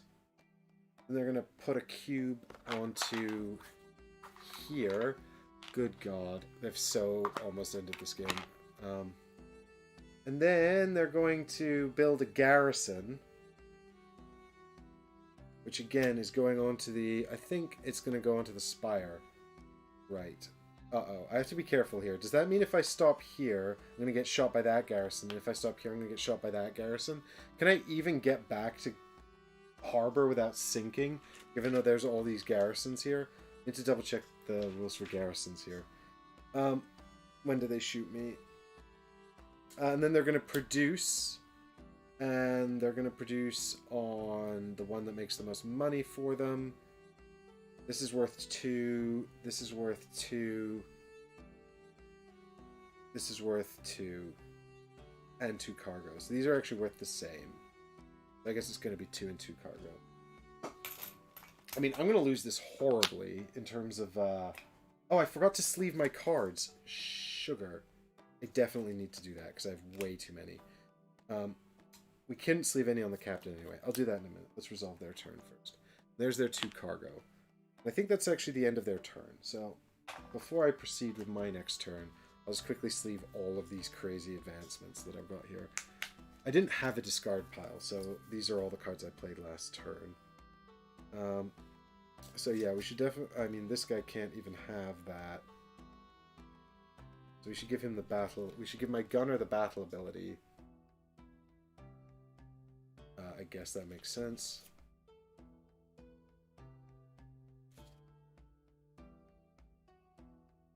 then this, who can have a lower upgrade? I guess it doesn't really matter where this goes, so I'll just give it to this crew member.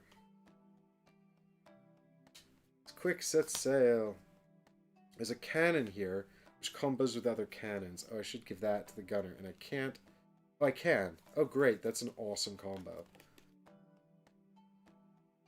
I mean, it's actually not really. But that's fine.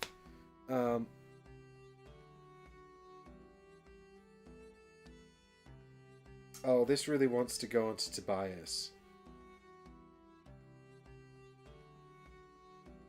So let's just save that for later. We're not going to get a chance to play it. But it'd be a super cool combo. Because basically we'd get to roll a die, and then we get that much money. So if we give it to Tobias, the cursed treasure, it makes sense, because then he can set it to any face. We can get that much money. But first we need to get rid of that other thing he's got, and also, like, we're not... which we can... Normally you can't get rid of these, but we can get rid of that one, because that's the one that lets us discard it for money. But we're going to run out of time before we can do any of this. The AI's almost ended the game, regrettably. I forgot there were points for enhancements, though. Advancements at the end, so I might get away with that. I've also got a shed load of money on me right now.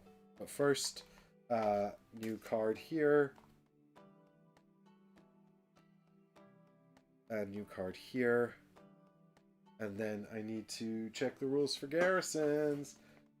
Do they shoot me if I pass through spaces next to them? I think so. They definitely shoot you if you pass over them.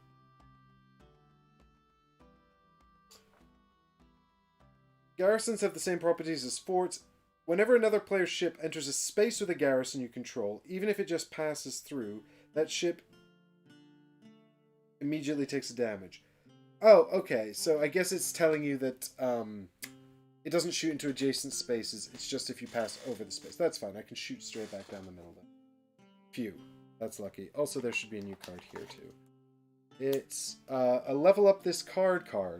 Oh, that could actually be really useful, because I need to level something up to win that one achievement. Because I think the AA is about to end the game if they haven't already. Oh yeah, weren't they supposed to produce on their most valuable thing? Yes, they did do that already. 1, 2, they've got 9 coins here. Good lord. So they're actually about to get the 30 coins thing and just end the game.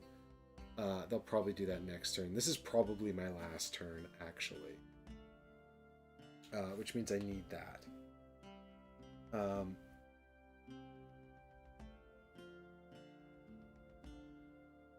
God, what a bupkis hand for the last turn.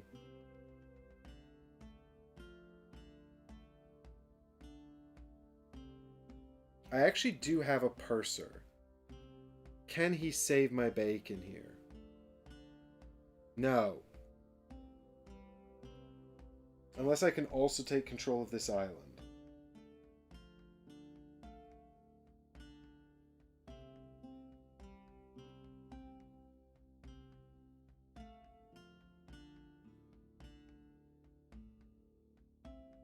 The answer's no. Unless I can... 1, 2, 3, 4, 5. No, there's no way. Second place on this island is worth a lot of points, though, so we should definitely put some stuff out here.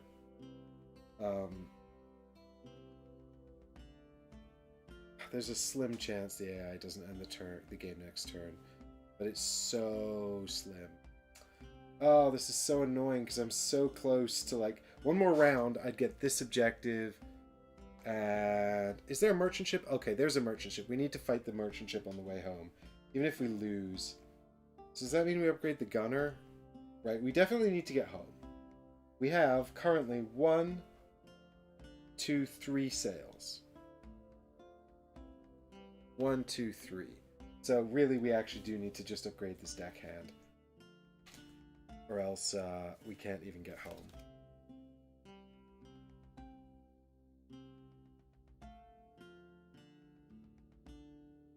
So we play Oh wait, this crew has a thing on it though. Damn it. We don't need to upgrade this deckhand.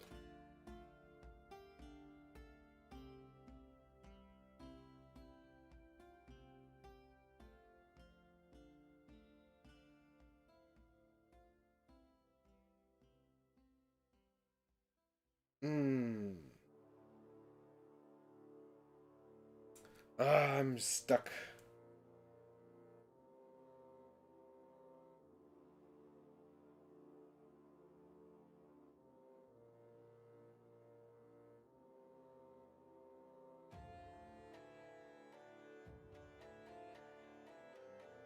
Yeah, because I need to get back to port this round. I mean, do I really? The only reason I need to get back to harbor this round is largely because I can't do anything if I don't. And also because I'm worried that if I get sunk, they'll steal a bunch of points from me. But other than that, there's not really any reason to.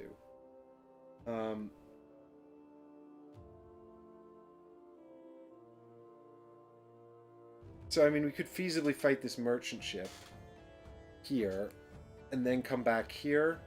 1, 2, 3. I'm just thinking about getting some points now. I mean, I'm really thinking about winning the game, even though actually...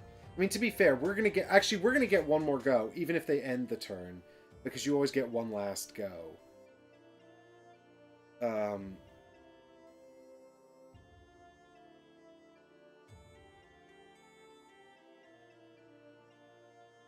Which means we will be able to get this. We will probably be able to get this. We need cargo for that. So yeah, it actually probably makes sense for us to just kind of go and drop stuff off. We could feasibly... Because if we defeat this, it might give us a bunch of money that we then can't even carry. And we could come back out and buy this too. We're going to have the captain next turn, so we can use the Midnight Wind if we want to. Yeah, so I think best plan... We've also got the Purser, who could use the Midnight Wind to get us more points. The Gunner gives us a victory in combat, actually. So, wait a minute. If we use this... So, who do we upgrade? We've got 1, 2 sails. So, really, we want to we probably want to upgrade the Gunner.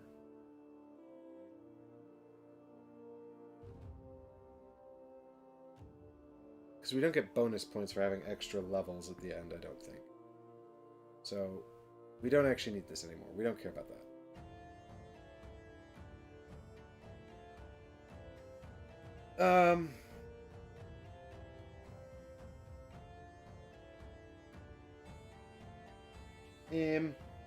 Sure, upgrade the Gunner, I guess. Just because I don't want to get sunk.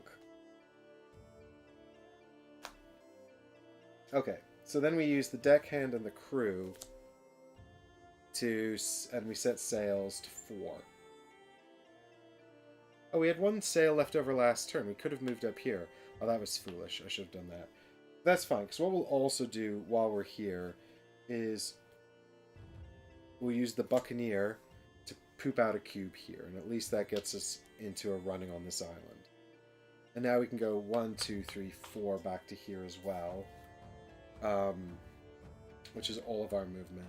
But we can drop off all of the money we have. We're sort of safe from attack if he wants to come and get us in the last round, because that would be pretty devastating. We might as well also claim this objective, because I don't think we're going to get... I don't think we're going to get a chance to do it otherwise. Those 2 remain. These are all done. This crew member can fix a fire on the ship, so that's good. And that's the end of that. I think actually, also, next turn we could feasibly go for him if he does something stupid. We could go for him instead of the merchant ship. We'll see. Ugh, that crew card though. Alright, show us something good for our last 2 cards here. I mean, there's a slim chance he doesn't get any points here, but it seems pretty unlikely.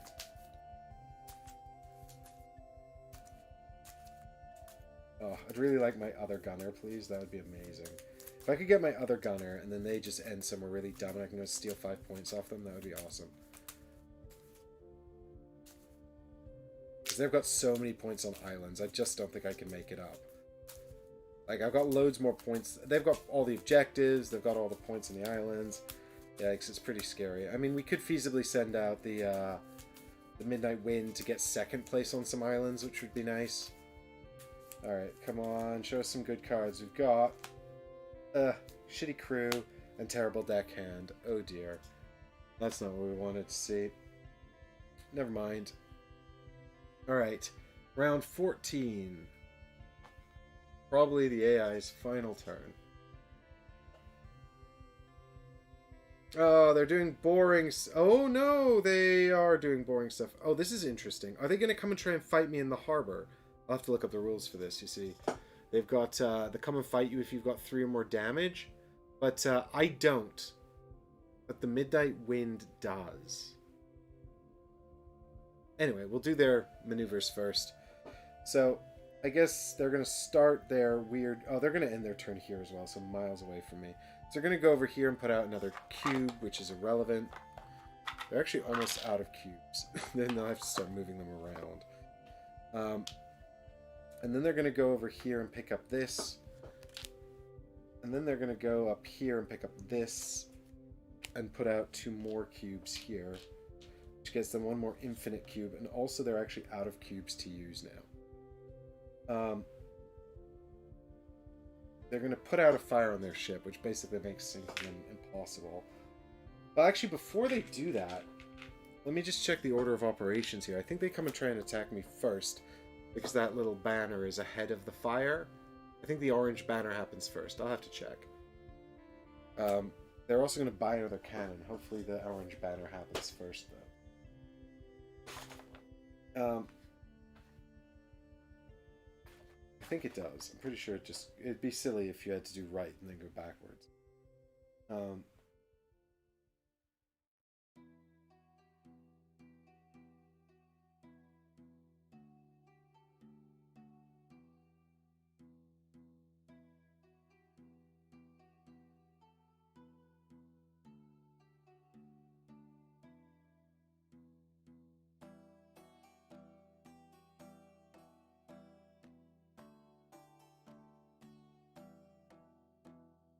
Yeah, left to right.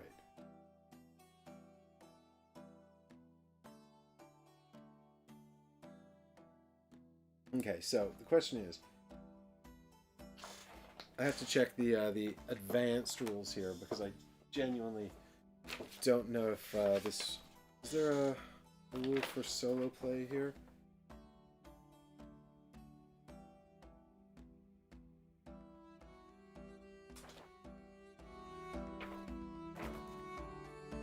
I kind of want them to come and pick a fight with me because I'll get all my battles against them and all the extra stuff for being in harbor. It just says, if you have 3 or more damage on your ship and the revealed Wayward Covenant card has this icon, it attacks you even if you're in harbor. So I currently have 2, but the Midnight Wind has 3, and the Midnight Wind is my ship.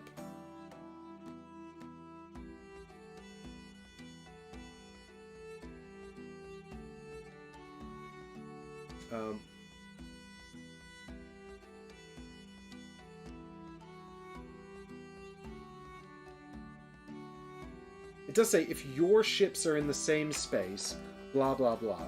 So it refers to the Wayward Covenant as my ship. And presumably then, if they were, if they were separate in different locations, and what would happen if they both had damage on them? Like, what I mean is, let's say both ships had... One ship had 3 and one ship had 4. Would it go after the more damaged ship? It doesn't specify. I think that's an FAQ thing.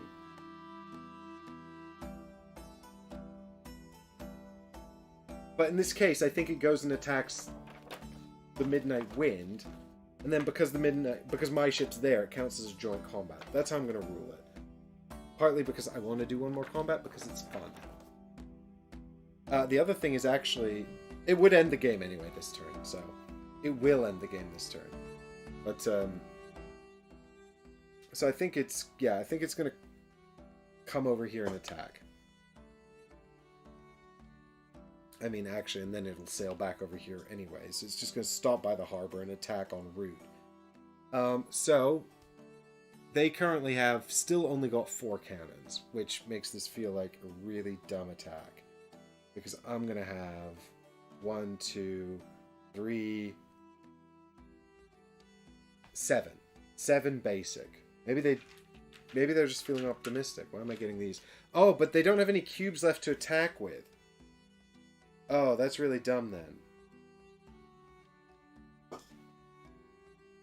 I think they have to remove cubes from somewhere else. I can't remember what happens if you run out of cubes. Like, it's quite punitive, actually. Anytime you need 1 or more cubes, but you don't have any available, you may remove that many non-permanent cubes from islands you control as needed. However, you don't get to put them back afterwards. So what happens if the AI runs out of cubes? I mean, I guess it would just... it needs 4. So I guess it would just grab them from, like, places I'm definitely not going to get control of. I mean, basically, it actually seems to have 1 extra cube here. I don't know how I did that. So it needs 4, so I mean, that's basically 4 relevant cubes. So I think that's fine.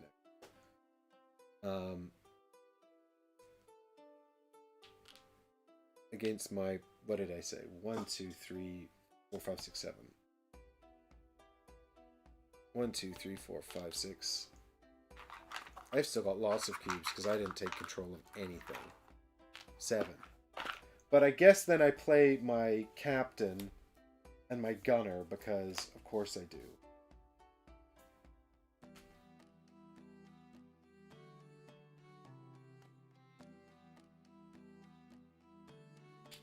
Which gives me 2 more. This is not the gunner with the nice battle ability, but I have got my captain's battle abilities, which is also going to give me a bunch more money. And also the gunner has the extra victory on it, which is nice. I mean, this is pretty bad for whoever loses this, and I think it's not going to be me.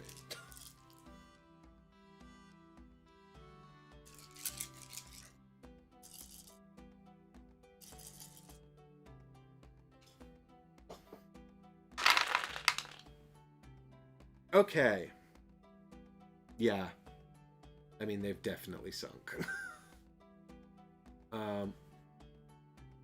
This needs to be recast. This also, I can't remember what that symbol does, but I think that you have to do like an explosion or something.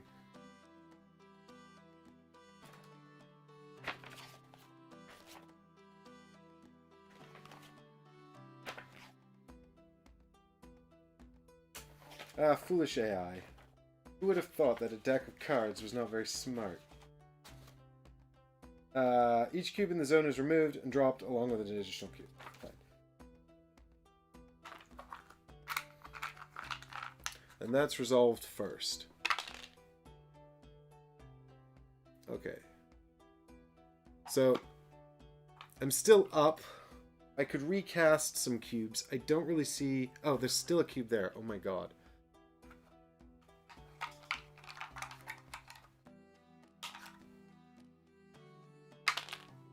Okay, well, now I've definitely won. I could use battle abilities, like,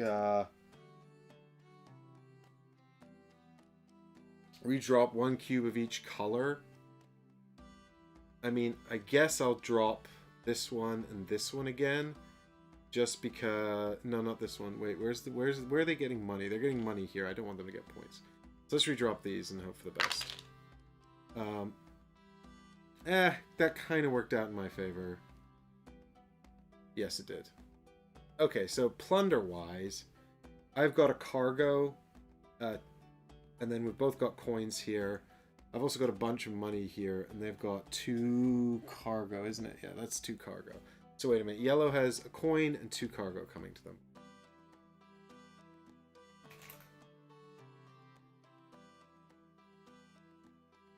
There's 2 cargo and a coin, which gives them the 30 coins, which is going to end the game. They were going to get this anyway.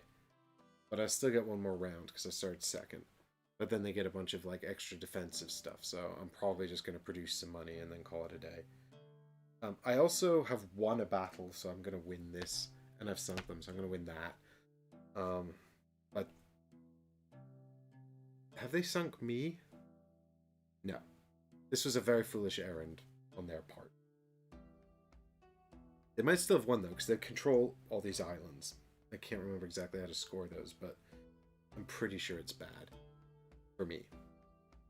I've got much more than them over here. I've got 1, 2, 3 cargo, 4, 5 cargo, and also 1, 2, 3 coins. 5 cargo and 3 coins. So there's the 3 coins. And the 5 cargo. And then that's plunder resolved. So now we're going to do damage. So they take 5 plus 1 more for losing, which is so much damage. It's actually 6 damage. Is there an achievement for dealing 6 damage? I take none because they didn't get any damage. I've also won because they've got 2 crowns to my 5 crowns. Yeah, I've got 1, 2, 3, 4, 5 from my card.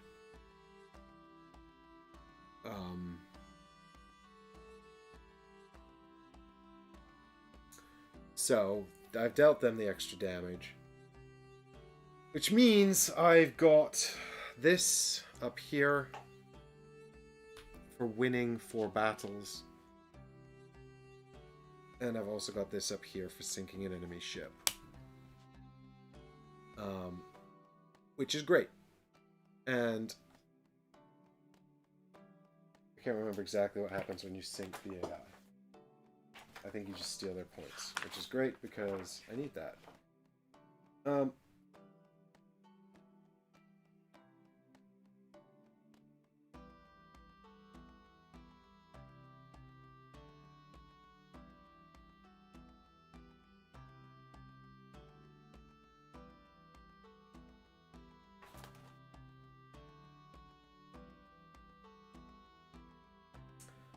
Important. The Covenant always wins ties in ship versus ship battles, regardless of whose turn it is.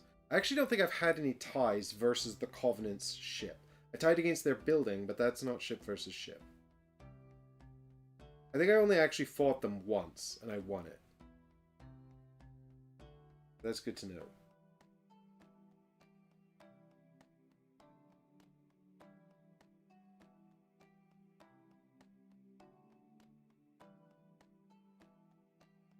Also, if I end the game, they get an extra point anyway.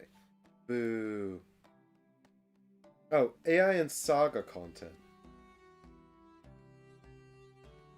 Oh, that's fine. Sinking their ship. Simply take 5 of their points.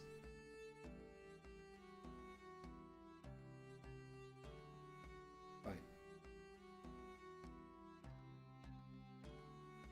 Fine. Good. Give me the points.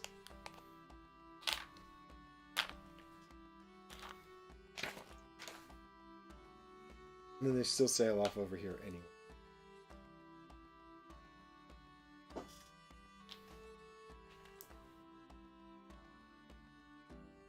And they've still got to do the rest of their card, which involves buying this upgrade token and also putting out a fire on their ship. They actually don't have any now because when they lose a battle, all the fire goes away.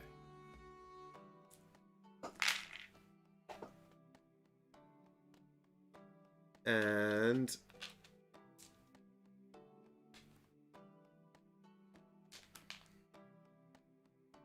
then they're going to get a bunch of money. Oh, so many points now for them. 1, 2, 3, 4, 5, 6, 7, 8, 10, 11, 12, 13 divided by 2 is 6. And then it's the end of their turn, and it's my turn, the last turn of the game.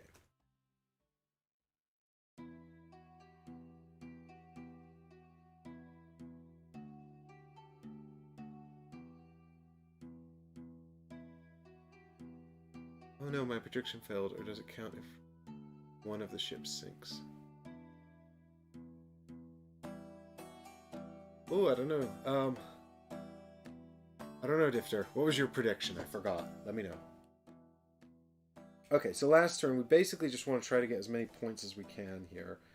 We've already played the Captain and Gunner, but that's fine anyway. So we can use both ships. So really, I think probably our actual... Do we have any points to put out? We've got one deckhand who can put out one thing. So I think getting that one thing somewhere could get us a nice second place. So the best second place is here, which we already own. We are actually in control of this one still, so we're winning that. We also are in control of this somehow, so we're winning that. So really we want to get second place either here or here. They're both the same, so I guess going here is probably the best. Any money left on our ship at the end is also... Did I upgrade someone? I feel like I upgraded the gunner. I don't think I upgraded anyone between this round and last round, actually.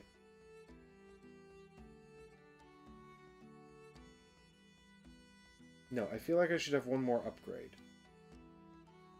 Correct me if I'm wrong, but I'm pretty sure...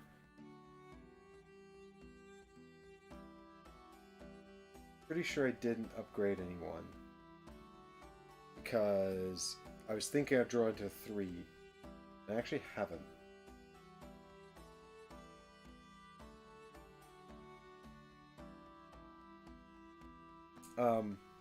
In any case, I'm pretty sure I know what I'm going to do, which is fine. we've got the captain, so we can activate both ships.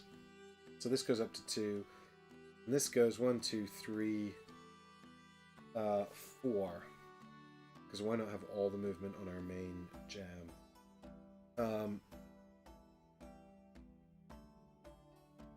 I mean, really, we want the Bursar back, but we're not going to get them. It's such... Oh no, wait a minute. Yeah, we need 4 upgrades. Damn it. 1 upgrade short of success. It's such a bummer. There's no way to draw cards, is there? There's this, but we can't sleeve that now.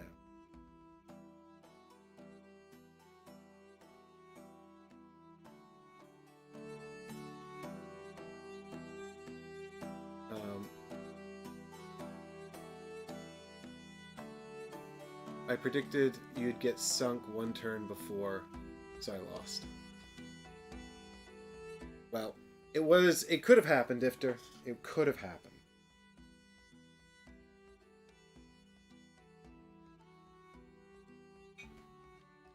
Right, I can't remember if I upgraded anyone, so let's just say I did, even though that's going to cost me 4 points. Which is a shame. What is that one? Right, that. So I've got 1, 2, 3. Do I only have 3 permanent cubes out? Oh yeah, because I took over this one and that was 4.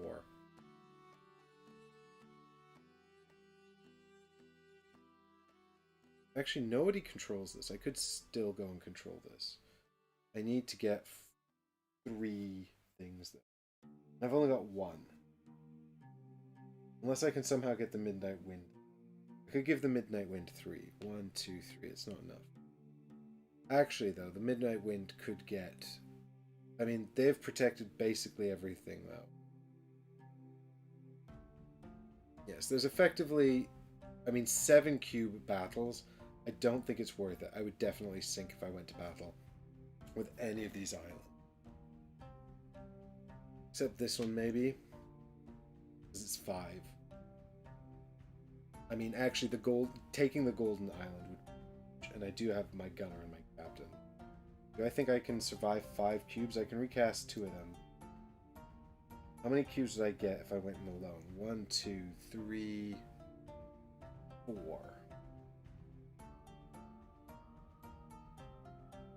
But I do have a free victory, and I can recast some. Oh, I didn't get my my victory points from the captain's ability either. Which is when I win, I get 4 points. which I totally did win. So there you go. More points, please. I actually need to upgrade a bunch of these.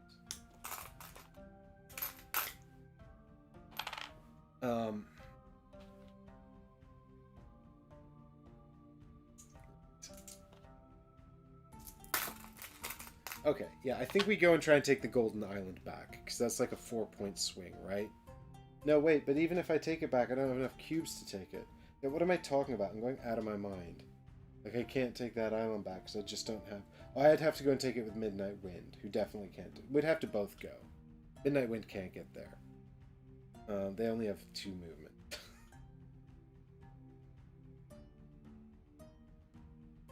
Midnight Wind can't get basically anywhere useful other than here and get me 2nd place there. And my ship, because the Midnight Wind has these powers that are useful for taking over things.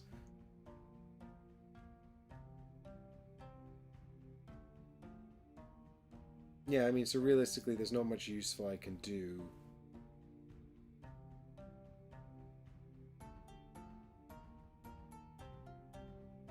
Ah.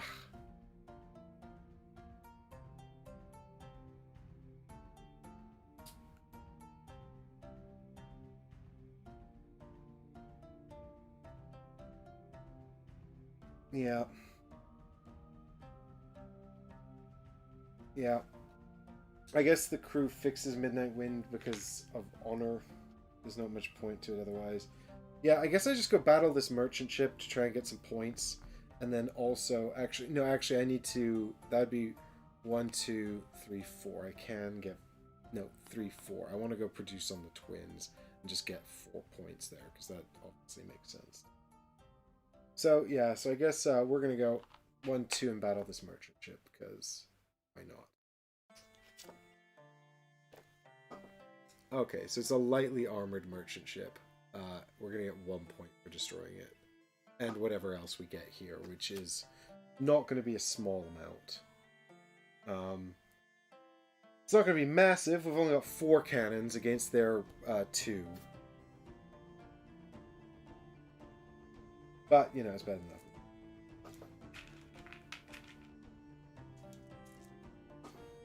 Yeah! I mean, actually now we've tied. But that's fine, because... You know, I still win. Plus I'm going to get points from using the captain's battle ability again. I can re-drop this cube. So I might as well. Okay, great. Fine. That's fine. So it's 2 versus 2, but then 3. I've got 3 because I've got the gunner with the extra one on him here. So that's fine. So I've got, yes, I win. But I just get a coin and a cargo. I get a 2nd cargo for beating them. Sorry, a 2nd coin for winning them, beating them, and also the advancement below, which is fine. I actually should probably have taken some money with me as well. Some cargo with me as well, but never mind. Yes, I definitely should have. Excuse me, I will take more cargo because I did. And that's stupid. Good. Victory.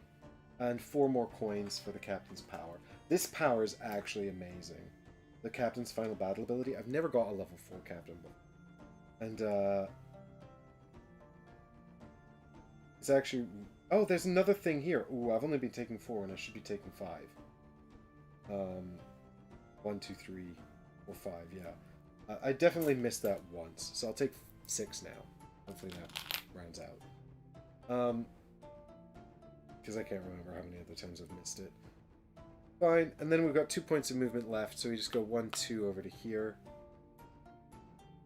Where we buy this, because these are worth points in the end. And also,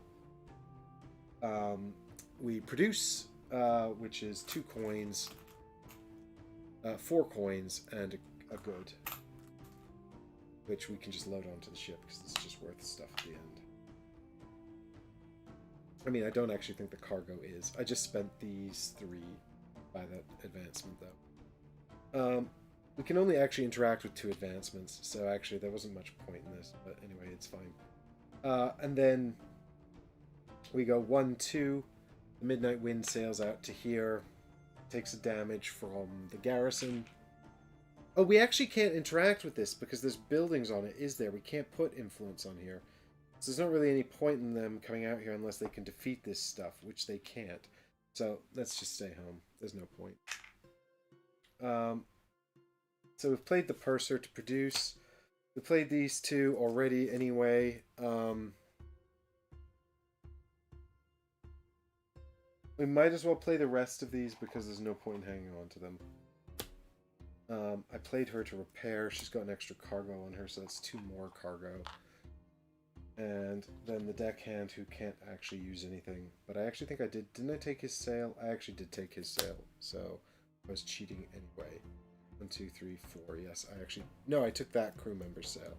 So I could have 1 more movement with my main ship. But there's literally no reason to at all that I can think of. So that's fine.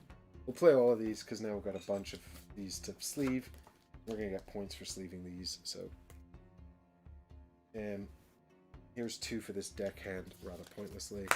And 1 for the gunner. Another cannon for the gunner. And that's it. Game's over. I actually did not get 2 4s in the... I don't know if I get 1 final advancement, but never mind. Good, done. Let's call it a day there. I'm ready to score. I think I've lost.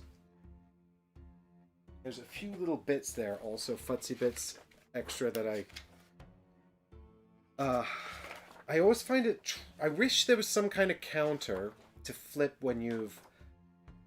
I would get actually some level up counters to just flip to remind you when you've used the level up. It's so easy to forget. I always forget when I've used the level up or not, and it's really important. Yeah, I might have won the war. I've accrued an enormous number of points, which hopefully will make up for the fact that they've got all these points for buildings and islands and things. 1, 2, 3, 4, 5, 6, 7, 10. So I've got way more points on the table. I mean, I've actually won the campaign for sure. The campaign points. I haven't lost the battle campaign. Anyway,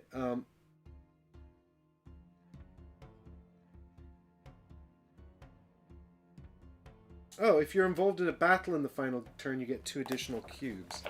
Shit. 2 more points and another cargo. I'll take it. Okay. And then it's endgame scoring. So, first off, gain the points from your achievements. So the AI is going to get 5, 6, 7, 8, 9, 10, 13 here.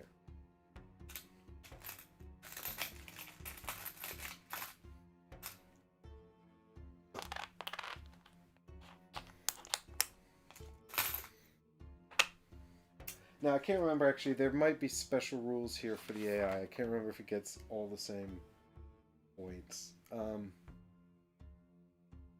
Oh, the confidence cubes are unlimited. Okay, fine. Unlike us, plebs who have to suffer. It's not made a damn bit of difference, because I took them off of places where it was fine.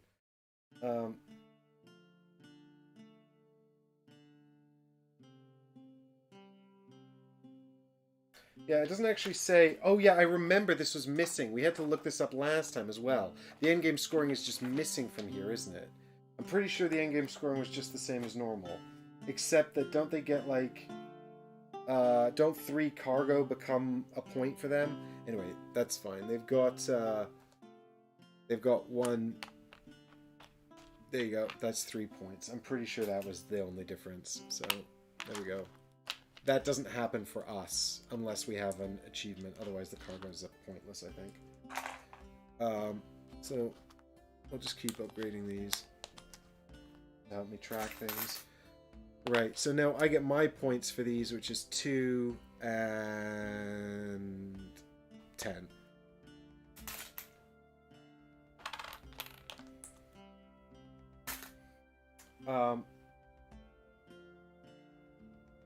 So I do have also some coins here on my ship. I think cargo breaks ties, maybe. And on islands, there's nothing on the islands because we picked it all up. 1 point for each building, and then we'll score islands, I guess. There we go, yeah. So then also advancements and ship upgrades and all kinds of stuff. So then it's buildings, right? So they've got 1, 2, 3, 4, 5, 6 buildings. Uh-oh. Which brings them up to another 10 there. And then we move into this endgame scoring stuff. So advancements. 1 for every 2 advancements on your cards are set to the side. Right, so I had sleeved everything in the end. Just because. So I guess we go through here and pull out all my advancements. They've got 1, 2, 3, 4, 5, 6, 7, 8, 9, 10. Oh, well, we'll do ship upgrade. No, advancements are first. 1, 2, 3, 4, 5, 6, 7, 8, 9, 10, 12, 13, 14, 15, 16. And then the next thing is ship upgrades. So we'll do it all together.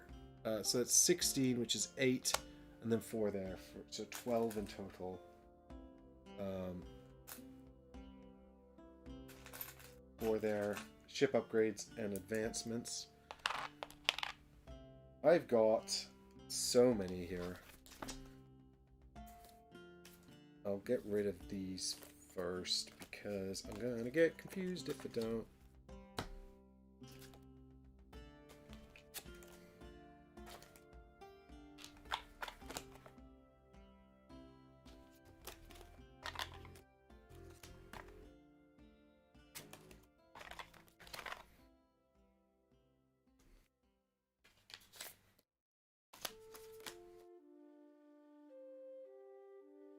I should also... There's no points for leveling up people at the end, right? It's just that, which I missed by a hair. I'm still not convinced I missed that, but never mind.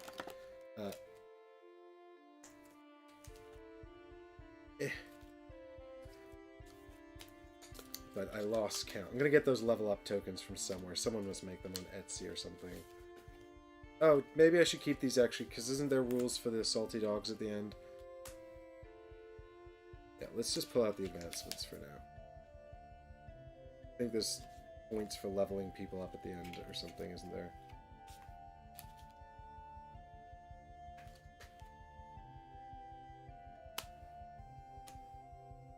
For having leveled people up. We shall see. Oh, my captain has so many cool advancements.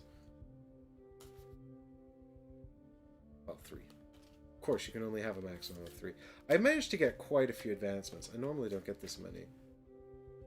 Oh, the Midnight Wind was so cool. I'm so sad when we lose the Midnight Wind in the next game.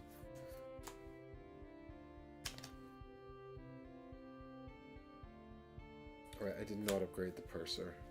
Also, I guess to buy a silver is now just an upgraded gunner for the rest of time.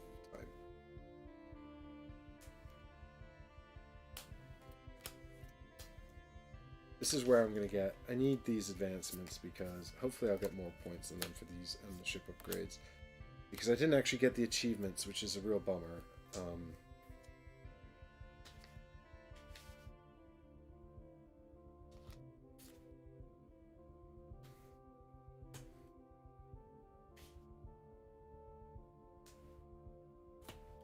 Okay, so we got 1, 2, 3, 4, 5, 6, 7, 8, 9, 10, 11, 12, 13, 14, 15, 16, 8 points, 9, 10, 11, 12. Oh, that's the same. Yikes. Well, I guess we weren't behind, but I should be grateful for. And that's 10 right there. It's actually another 30. Change, please. Right. And then we've passed ship upgrades, so it's endgame advancements. Yeah, we didn't get any of those. None of us got any of those. So now it's islands. Most cubes gets first place. Second most gets second place. If you're tied, yeah, there's not going to be any ties, I don't think. So over here, I get 5 and they get 4. So there's 5 and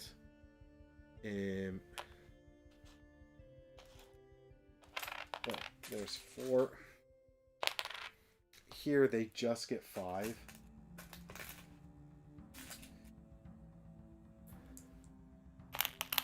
And then over here they get 10 and I get 6. And then here I get 4 and they get 2.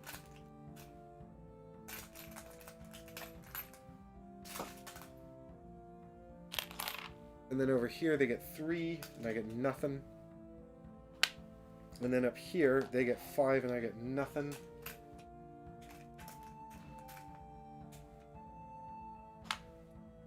They get 5 and I get nothing.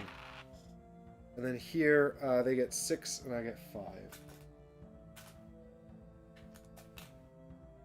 Second place is actually pretty good. Like, you should definitely try to get second place. Is it islands on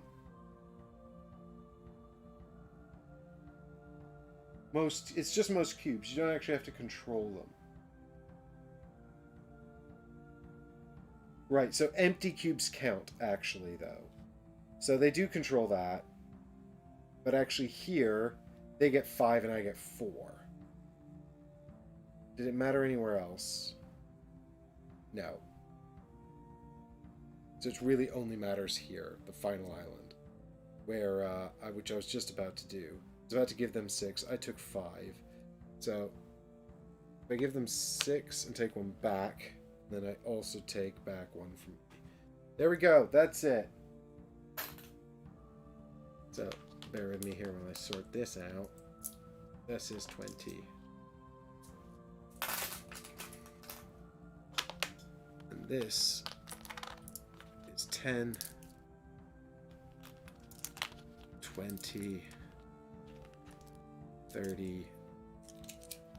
And 1, 2, 3, 4, 5, 6, 7, 8. Oh my god, there's another 10 here. So this is actually 40 right here. Uh-oh, did they win again? Oh my god. No! I've won! By 11 points. I've crushed it. How do I sort this out according to the campaign thing? I don't know. The answer was clearly to have 2 ships. Clearly. Alright. How do I... Alright, so clearly I have to make them harder in the next game, which I don't want to do. Like, at all. I also need to figure out this salty dogs business.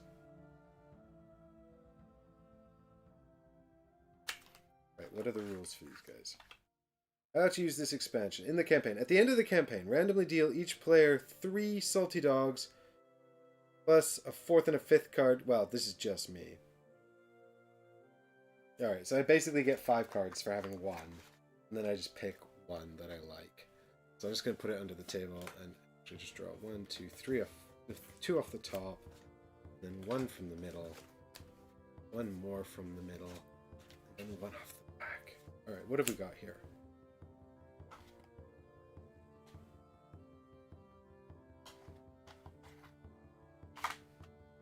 Okay, we've got a blue jacket who's a regular crew member, a deckhand, a bosun, a first mate, and a gunner. I feel like we should take the gunner. Roll 2 dice. Oh, damn it. If only we could combo that gunner, the master gunner, with also the other guy. But we can't. We're not allowed, because they're both the same slot. For each 0 and 1, do a damage to your ship. For each 1 and 2, Heal a damage. Oh no, that's never going to work out in my favor. Are you kidding me? Dice? What else we got here? We've got a first mate, a bosun. So if you're in row 4, so you got to get the bosun up to level 3. I almost always do that though, because the bosun. So if you're in row 4, count them as having an extra thing and cannon on this card for the end of the round. The chief officer though, that's a first mate. If they get to level 3, they just heal damage on the ship. I mean, I never level up crew or deckhands this far though. Battle ability for a deckhand. Reduce this card by 1 level to drop 3 cubes. Or gain a random row 1 advancement.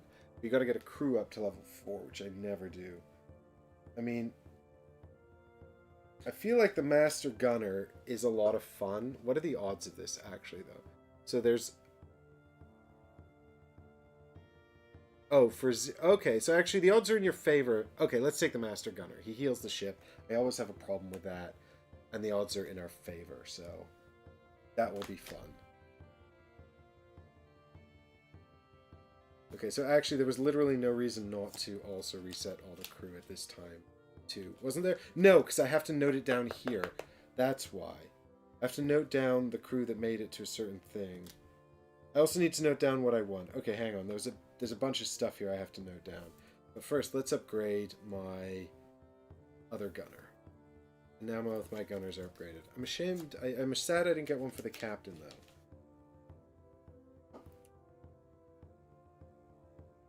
Now I have a Master Gunner and also a Magic Ghost Gunner. And actually their abilities would work really well if they could be the same person, but they don't. They aren't the same person.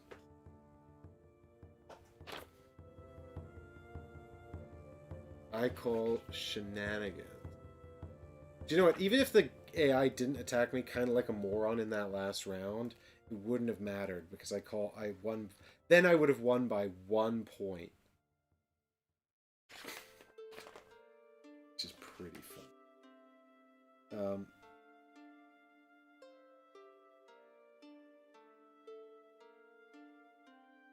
Okay, so after each game,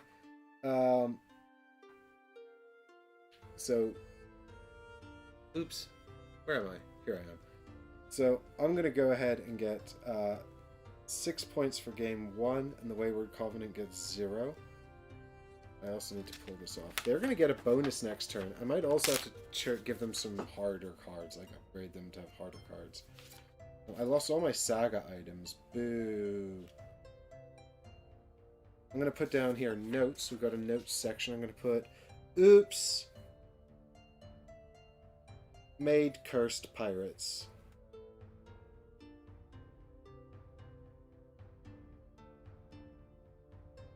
Oops. My bad. So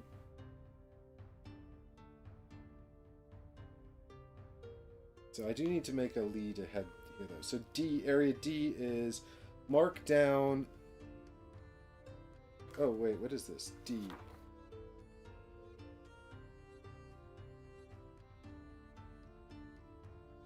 Next, the player marks each achievement they got during the game. The columns in this table... For example, the next time you end the game with a... Okay, so you're going to actually get points. Alright, okay, so yeah, okay, so you're trying to fill in rows and columns. And then if you get like a bunch of the same things, it's great. So they get one here, they get one here. They get one here. And they got one here. And I get to have one here. And also one here. I'm always going to be trying to sync people. So, that's fine. Is that how it works? D.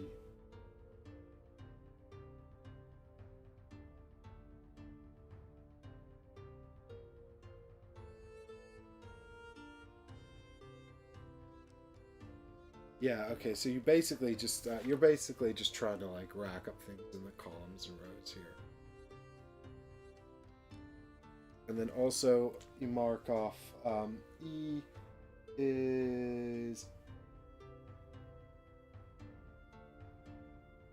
anyone who made it to level 4. So I only had 2 people actually here that made it to level 4, which was the bosun and the captain.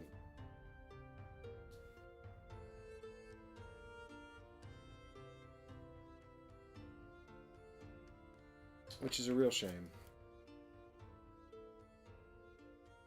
Because I had a level 3 gunner who I could have almost got to.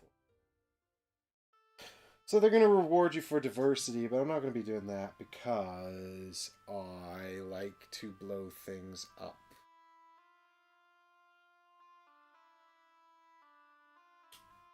But hey, so far, I'm actually, like, I'm 15 points to their 0. But we'll just have to make them harder next time. And then, in the end, like, whoever has the most points at the end of the last game is the overall winner. So that's the saga content. I really enjoyed that a lot. That was way more fun than I thought it was going to be. I really hope that having all of it in the whole time doesn't totally break the game.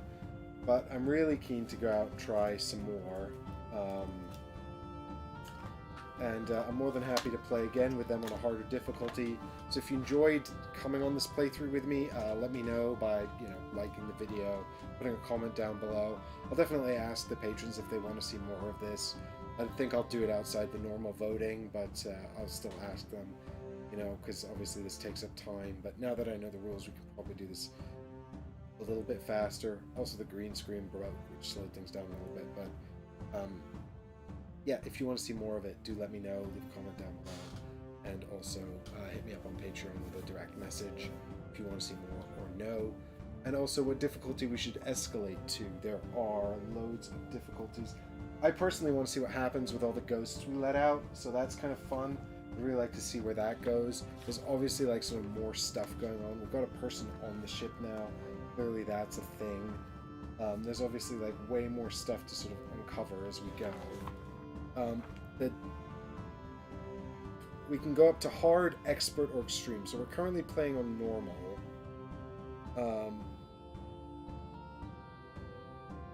To play on hard, we would shuffle in. We'd make half of the cards hard.